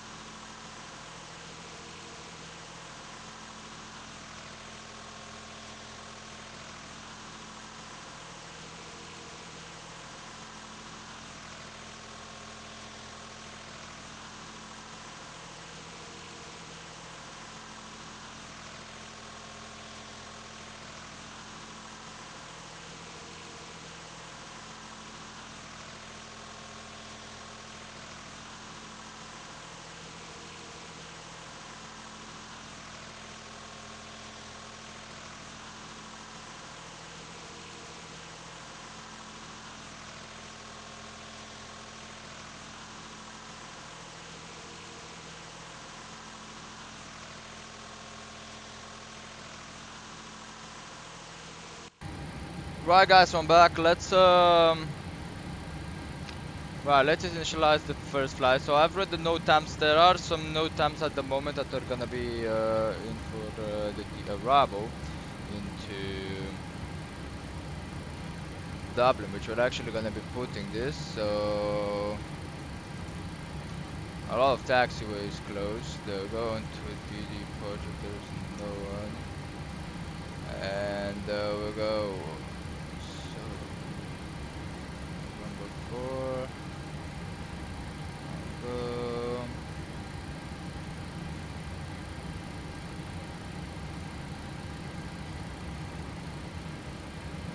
Okay, Codeco taxiway, okay.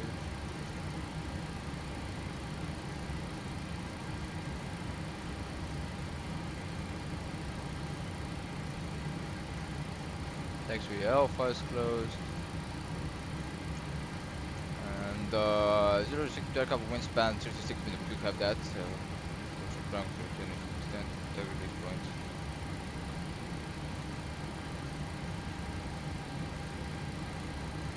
I have a runway thing where 16 and 3/4 is closed, so going for the approach procedure. We're expecting some seagulls and bird hazards, bird strike seagulls low pressure, so 1,000 and 10,000 feet, so we're expecting bird strike, but it should be okay. And we don't want to use the ILS on 2 right because it's radiating on test. Right, so that's it. Let's take a look right now on to there we go. That's the only stuff. Company, no time, no company, no signals, no signet. Now we got the vertical profile looking pretty good. On the operational flight plan, want to take a look and see we have the VATSIM to X-ray. Arrival.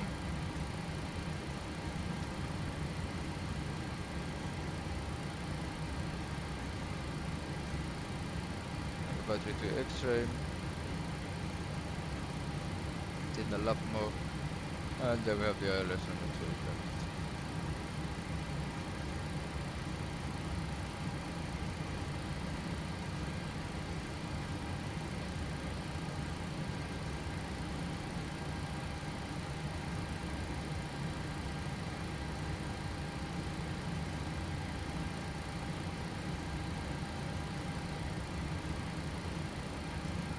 ILS, and here we go. Do we have any notes about the precision? No, we don't have the radar. Minimum altitude which we're going to be using in case of an emergency. Ooh, it's getting cellular. Lovely.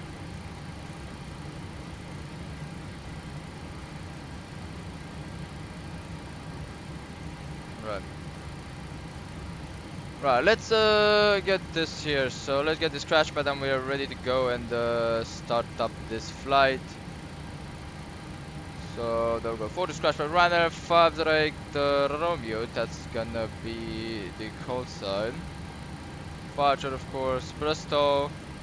Stand 33.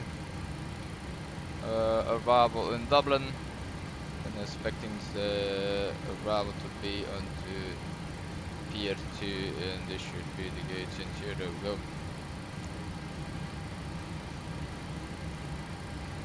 There we go. Right, for the student here, we're expecting right now go drop down, expecting the BCN1 X-ray. Runway 27, of course, 27 on the departure, transfer initial from BCN. And battery to X-ray for the 2 left in Dublin. There we go. Last waypoint should be battery.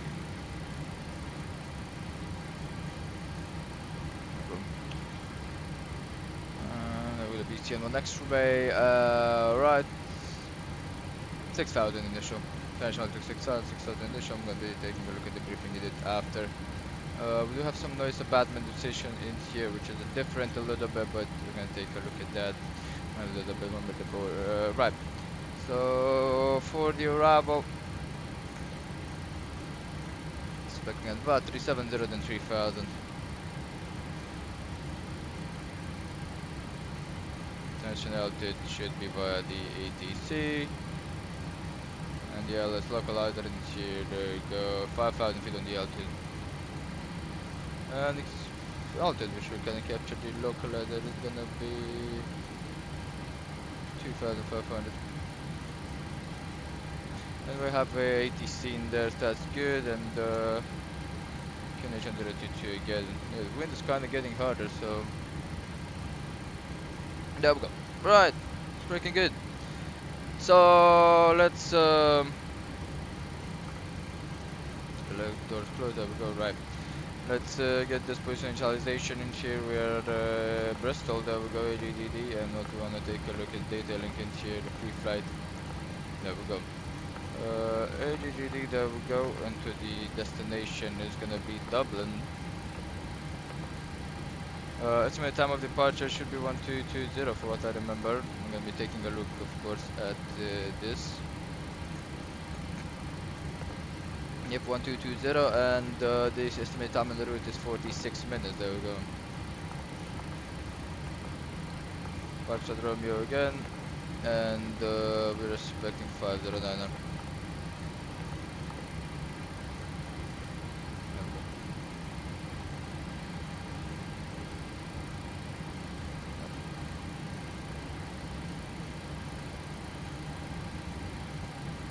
And we're gonna go out into the walk around and we're gonna get it done and everything.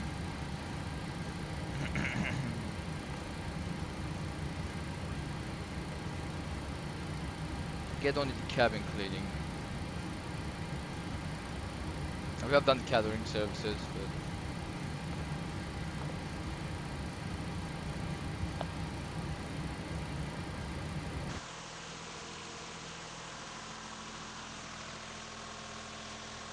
yeah, we're just gonna be departing straight ahead. As you can see, it's a stand which you can actually park directly.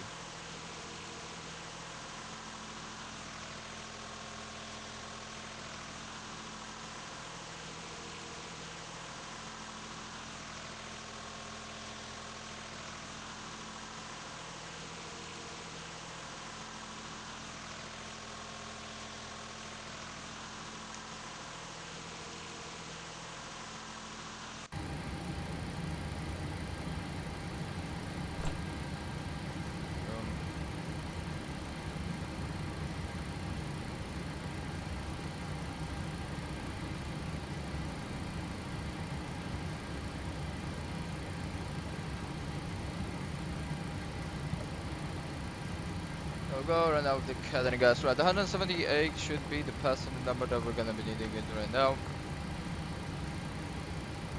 And of course, for the fuel in here, we're gonna be deleting this target. And we're gonna have a new target 70905 with the block fuel. There we go, data link act. There we go, going back into the FMC route. We have it in here. There we go, so we can start requesting everything. There we go. For the testing, all we're gonna be testing is the oxygen. There we go, left and right, and that's all. As we don't need anything. Usually, if you test the cockpit, it's better you pull out the safety brake and then want to see if it's okay. There we go. And reset the pressurization 240, which is gonna be the landing altitude, and the landing altitude is gonna stay the same.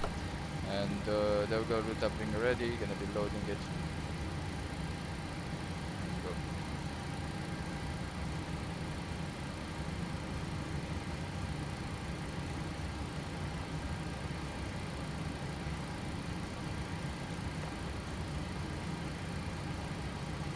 Go to data uplink check.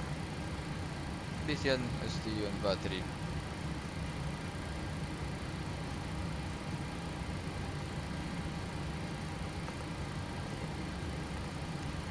We're gonna put Ryanair and we're gonna say it's Ryanair 508 Romeo.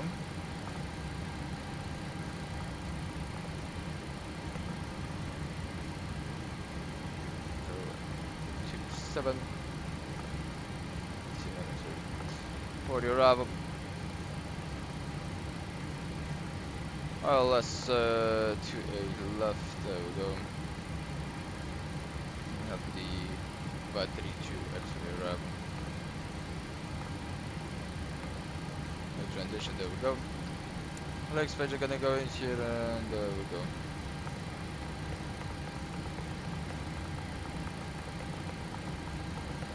looking pretty good.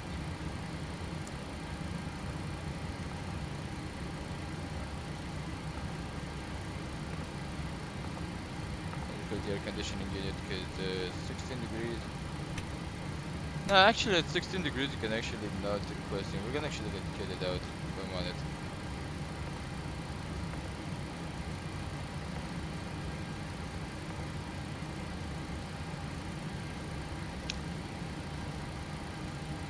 Flag ground, after you connect the GSU you can disconnect it, we don't need it. Right.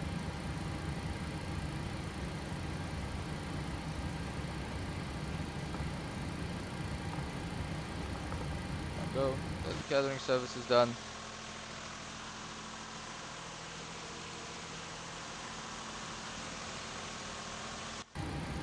Just tell them so re-disconnect this please. Thank you.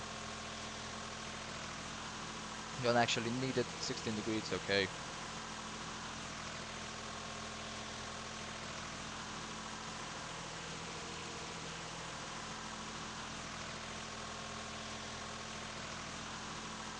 Right, so as we are done with everything up here in the cockpit, before we get out on the refueling and call the refueling truck, wait for the refueling to start, we're gonna actually get out on the walk around, guys. So there we go. Can we go up on the stairs? No way. Yep. There we go. Just gonna wait for the guy to get out of here.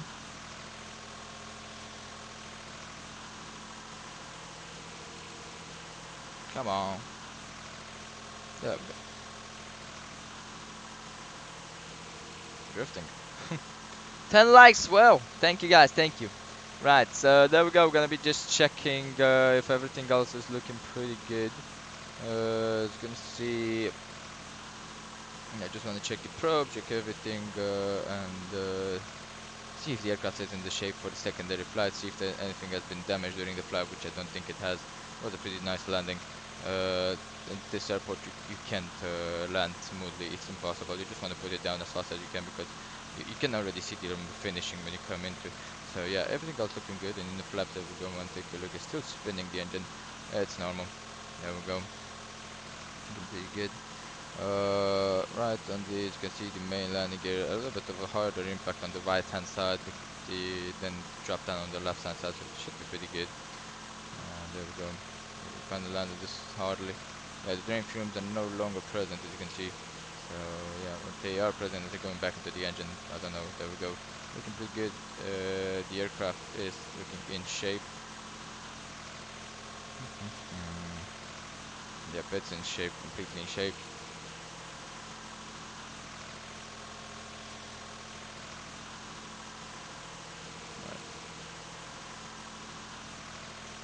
Go at the back here, everything else looking pretty good. And there we go, the trim is looking good and everything is looking good. So yeah, tomorrow I'm gonna have a job interview. I don't know what hour I'm gonna be finishing, so I don't think I'm gonna be flying tomorrow, but for sure on Wednesday I'm gonna be doing 2 more flights. We'll see. I think still in the Boeing 737-1700. I really like it. And maybe next time the GSX won't crash. We'll see what I'm gonna do about that. There we go, back here, so everything else looking good for the elevators. At the back here on the left side, elevator is looking pretty good. Yep, normal. Let's take a look underneath a little bit. So yeah, looking pretty wonderful. And you can probably see at the back here of the wings. Let's take a look at the gear. Looking pretty good too. There we go. Take a look at the back here. Yeah, I don't know why the frames are so low. I think it's because of some yeah, I don't know actually. Let's see, the frames are going to be higher in Dublin, and Dublin is going to be even harder. There we go. So everything else looking pretty good. In here, the engines are looking good. Nothing on the, no debris in it or something. Just windmilling, it's normal as this kind of winds. And take a look at this side. Nothing bad into this side and everything. So everything else looking pretty good, guys. No problems onto the aircraft. They're going to go back into the cockpit. We have half an hour till our departure, so we're sitting pretty good. No rush, no nothing. There we go. so we can call in the fuel truck. There we go. Right. Up here, everything else looking pretty good. As you can see, you're gonna keep the fuel pump off as we're refueling. Yaw dumper gonna stay like that, and everything else looking good. Just wanna check if the buttons are in place, which they are. So yeah, it's looking pretty wonderful. So yeah, looking good. Let's see if there's any ATC ADGG centers in Langen. Yep, Langen, not FSS, which is the Schenbeck. And there is no ATC for Bristol. I think even Dublin doesn't have ATC anymore. Yep, it doesn't. So we're gonna have to take a look by ourselves. Landing in Dublin, we're gonna have to do it the taxi by ourselves. But I think it's a pretty straightforward taxi. We're gonna go heading into.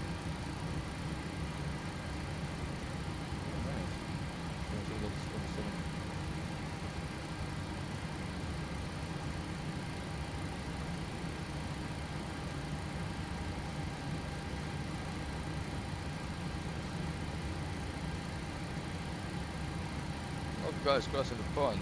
You got the 4th of July. 90% look at the 4th of July.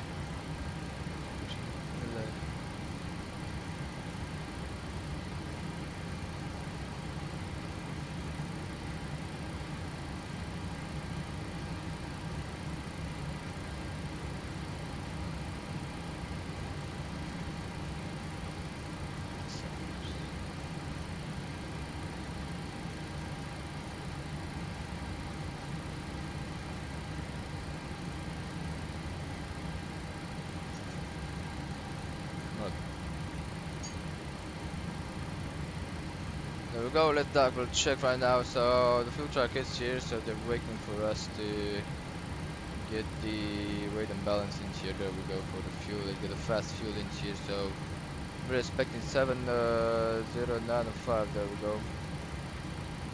Only this in the main pumps. For the taxi out fuel, let's take a look. Taxi out fuel 170. Trip fuel to 111. Go.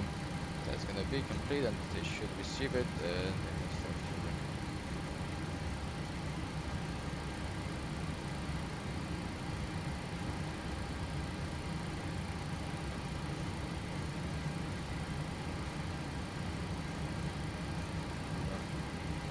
Let's activate this route, guys, and get the alternate destinations in here because they're no longer working.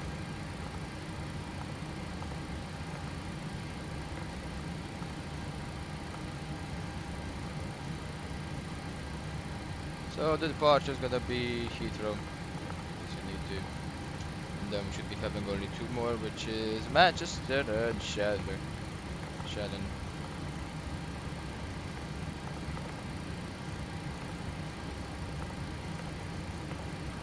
That's your reference back in tube. So for 1 on the front panel, there we go, and for the fuel I just finished, there we go, 2.7, 2.8, we're gonna put on the reserves, and the cost index is 6.240 on this, and transmission level is gonna be 6,000 feet in here, sheltered. Average wind 305 and 32.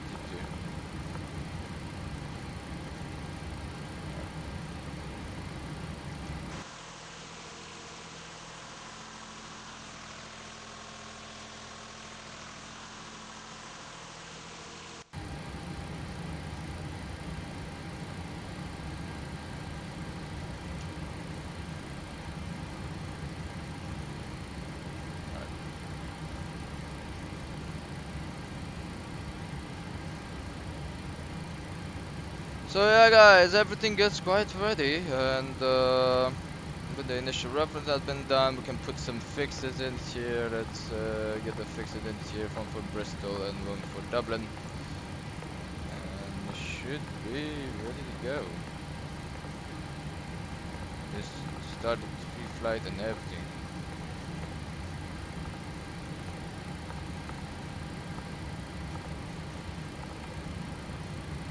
Yeah, I haven't saw an update for the ORBX Dublin, but I haven't updated a lot of stuff, so I think I really need to take a look at the updates. See. 6,000 feet was the initial, thank you. Right, let's take a look at the fuel used. 2.5 with 2.55 in total. It's quite okay, a little bit more than expected. We're gonna be resetting it, thank you. Right. So that should be pretty good. Alright, let's read the noise of Batman. There we go. Power procedure. There we go. Prepare the aircraft to ensure that to lay down the separate operating calculating. There we go. Now departure. The no preferential routing are compatible with ATC requirements which apply both VMC and IMC. And monorail shall apply to jet aircraft and maximum weight extends 5,700 kg. That's otherwise instructed by ATC. All deviations are required in the interest of safety. The obligation of the minimum noise routing season at above 4,000 has been reached. Not to avoid overflying well there, okay. We're not points, right.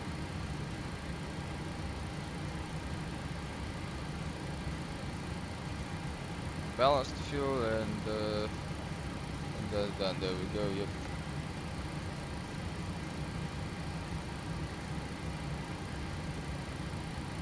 So okay, so that's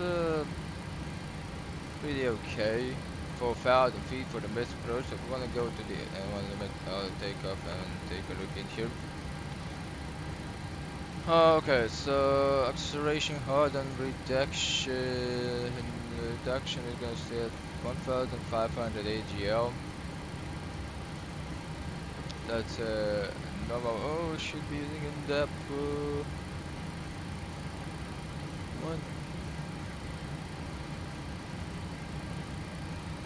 I think Ryanair has the most advanced procedures.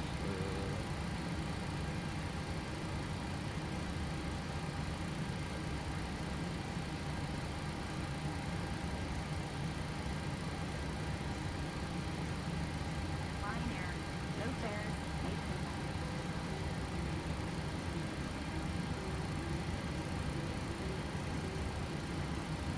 I already started boarding with probably for the other. I want to take a look at the noise.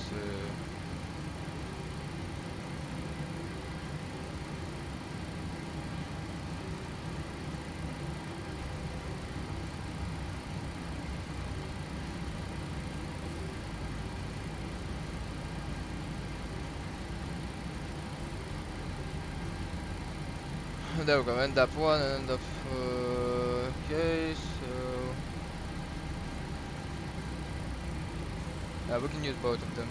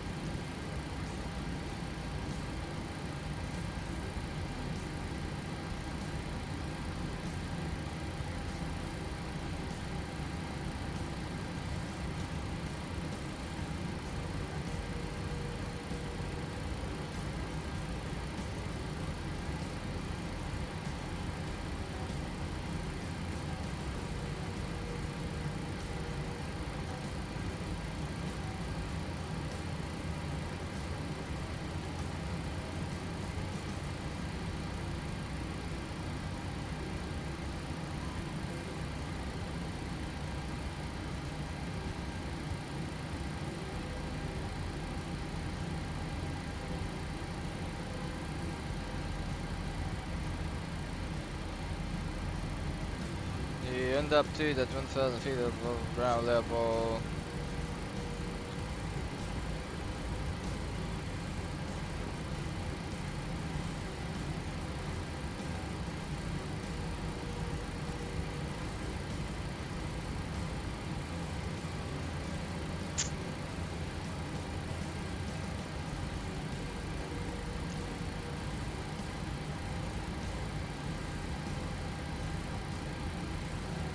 I think we're not using the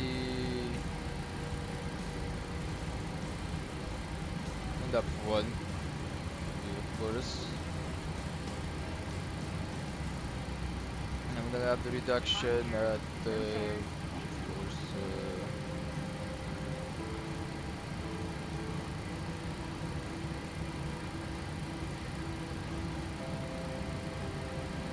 the 1500 is the end up one in here, so it's a little bit higher, and the acceleration height is gonna be 4000.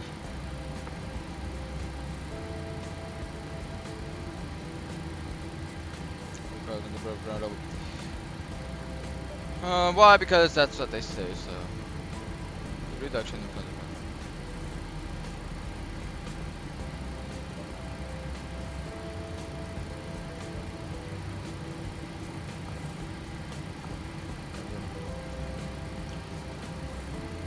20 minutes, let's call in the pack spots, and we need 178 passengers, and we want to take a look first things first into the payload section. Let's take a look into the math. So 178 is going to give us a 57.40 fuel weight. 1,100 is not going to work, so it's going to be 1,500 forward, 1,100 left, 1,000 left. 1,500, 1,000 left, okay.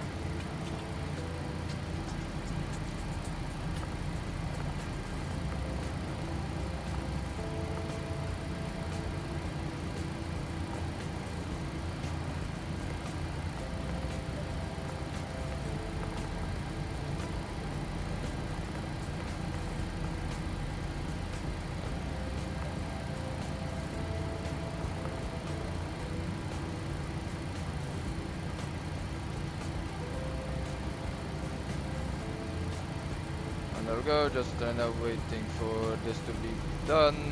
The boarding 59.9 should be the zero fuel weight. There we go. 7.0. Very short taxi, so yeah. And here we're gonna be calculating it in here. There we go. Condition is gonna go dry, and let's get the method information. 25013.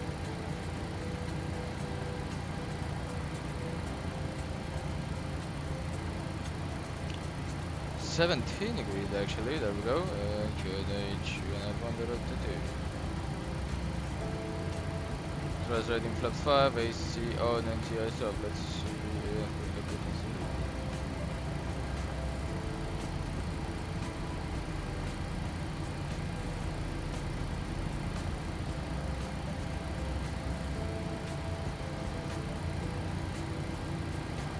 Oh yeah, we have to wait a little bit.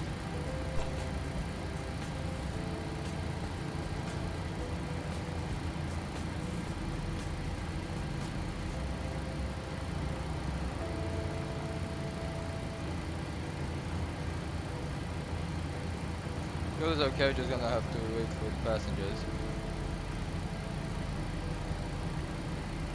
Right, let's get the checklist, guys. There we go. Ooh, that's a guy taking off. Look at the guy behind us. Right, let's take a look. Isn't that the guy behind us? No, it's not the EasyJet.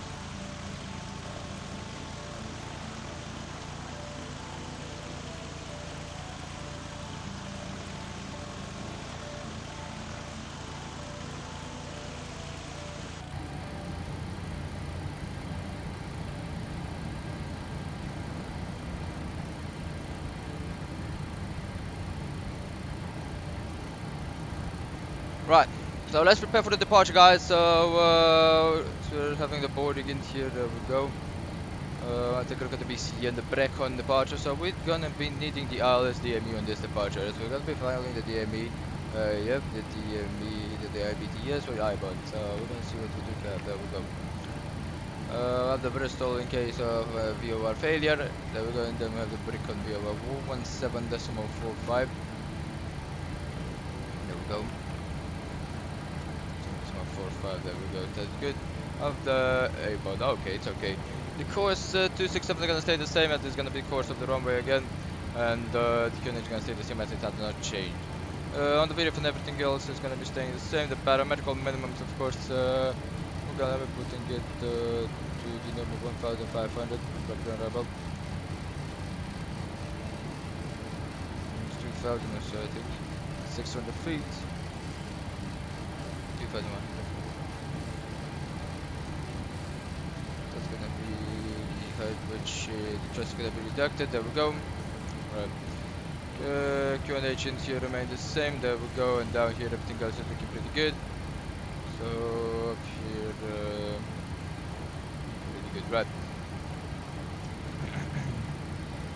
For the taxi. Take a look. So we're gonna be exiting 33 on Whiskey 4. Left on Zulu. Keep Zulu till holding point Alpha.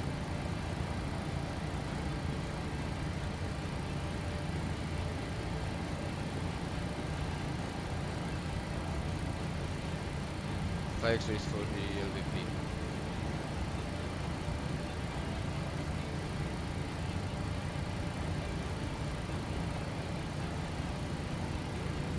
Right.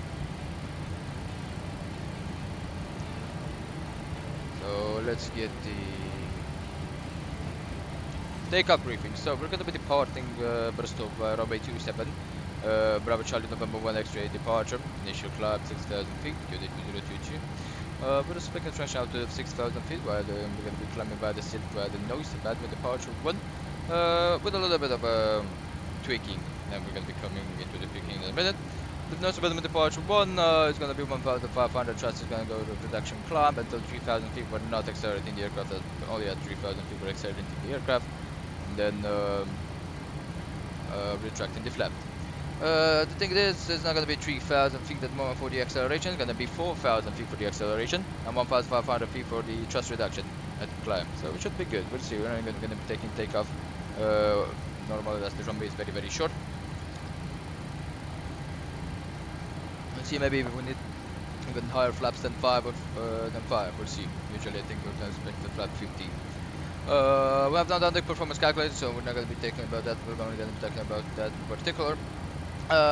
For the taxi instruction, we're going to have Whiskey 4 Zulu Alpha. We're going to have a straight ahead exit onto the stand with the wingtip clearance onto the right hand side, but I don't think should be any problem with that.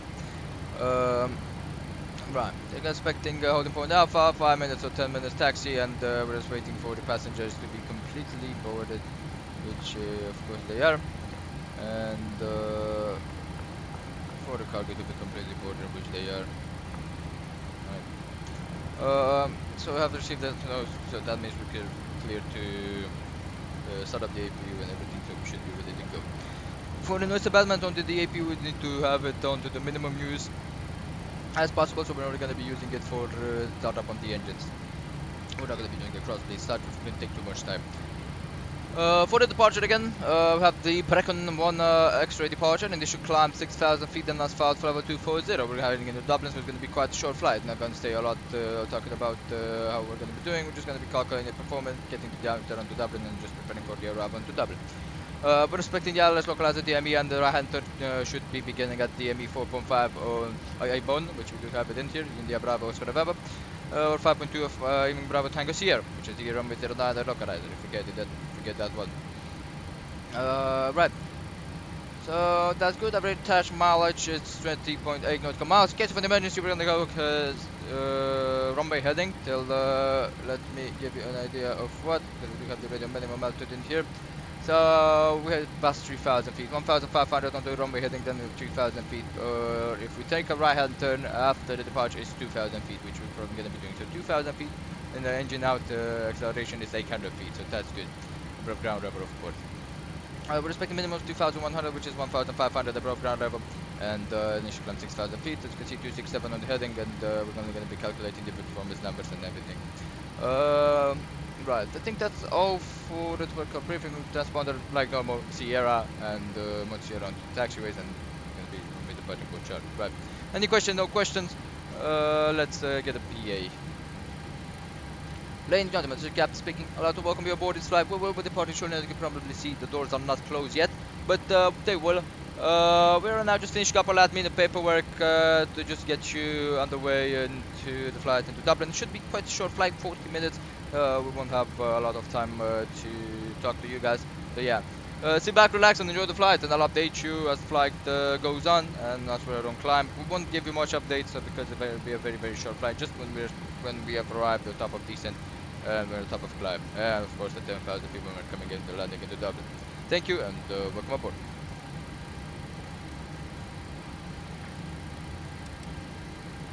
Right.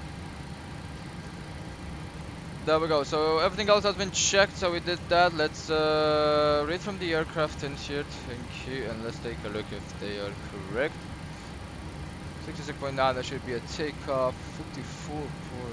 What the fuck is this? What is this here correct?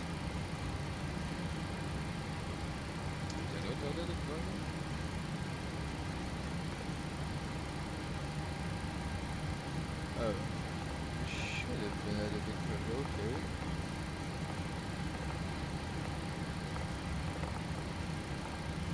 Oh, it's very strange, okay. A little bit buggy, let's read it from the aircraft. Right, 66.8, so that's pretty good. Okay. 9.9, looking good. Right, take off right in the middle, there we go. That's good, everything else looking good, let's see how this is going. 38, as you can see, 95.7. If we get the AC off 40, okay, so we can get that. Got disconnected and reconnected. Let's see, we have Shanwick.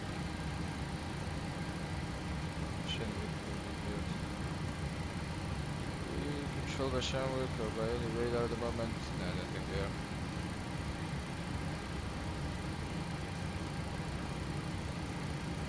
There we go.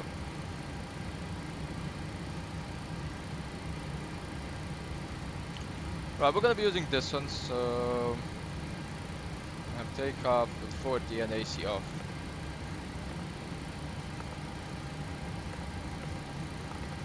Number 1 check, and we're gonna carry a charge, but before we put the wind 250 at 13. That's good for 4,000 feet. 136, 141, and 147. 135, 141, and 147.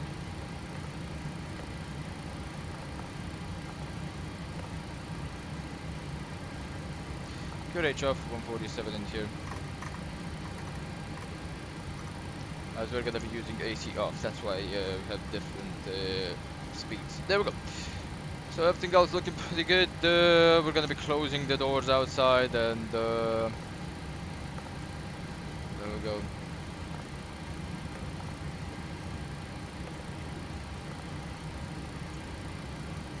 Close the doors. There we go. Doors closed. Gonna get there we go, and let's get the APU on. Flag to ground. Completely pressurized hydraulics. Not yet. Roger that. Before startup checklist. Before startup checklist throughout flight. Gear pins, remove. Prop covers, remove. Oxygen, 100%. Yaw damper, on. Fuel required, 7. On board, 7. There we go. Fast symbol sounds on. Window heat, on. Air conditioning packs, on. Bleeds is at the moment on. There we go. Let's get the bleeds on.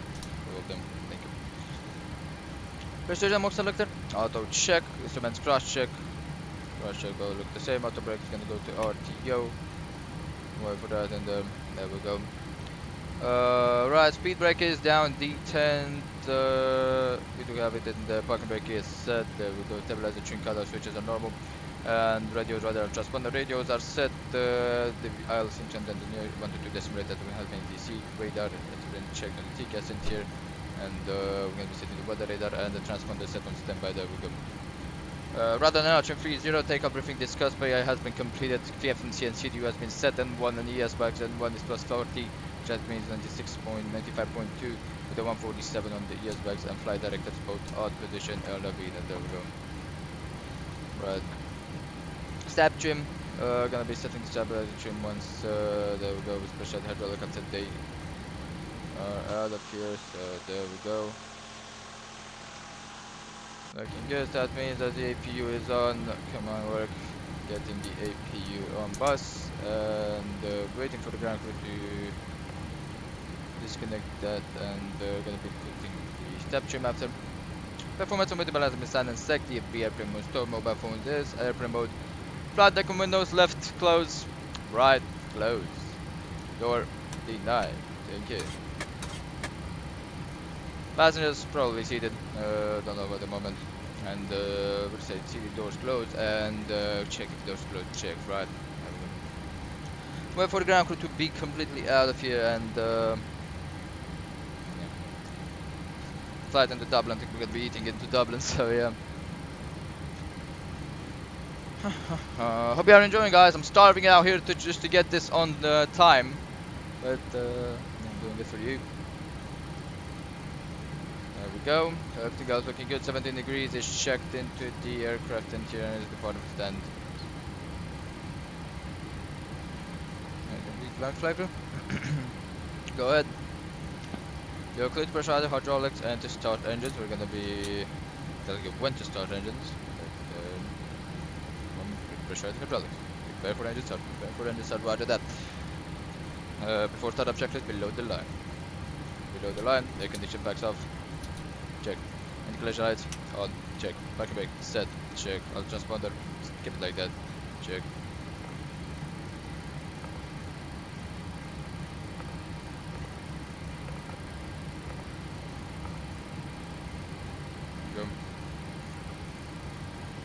Drives are pressurized. Let's set this to 5.1 on the trim. Yep, there we go.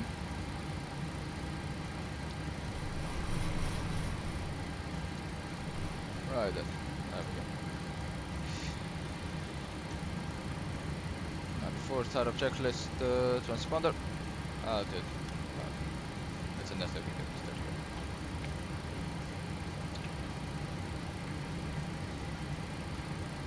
Bristol traffic on the 508 Romeo, we're gonna be starting up at stand 33. We're gonna be expecting a straight out exit. There we go. Look at the ground, clear to start up the engines, everything is clear. Radar clear to start engines. Time to get into number 2. Contact pressure. 30% check.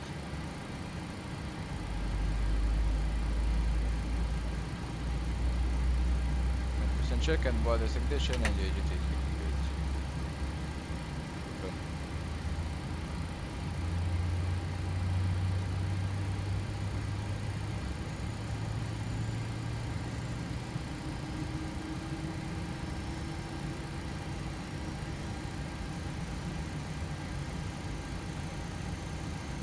Take a look at the wing tip clearance. Should be okay. Or it should be. Should pass some critical news. Go. And number 2, wait for it to stabilize. Have a vote. Operation message open.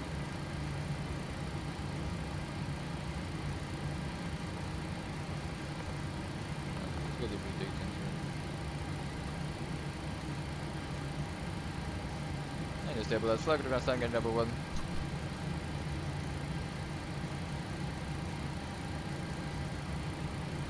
Check.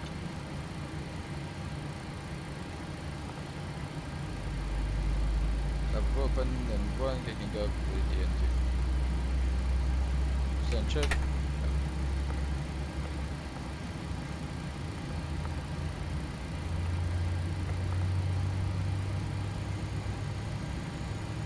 Fuel flow check. Pressure method out and wait for the server.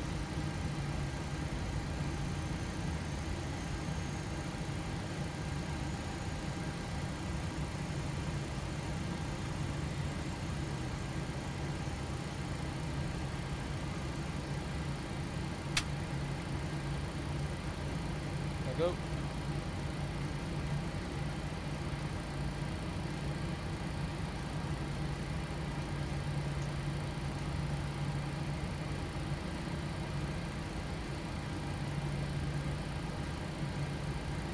Stabilized.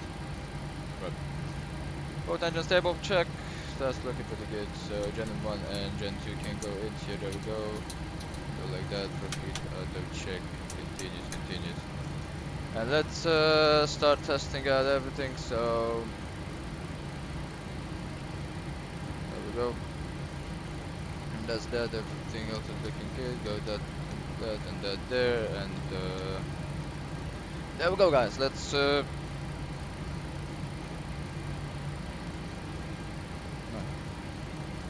right, full left, full down, full up, and rather full left and rather full right. There we go. Everything else should be looking pretty good. Right.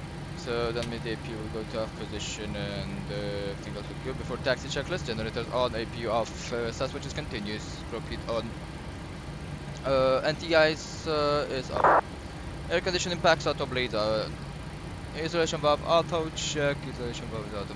Flaps set. Flaps 5. Flaps set 5. Position check. Wait for the green light.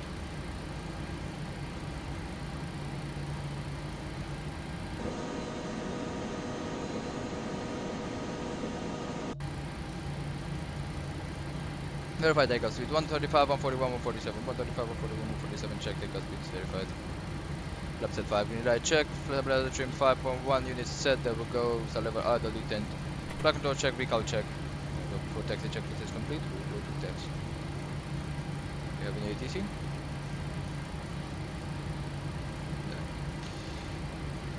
No. Negative, so as we don't have any ATC, you're gonna be telling them.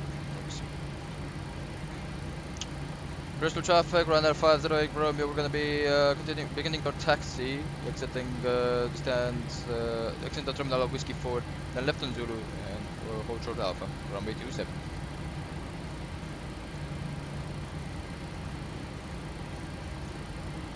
There we go, that's that, clear left, clear right. Clearance please on the right side. Good.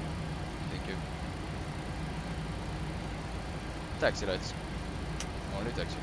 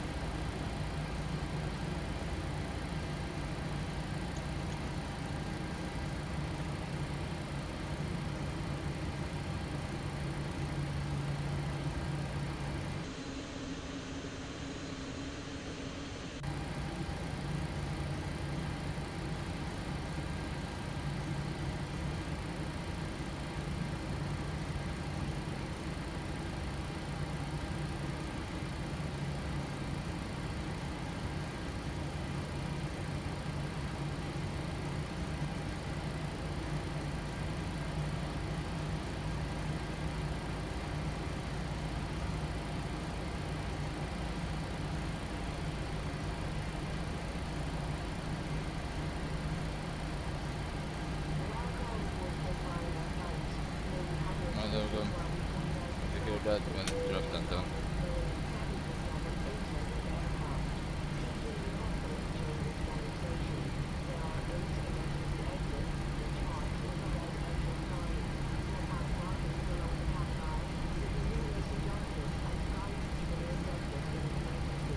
Turn-offs.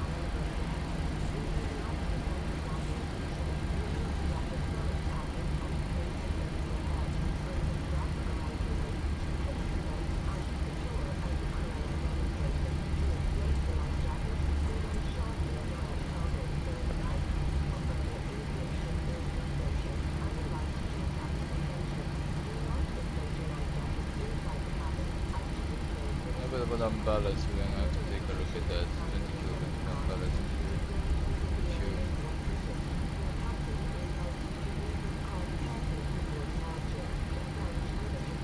Fuel flow is good, it's safe.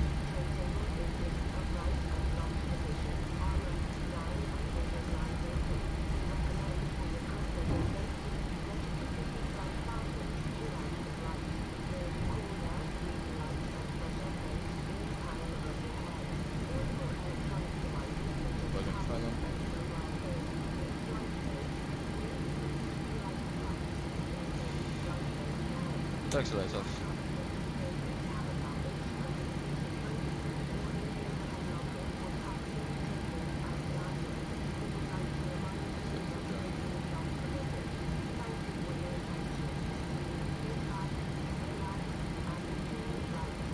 Go to traffic on F508, Romeo lining up runway 27 via Alpha.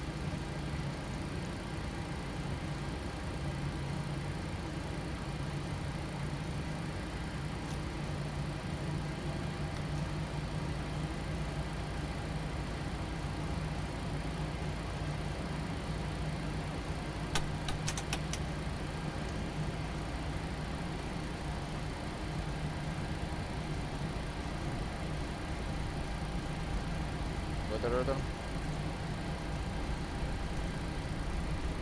For taxi, flaps at 5 green lights, travel engine check 5.1. For taxi, checklist complete.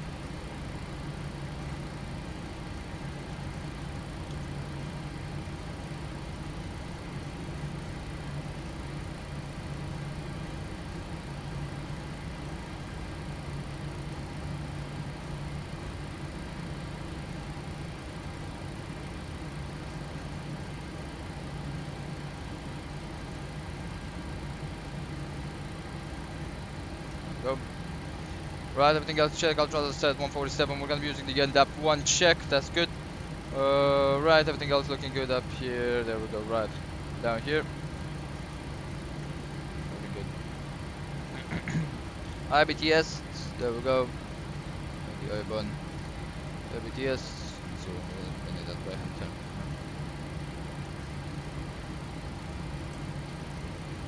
We're holding the brakes. Check. There we go. Route traffic on F508, Romeo taking off from runway 27 via the bracket 1 X-ray departure. You should climb 6,000 feet, then that's all flight 240.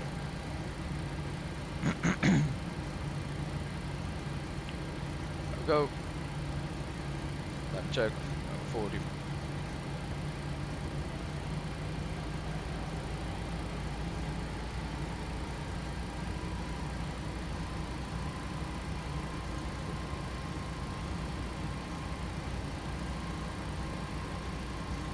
Stabilize check, release the brake, push the gun.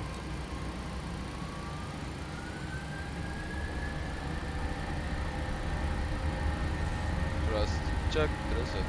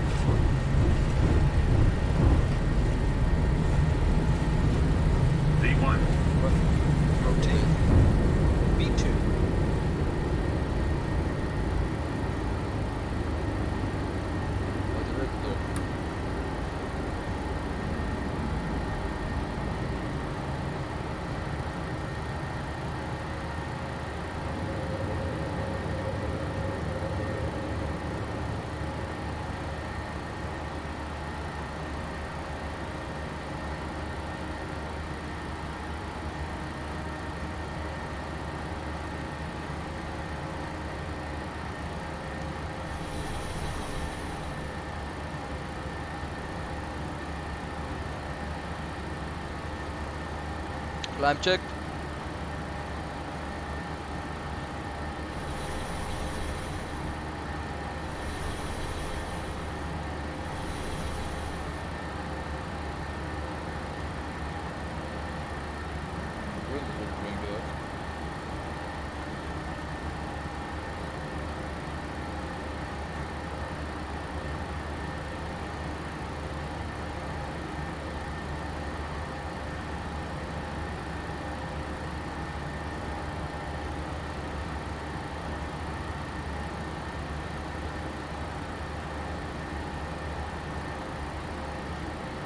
Hey, Paul, in cabin.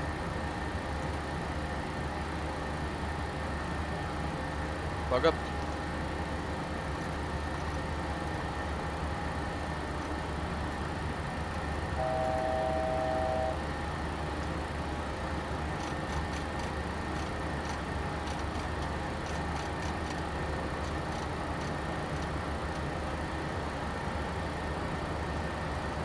What's up?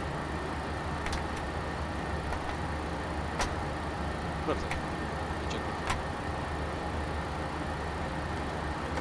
After takeoff checklist. Forgot to get the packs, of course, like always. Engine bleeds on, packs, auto, when gear up and off, flaps up and right. Takeoff checklist. On right. On right, sure. So we have this.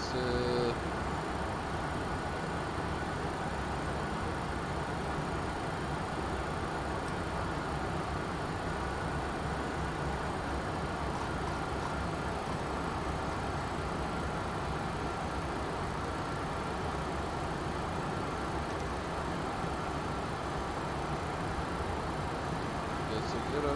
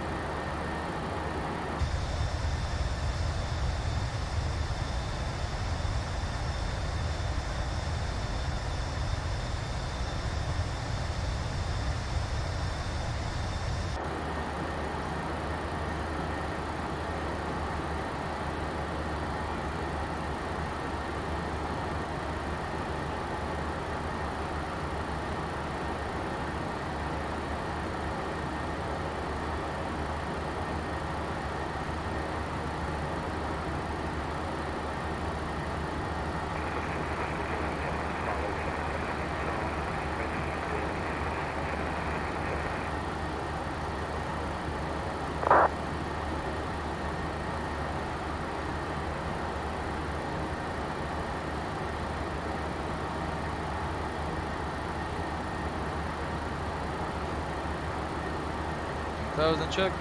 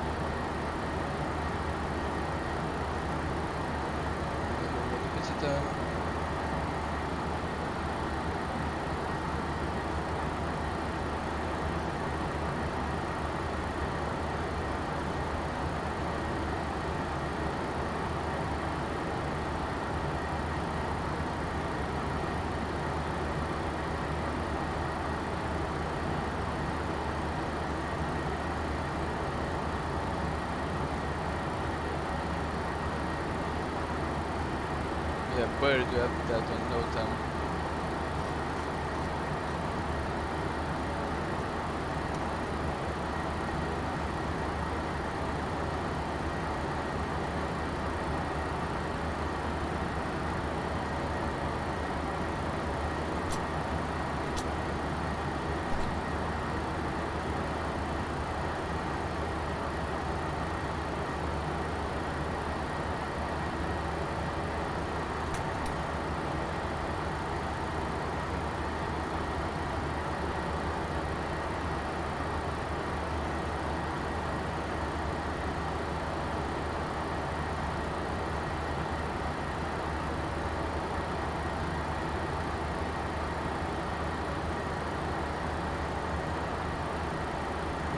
So guys, for your travel to Dublin, I've read a little bit of this, so it's quite okay. It's okay. We have a Hyro, but at the moment we do not have it in use in the simulator because there's no need for Hyro.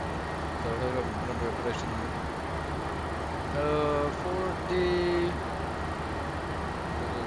procedures, no need, turning restrictions. Okay, Sierra 5 logo, we have a maximum max speed 15 knots, 35 knots, okay. Sierra 5. Just make the Sierra 5 and Sierra 6 so good. Maybe one Sierra 5. Okay, very good.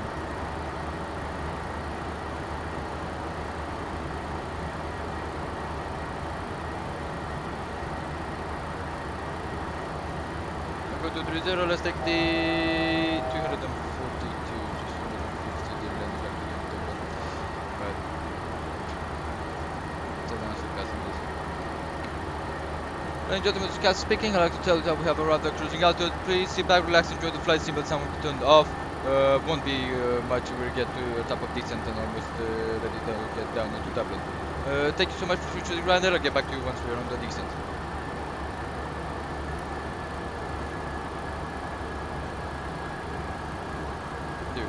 9 minutes. Wow.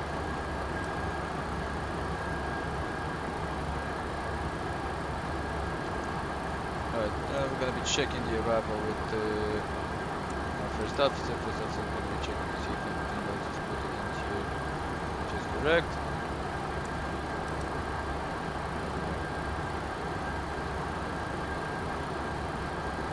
Alright, 9 minutes, gonna check the weather.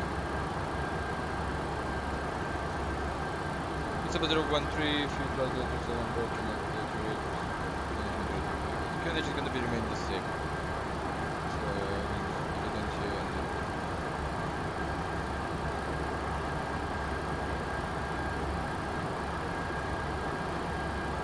Pressure level should be 50 for the RSC. Yeah.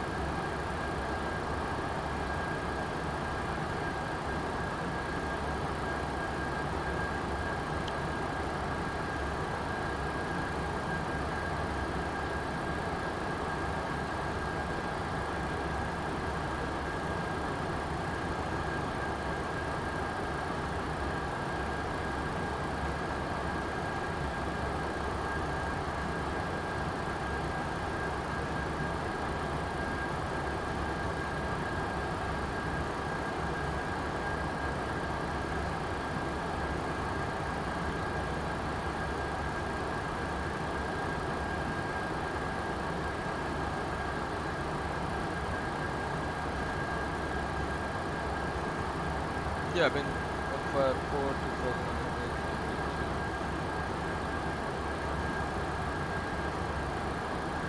I think it's Sierra 6 right after.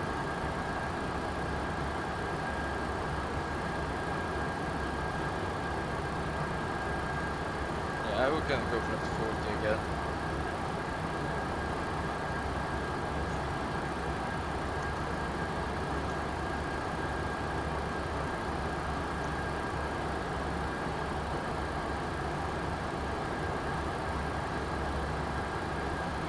Let's see if we're right on time.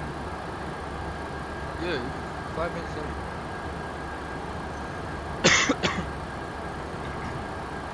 Right, so everything else has been done. We know that adjustment needs to be on Sierra. Let's see how we're done it. Go to Sierra, and we do have some work which I think would go on Hotel 1. Gonna be Sierra Whiskey 1 Hotel 1, then Link 4 and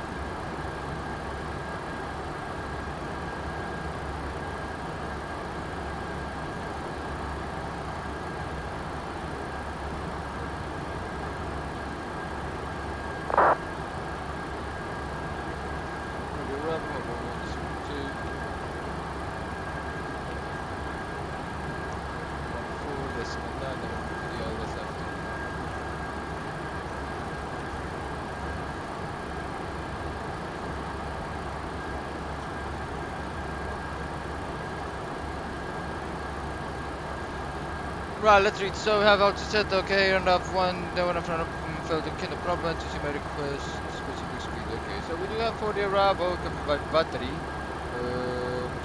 we have sorted to 180 at lap mode. So 180 at lap mode, and let's see which it is. Coming in at normally, let's look right to a left. Well, lap mode, it's a 6 miles out, charts, 7 miles out, so we have enough time. 278 should be the course. Go. 3 degree glide path. Minimums, of course, category 1, 200 on the radio.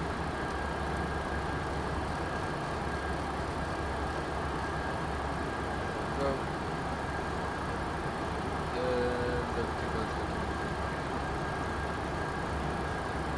Dimmer car vertical fire approach wireless, alle dimmer 0 at runway 22 of control motor running over the car of runway 10. Left to the head of gunnet in case of a misapproach, max and 3 feet and turn right to 0 to join the Riddle 278 W and abandon WDOR, coming to 5,000 feet and return to flight. So 3,000 and 5,000 feet for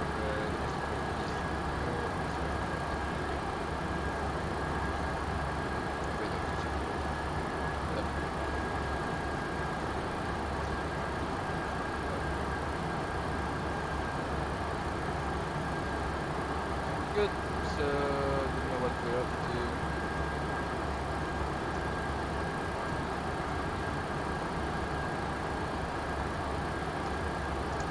Let's just put this down here.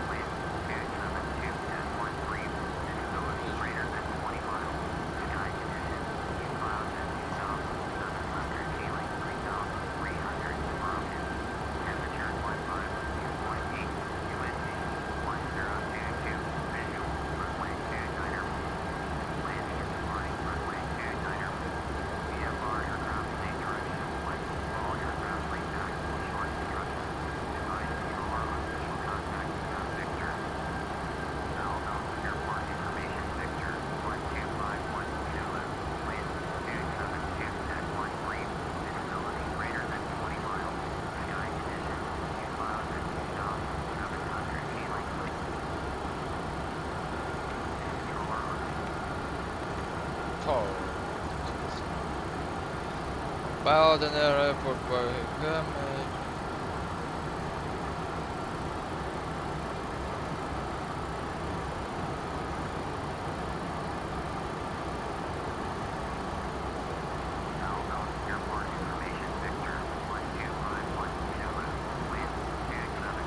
Where the hell is this antenna anymore?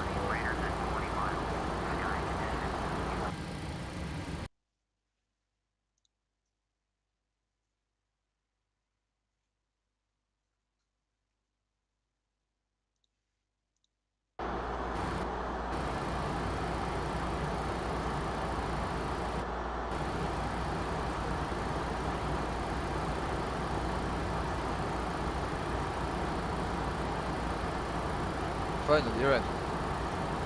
I just had to stop the voice communication and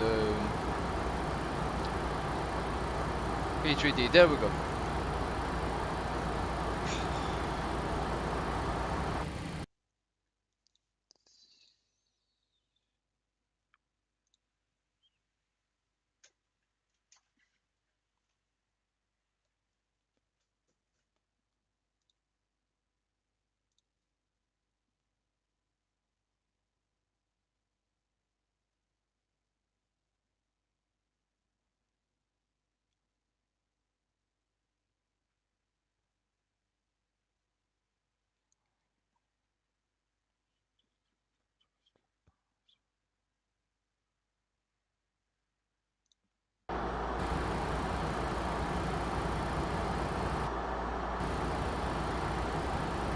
Hope I'm not gonna see pilot on that anymore.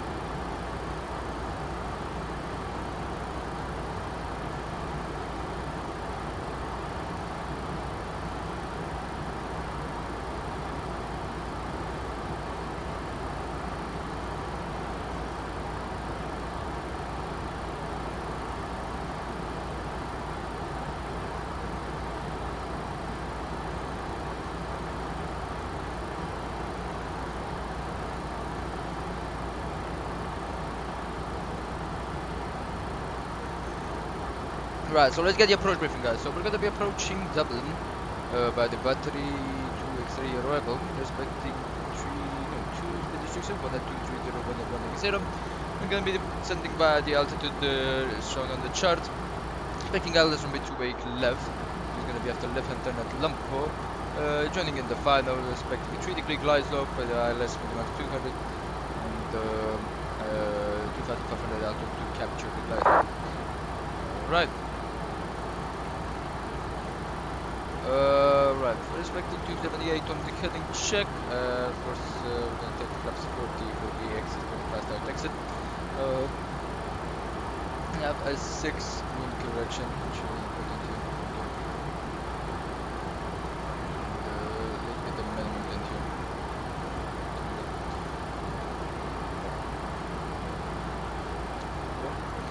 We are respecting for the best approach. Let's start with this approach. We have initial climb 3,000 feet and a right hand turn to a circuit by the radio of 278 on WBOR. We're expecting at 5,000 feet and route flight on the north hand turn, and then maybe just coming back into the lab. But we have done the Dublin go around. We have to go around once. General go around, not my fault, but yeah.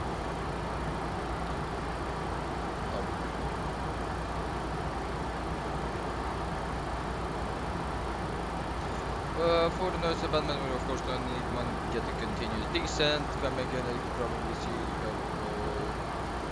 have straight in the Raven. We're expecting to vacate onto the right hand side, get to the Pier 2, there's going to be a parking, CR5 or CR6 in right hand on Sierra. Then left whiskey 1 Old Shore from 3-4, Hotel 1, Ring 4, and on to Pier 2. Get the same position to park in Pier 1, and then I'll get the same park in Pier 2. We're expecting auto brake 2 with full reverse stress and braking after 80 or 69. In case of emergency procedures, if we're dropping down into the final and we over continuous, it's over collection after the minimums, we can go around. If it's underneath the minimums, we're just landing the aircraft as if we called continue. If we didn't call continue, we can call go around. Want to be very cautious that we have a minimum approach point, which is the visual approach point, MM, which is the DMU 0.5. It's right above the minimums at 250. That's when we're gonna be visual, fully visual, not following any instruments. Right.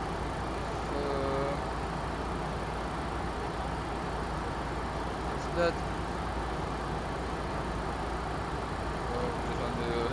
We have no caution, only that we have some taxiway close, Papa 1 and auto close.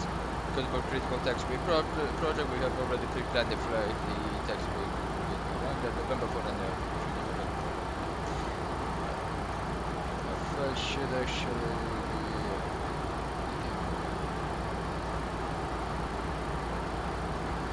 right. Any question on the wrap up? I think approach briefing, no question. Right, let's approach doubling, guys. There we go. We can lock the chair and let's. So it's under 20,000 feet. There we go. Descent checklist. Landing altitude 250. Check. Recall. There we go. Check. Auto brake. We'll get set to 2 position. Check. There we go. Beautiful. Minimum 0.41 plus 6 and 47 millimeter level. Approach briefing completed. There we go. Approach briefing.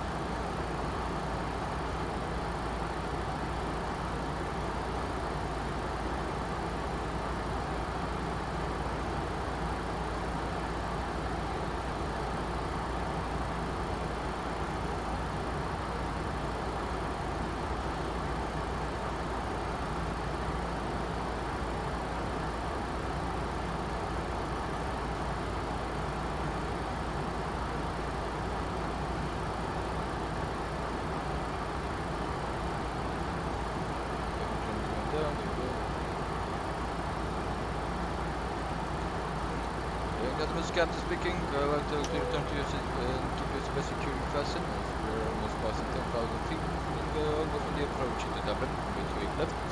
We're going to be parking at Pier 2 if you have somebody coming to get you from the airport. I don't know where we should stay. Seatbelt signs have been turned on. Please return to your seats. Keep your seatbelt securely fastened. This will flatten the instruction condition for the captain must be ready for your safety. Tell the instruction during the landing process.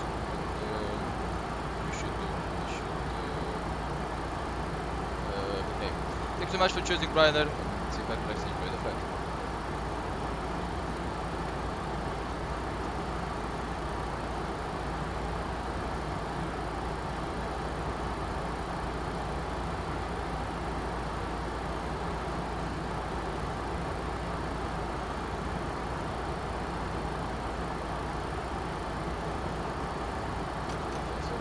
Check.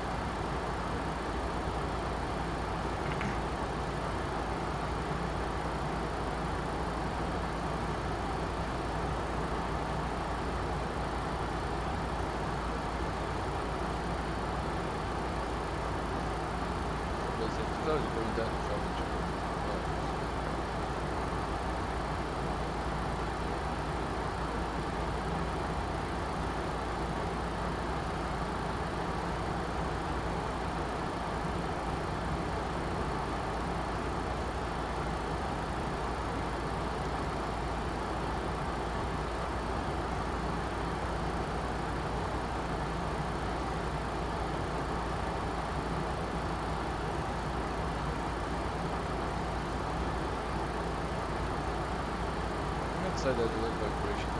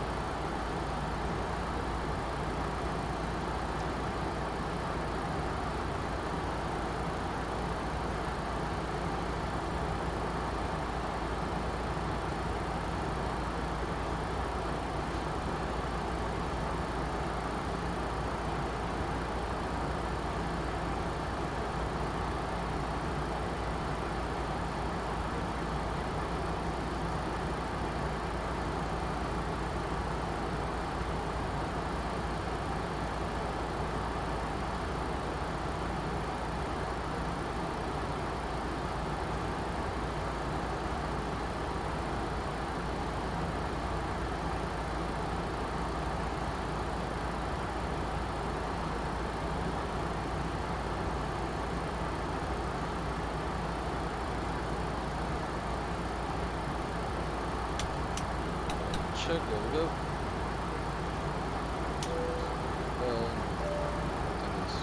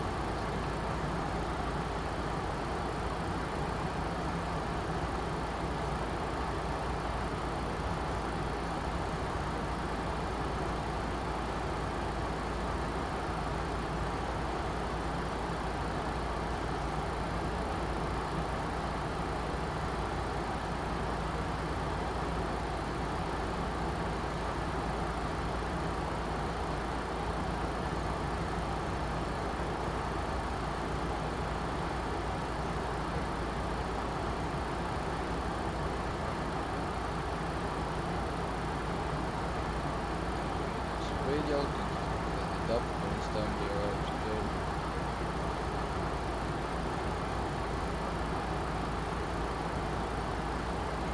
up, and up.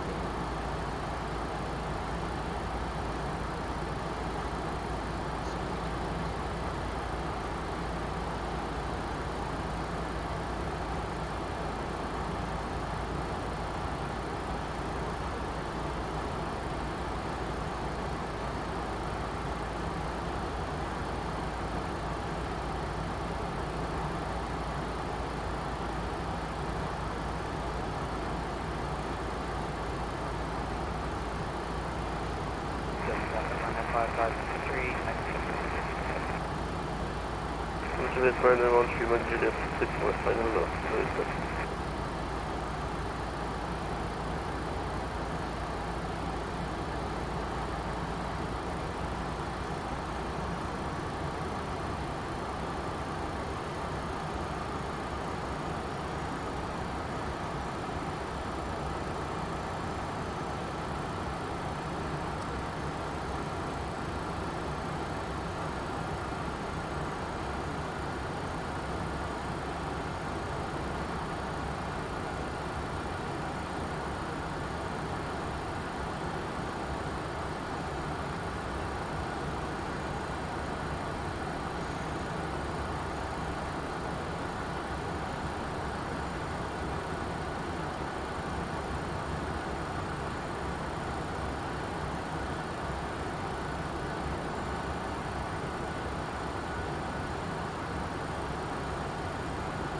Final launch, human Juliet 6 for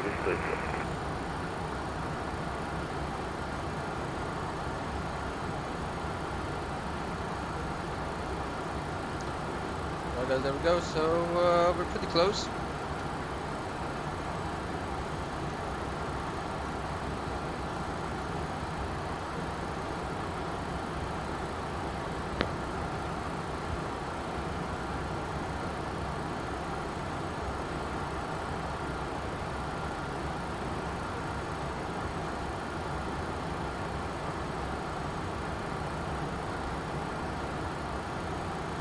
Take the ground at 16 close behind landing, Ryanair 27, round of 2 seconds.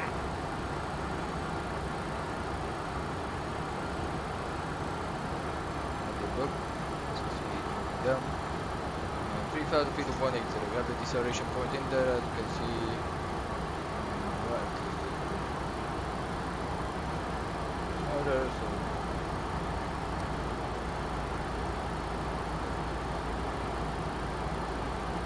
Double traffic, runway 508 Romeo, inbound lap mode, expecting Gallus runway to make left descending 6,000 for 2,525 miles out.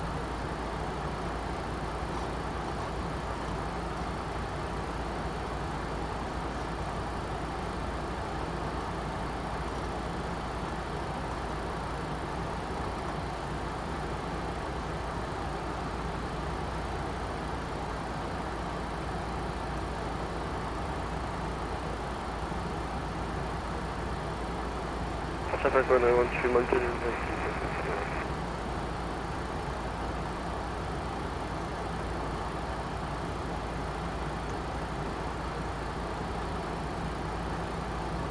Just want to take advantage of the automation flying an airliner, you know, you don't want to do all of the stuff yourself. The speed can be managed by itself, or just not let it, you know. Just read up manual on how the automation works. And Traffic runway 16 close, 6 the guys.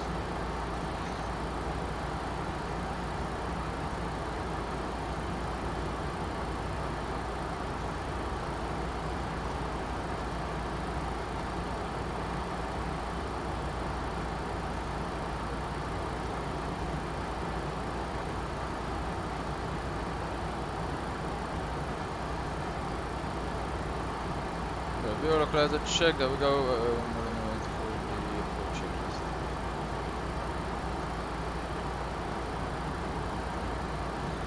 And don't forget about the VOR change, and there we go. Localizer really good. There we go, max 180 at Lapmo, and what you want to check is... 553 landing.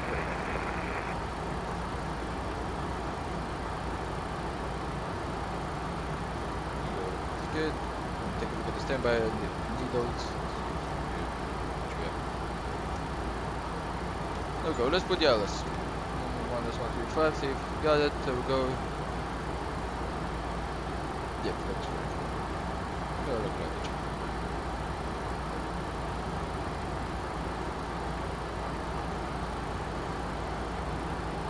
Pro checklist, there we go. We call check up here, engine continuous check, and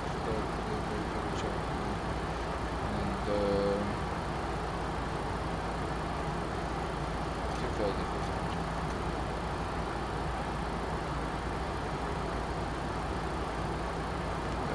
We're gonna start the, yes please, thank you. Ryanair 553 taking off to it.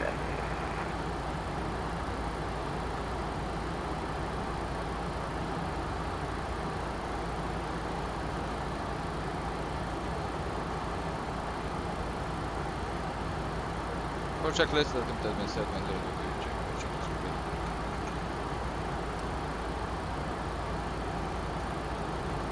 Beautiful technology, get back service.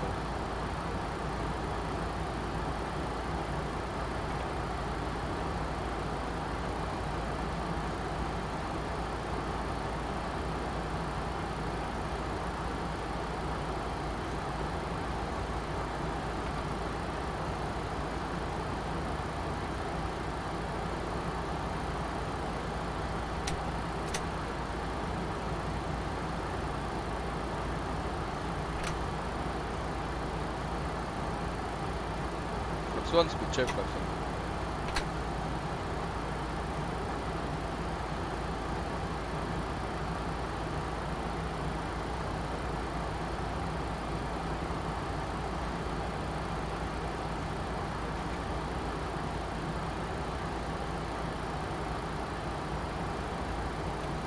Ryanair 553, passengers 3 head speed.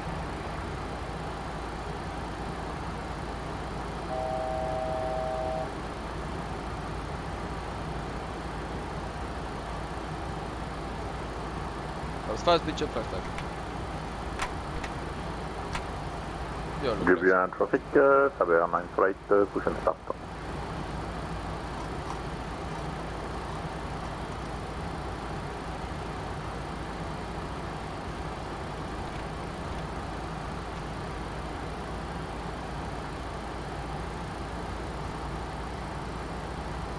Go.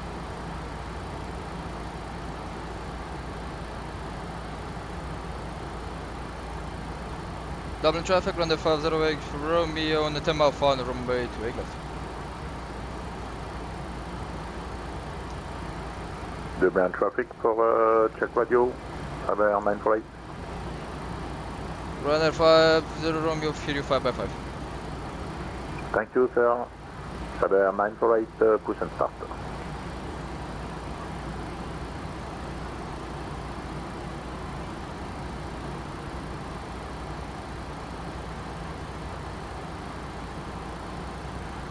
Right, so check 3000. I have the copies inside. 160.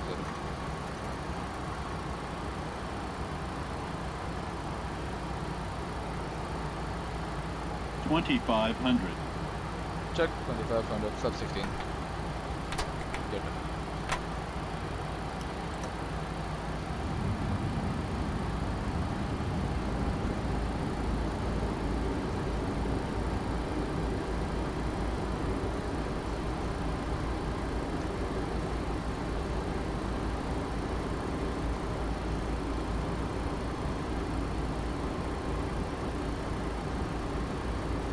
Wait for 4 nautical miles, there we go. Up here, let's check. I can get taxi lights after. In daytime, so we don't need it. Nighttime, usually you keep the taxi lights on, but in daytime.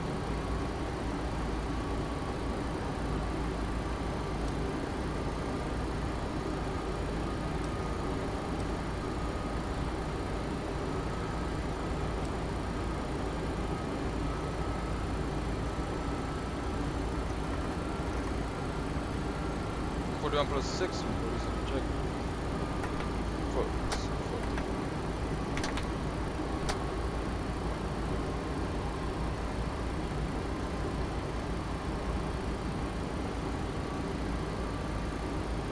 About 40 landing checklist. Once that switches continues, speed brake, arm check. Landing gear down 3 grades, flight 40 green light check. Dublin traffic on the 508 Romeo, landing runway to 8 left.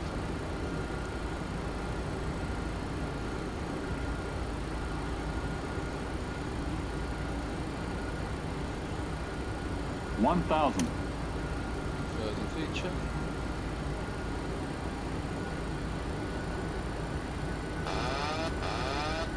Control.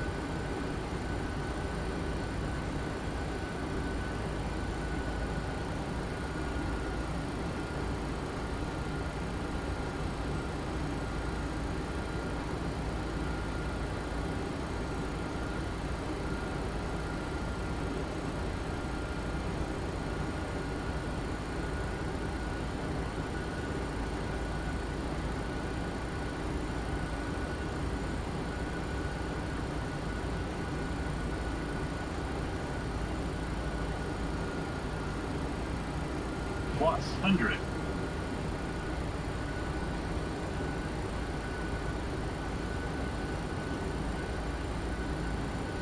Minimums.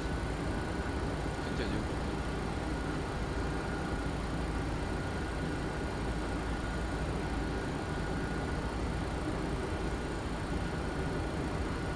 $50, $40, $30, $20, $10. Down on the ground. Reverses out.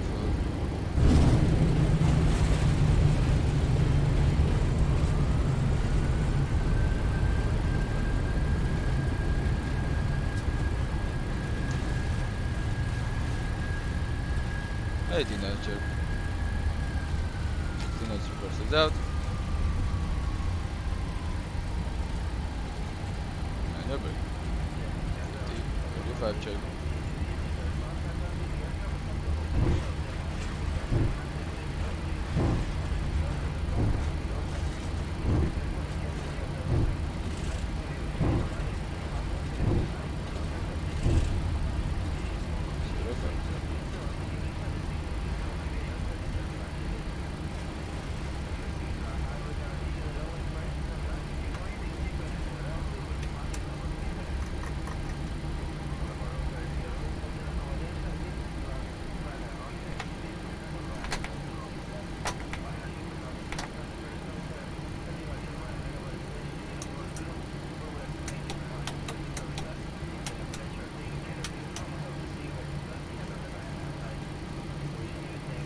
Dublin traffic on F508 for Romeo, runway 28 left is clear. We're gonna be continuing taxiing Sierra Whiskey 1, hold short runway 34.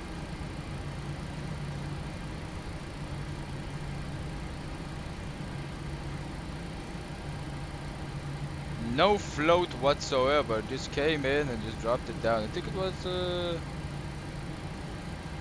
pretty nice landing, to be honest. Felt pretty good. Just exactly where it should be. No flow whatsoever, and I think it was a little bit hard. We're not able to quite get that flare. I think we flared too late. I have to say that. There we go. But we have to say, I think it was okay.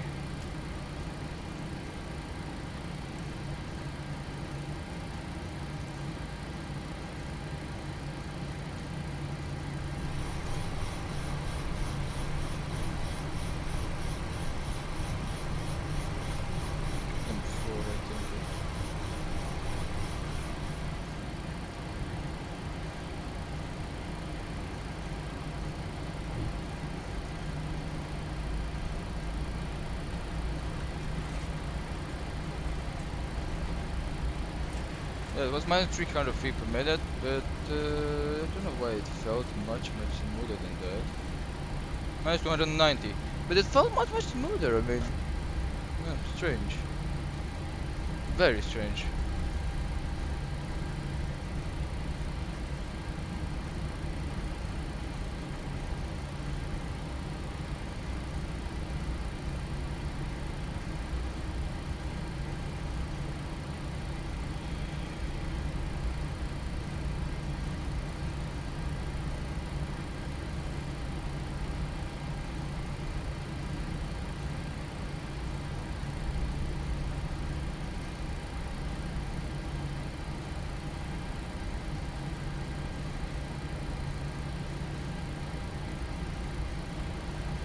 The profit auto, there we go.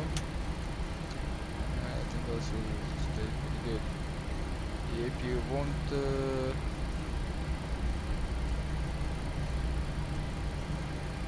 be started up at the moment. So yeah, it felt pretty good. I think the landing, no, just a little bit of rudder input. Had to put a little bit of rudder, keep that center line, but the center line was awesome. The how is it called? The landing zone was exactly awesome. Yeah, just pretty good. I felt it was pretty good. But minus 300 feet per minute, you know, a little bit hard. So firm landing, hard landing. It wasn't hard landing. Our landing was over 300. Wasn't. Yeah.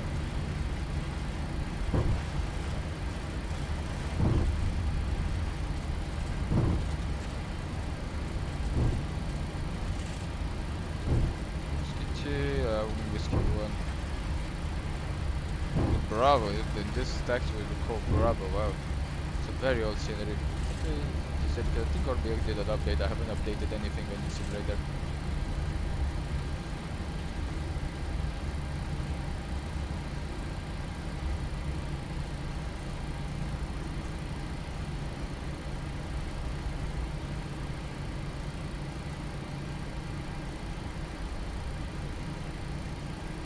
I can do the stop bars there.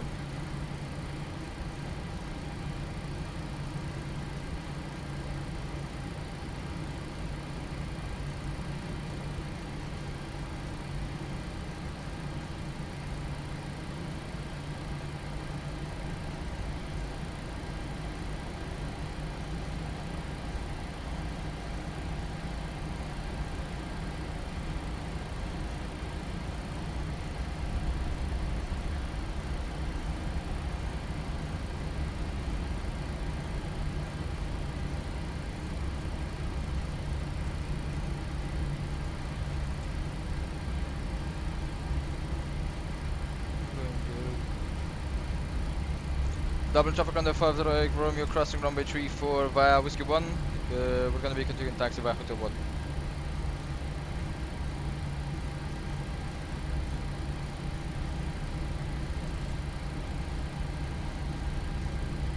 I'll give him the hello.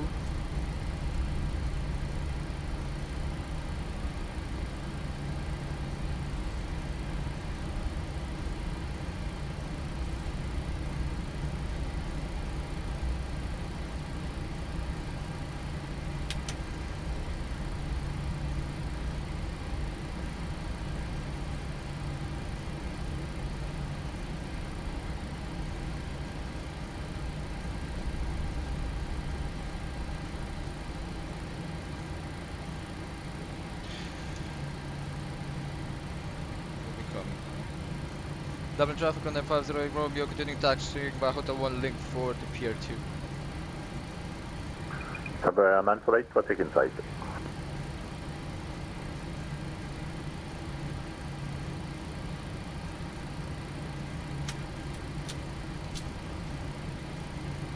We have the Ryanair pushing back in there.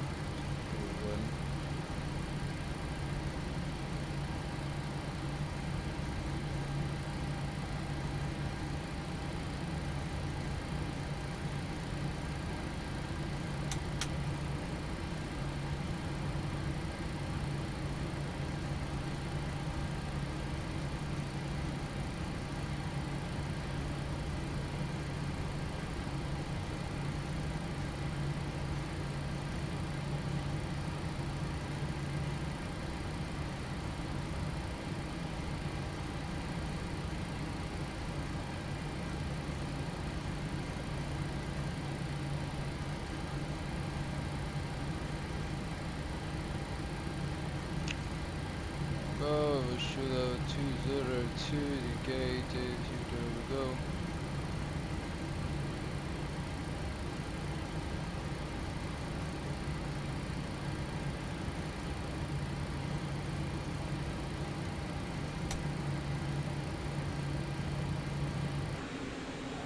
Man for 8, cross runway 34.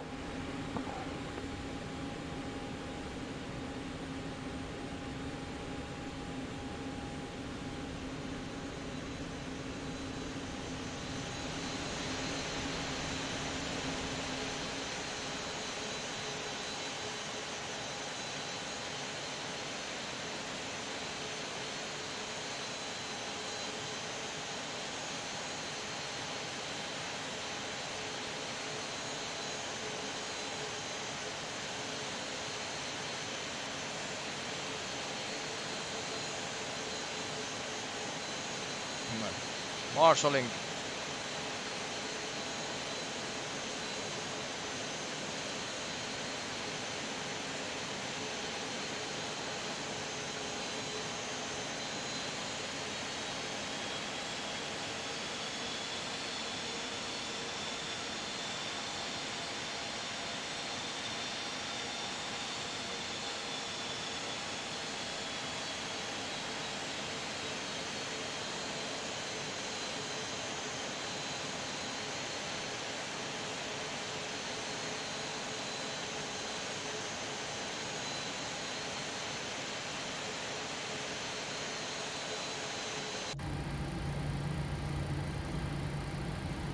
Guys, 202, going break is set, check. Man for 8, ready for takeoff, line up and clear for takeoff to 8 left.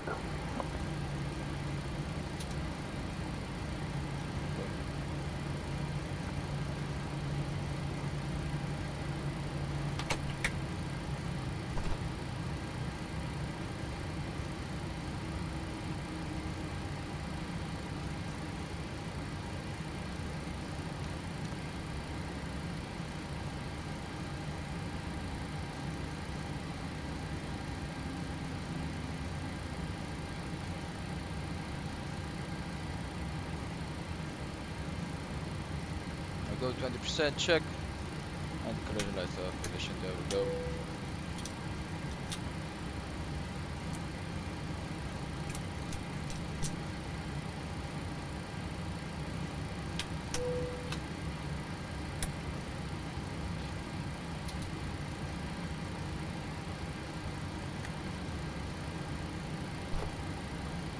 There we go, guys, so welcome into Dublin. Hope you have enjoyed it. A little bit of a hard landing, but you know how it is, looks good. There we go, we do need GPU card chucks will be set in here. This kind of temperature, we don't need, there we go, just gonna go out. We're gonna be requesting the stairs, there we go, and of course the passenger bus. I'm gonna be deplaning.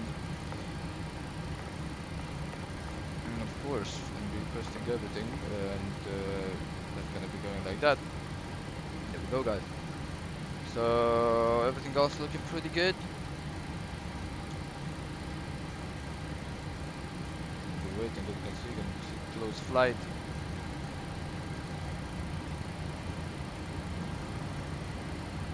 Hope you have enjoyed it, guys. Well, a little bit rusty, have to say. I could have done this landing a little bit better in Dublin, but feels good, to be honest, to land. There we go. Feels good to land. Not have to stop at the end of the runway, to be honest. With just a straight landing, but I think I could have done a little bit better one. I don't know. I'm not sure, but yeah. Alright, well, let's just reset all of this. There we go.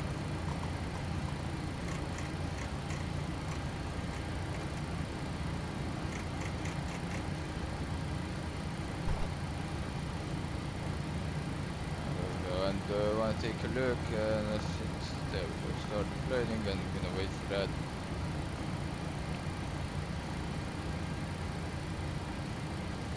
There we go, ground power available, check, that means the guys, there we go, like that, there we go. Actually, packs will remain like that, and the AP will go to off position. Yeah, then probably go to off. Just shutting down this, this says at 10,000 is a 0, and there we go, everything else looking pretty good.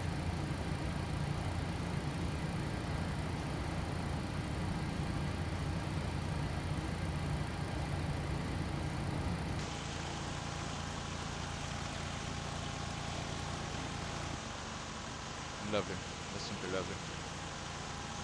Good that we have this ground services because GSX crashed at the beginning, so I didn't want to restart it. With the TUI, look at the TUI. Yeah, I need to see what GSX, I think I'm going to reinstall it or something. But anyway, it was really, really nice flights.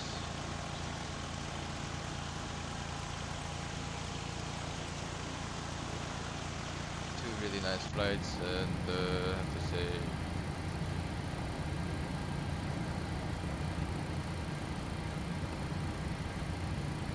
go. Starting at the beginning. So out 1 2 2 3 off 1 2 3 0. That's good. 5 minutes early in 1 2 1 3 2 7 out 1 3 1 7. Really good. Really good.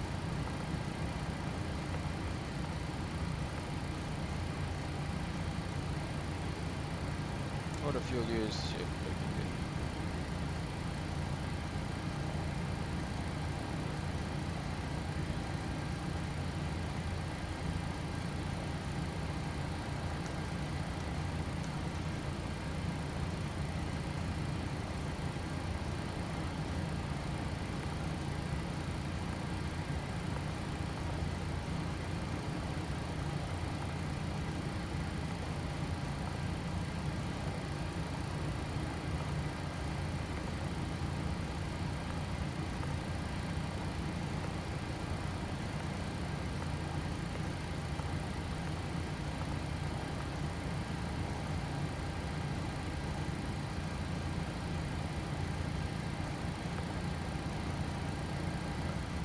Shutdown checklist.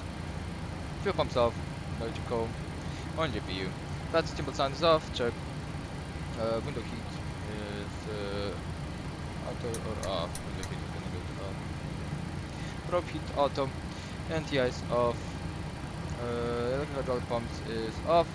Voice recorder on. Auto check is on.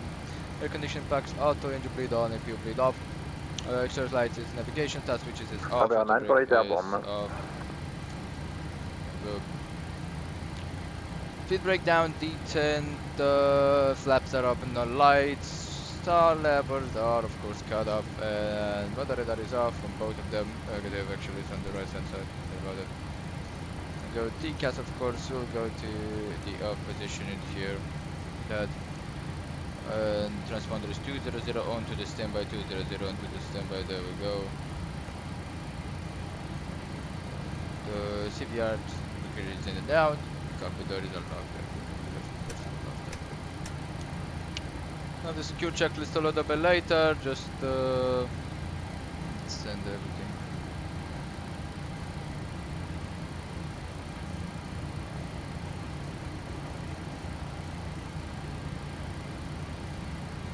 Yeah, very late flare. 10 we started that flare.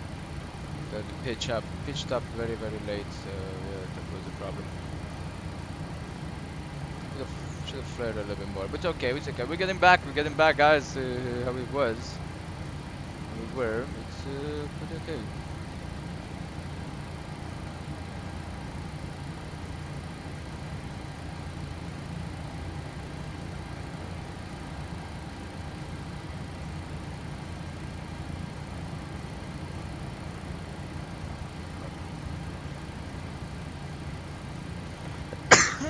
Oh. Okay, that was the boarding. There we go.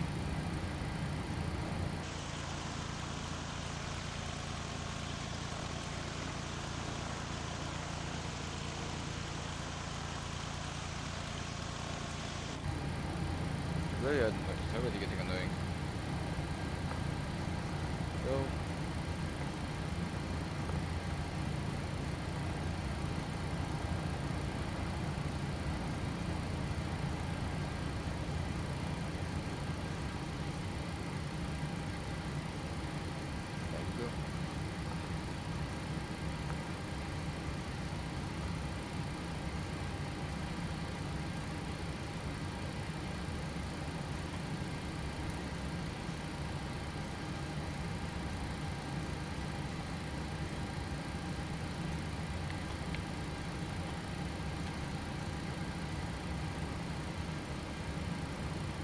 Right, let's get this secure.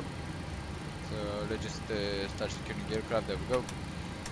That's that. Cabin utility galley power on. Very sexy light, of course, is off. Air conditioning packs off. Trimmer off. Have the ground power and the battery.